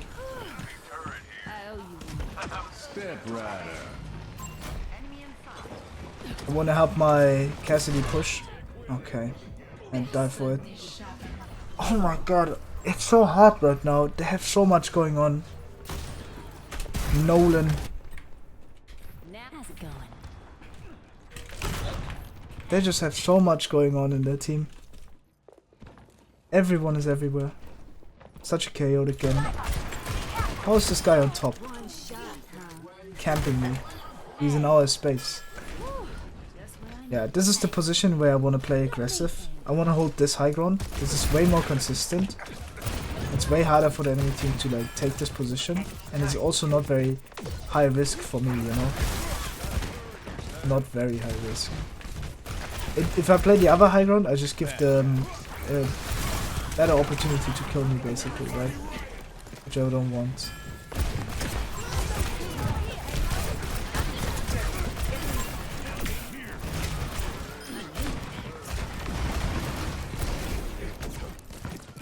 Also want to keep my coach gun for them walking up again. But as you can see, like having the high ground here and playing very, very close is very good. Not only because I have a mercy, but also if I hadn't won, right? Yeah, but this game didn't start out as I wanted it to, of course. I can't just peek this because we have a... Oh. Mauga is too fat, bro. Can't peek. Can't see anything.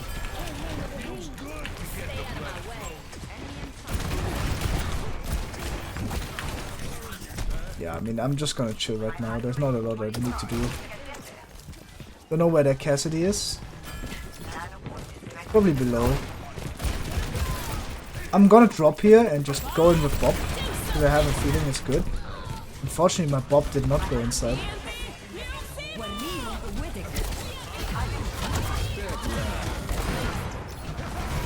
I thought the Bob would go inside, but that just shows that I'm just inexperienced with DPS in general. I don't know how the mechanics work perfectly, because I haven't really played enough. But dropping there with Bob, if you get it inside, is actually quite okay. The fact that I didn't get inside made it worse play, obviously. I'm learning. And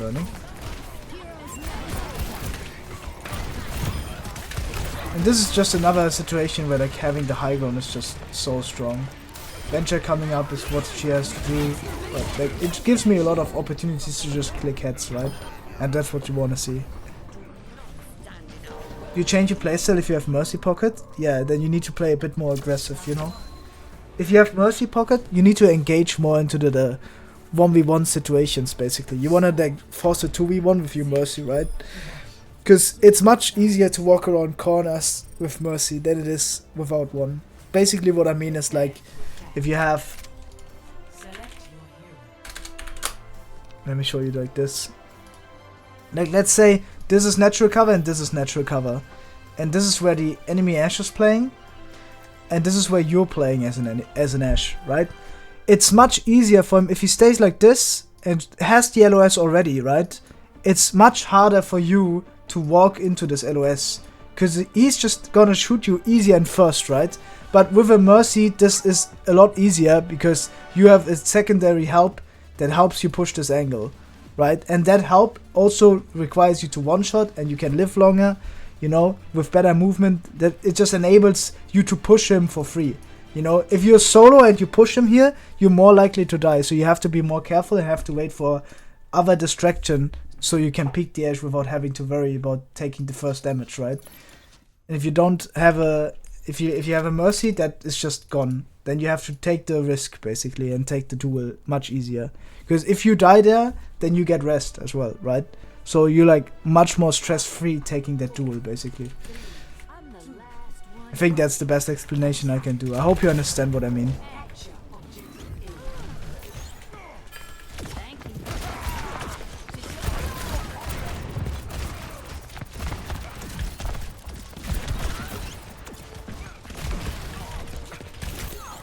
Yeah, this is a position where it's gonna be tough breaking through the first part, but once we break through it, it's good. I'm just gonna go in for flank dynamite here. Not the most optimal, of course. Oh, the Doomfist overextended. Yeah, that's also what you can play for. You can play for the enemy team overextending as well. That also works, right?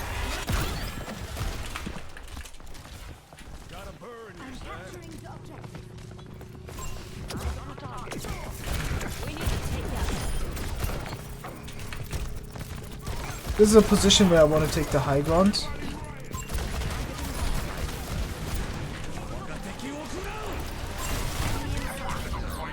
Wax! Wax with the kill. Yeah, but now we gotta regroup. Where is everybody? I paid about $2,000 for the PC. Hello.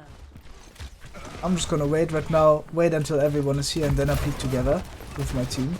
So I'm not gonna like get headshotted by Hanzo as easily.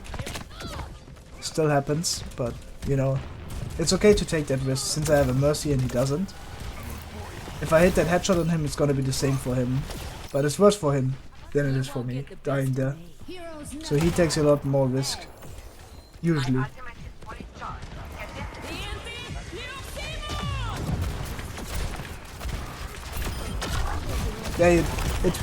There's the showcase of that.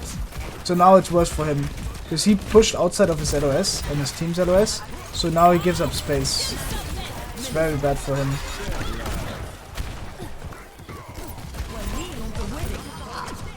And they also lose nano, so that's actually a perfect scenario, perfect outcome. Exactly what you want and need.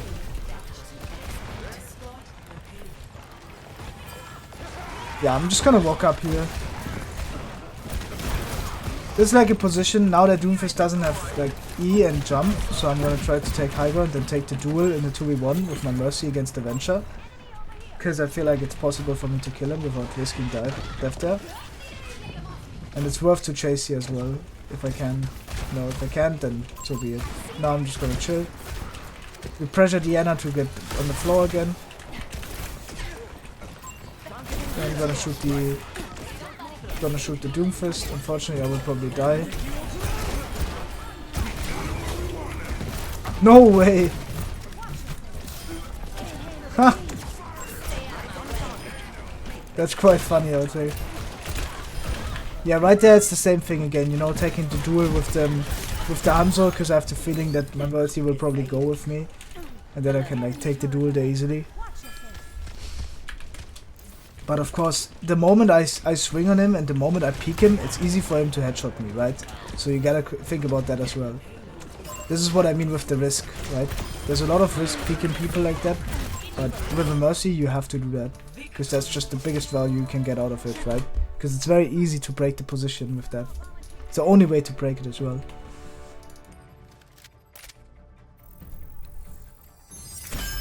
Okay, the goal was to get Master, and we got it. Okay, good. So we're gonna keep going for now and see how far we can get it.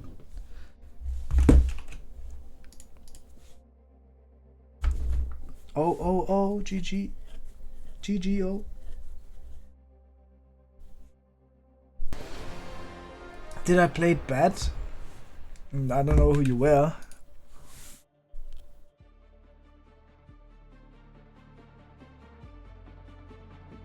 I think you should avoid the Vex guy on Doom. Oh, you're the Doom. Oh, you're in my team. Yeah, I don't know. I think OTPing Doom is just bad. They have this coming, so let's give it to them. Always ready to learn. Yeah. You definitely don't play that good, to be honest. And OTPing Doom is also terrible, especially in a season like that. Doesn't make a lot of sense.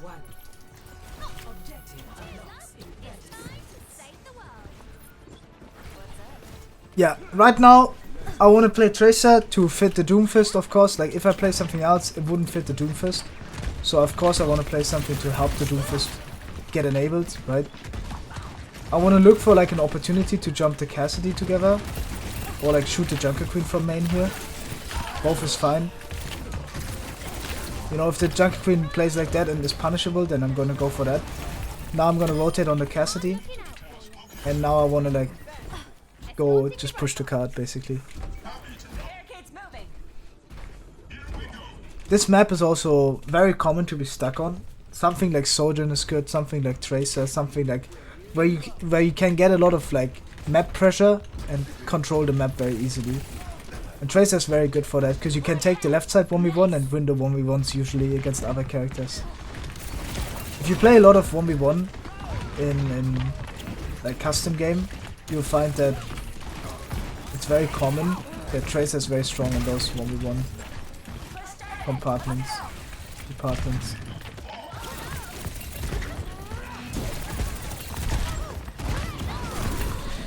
Yeah, I mean, this is just a fight loss. Our Doomfist overextended, so we have to go out. We cannot allow them to keep the robot. We're just gonna go out. I'm just gonna chill. I'm gonna be patient, basically.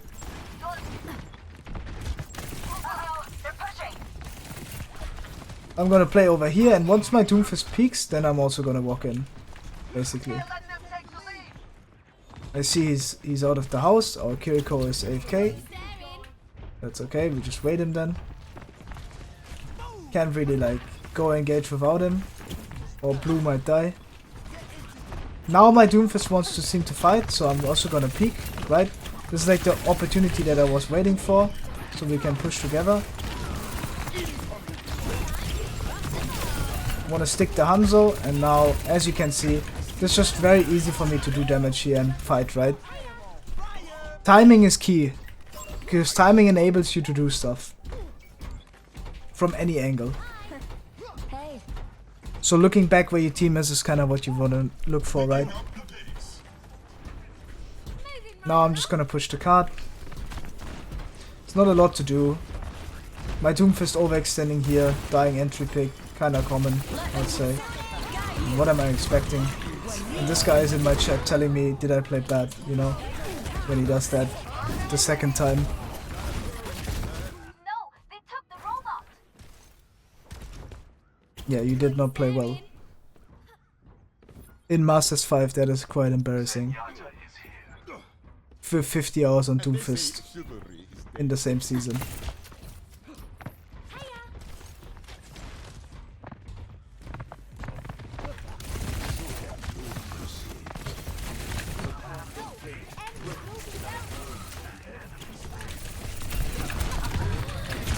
No, he was 1 HP. That was a fair duel though, but unfortunately I missed one shot and it didn't get me the kill. If I had one more shot there, we get the kill and then the fight is won. It is how it is though. That's sometimes just how it works. The enemy is pushing their barricade.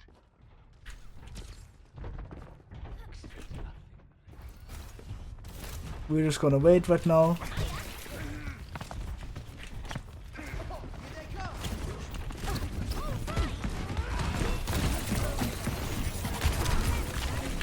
It's fine to give cap as well, like sometimes you just have to give.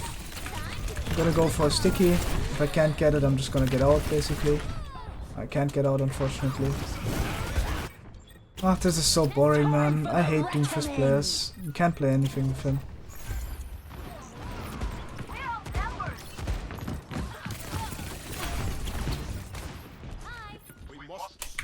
I'm gonna avoid. Don't know why I get him again on my team though.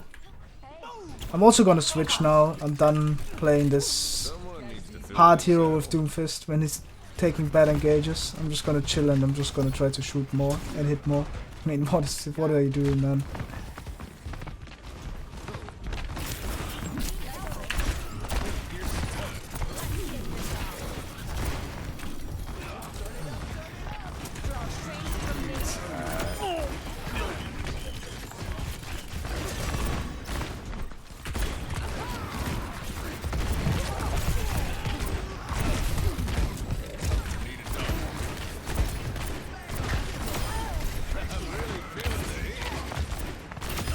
I'm just gonna play the easy hero.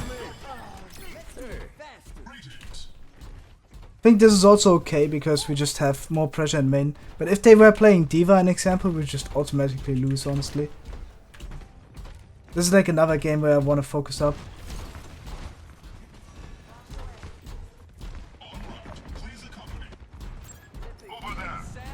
And again, like avoiding Mercy OTPs and avoiding Doom OTPs is really, really good.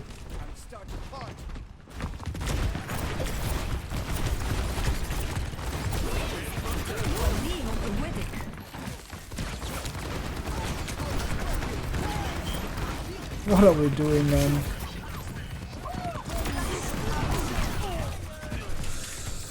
Oh my goodness. Doom. Wait. Stop engaging a 1v5. Just wait everyone in the team and play together, guys. We have a brawl comp, just play like it. Don't just engage in 1v5, it's shit.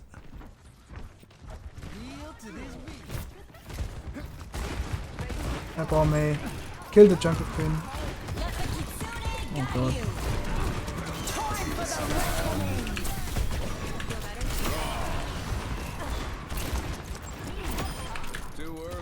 We'll C9ing the point first. It's over. We have no ult. Come back, Kiriko. What are you fighting? Just chill. Yep. There's no point.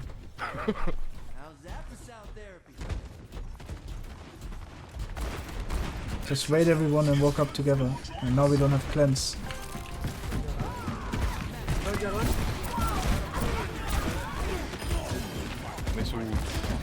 Push the point, guys. Push the point. Push the point. We were late on pushing point.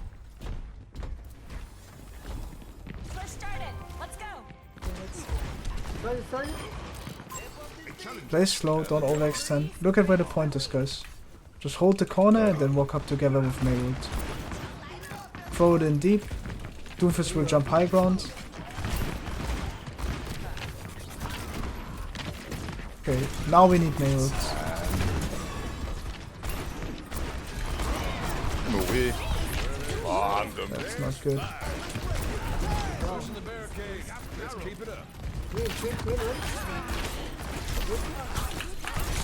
Nika. No.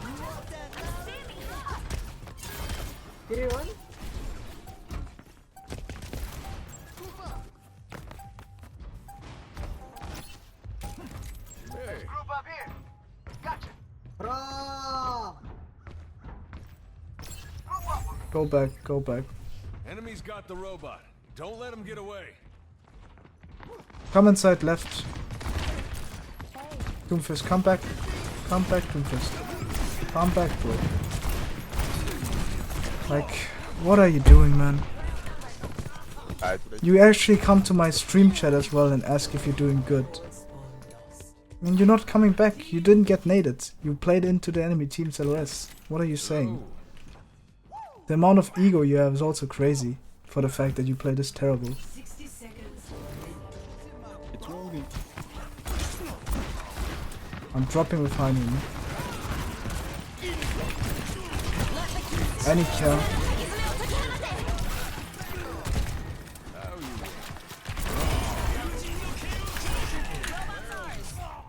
He's low.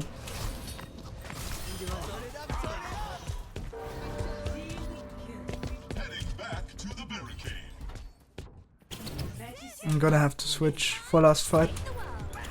It's probably not gonna winnable because we lost a lot of ults.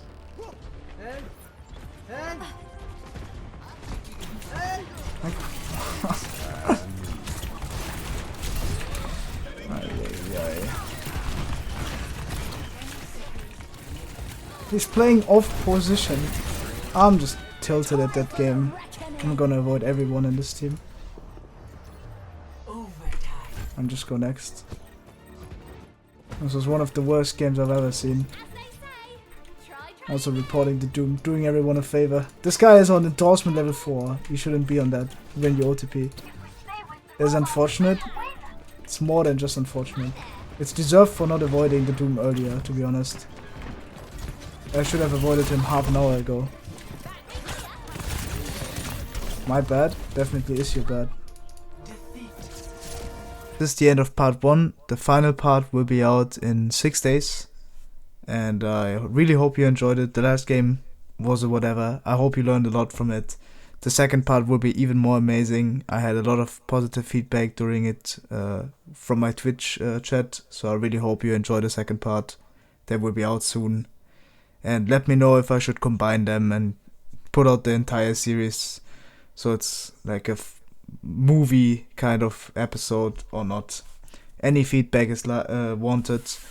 I want to really grow in the future on this channel, so any kind of feedback is wanted. Thank you very much for the attention and thank you very much for watching.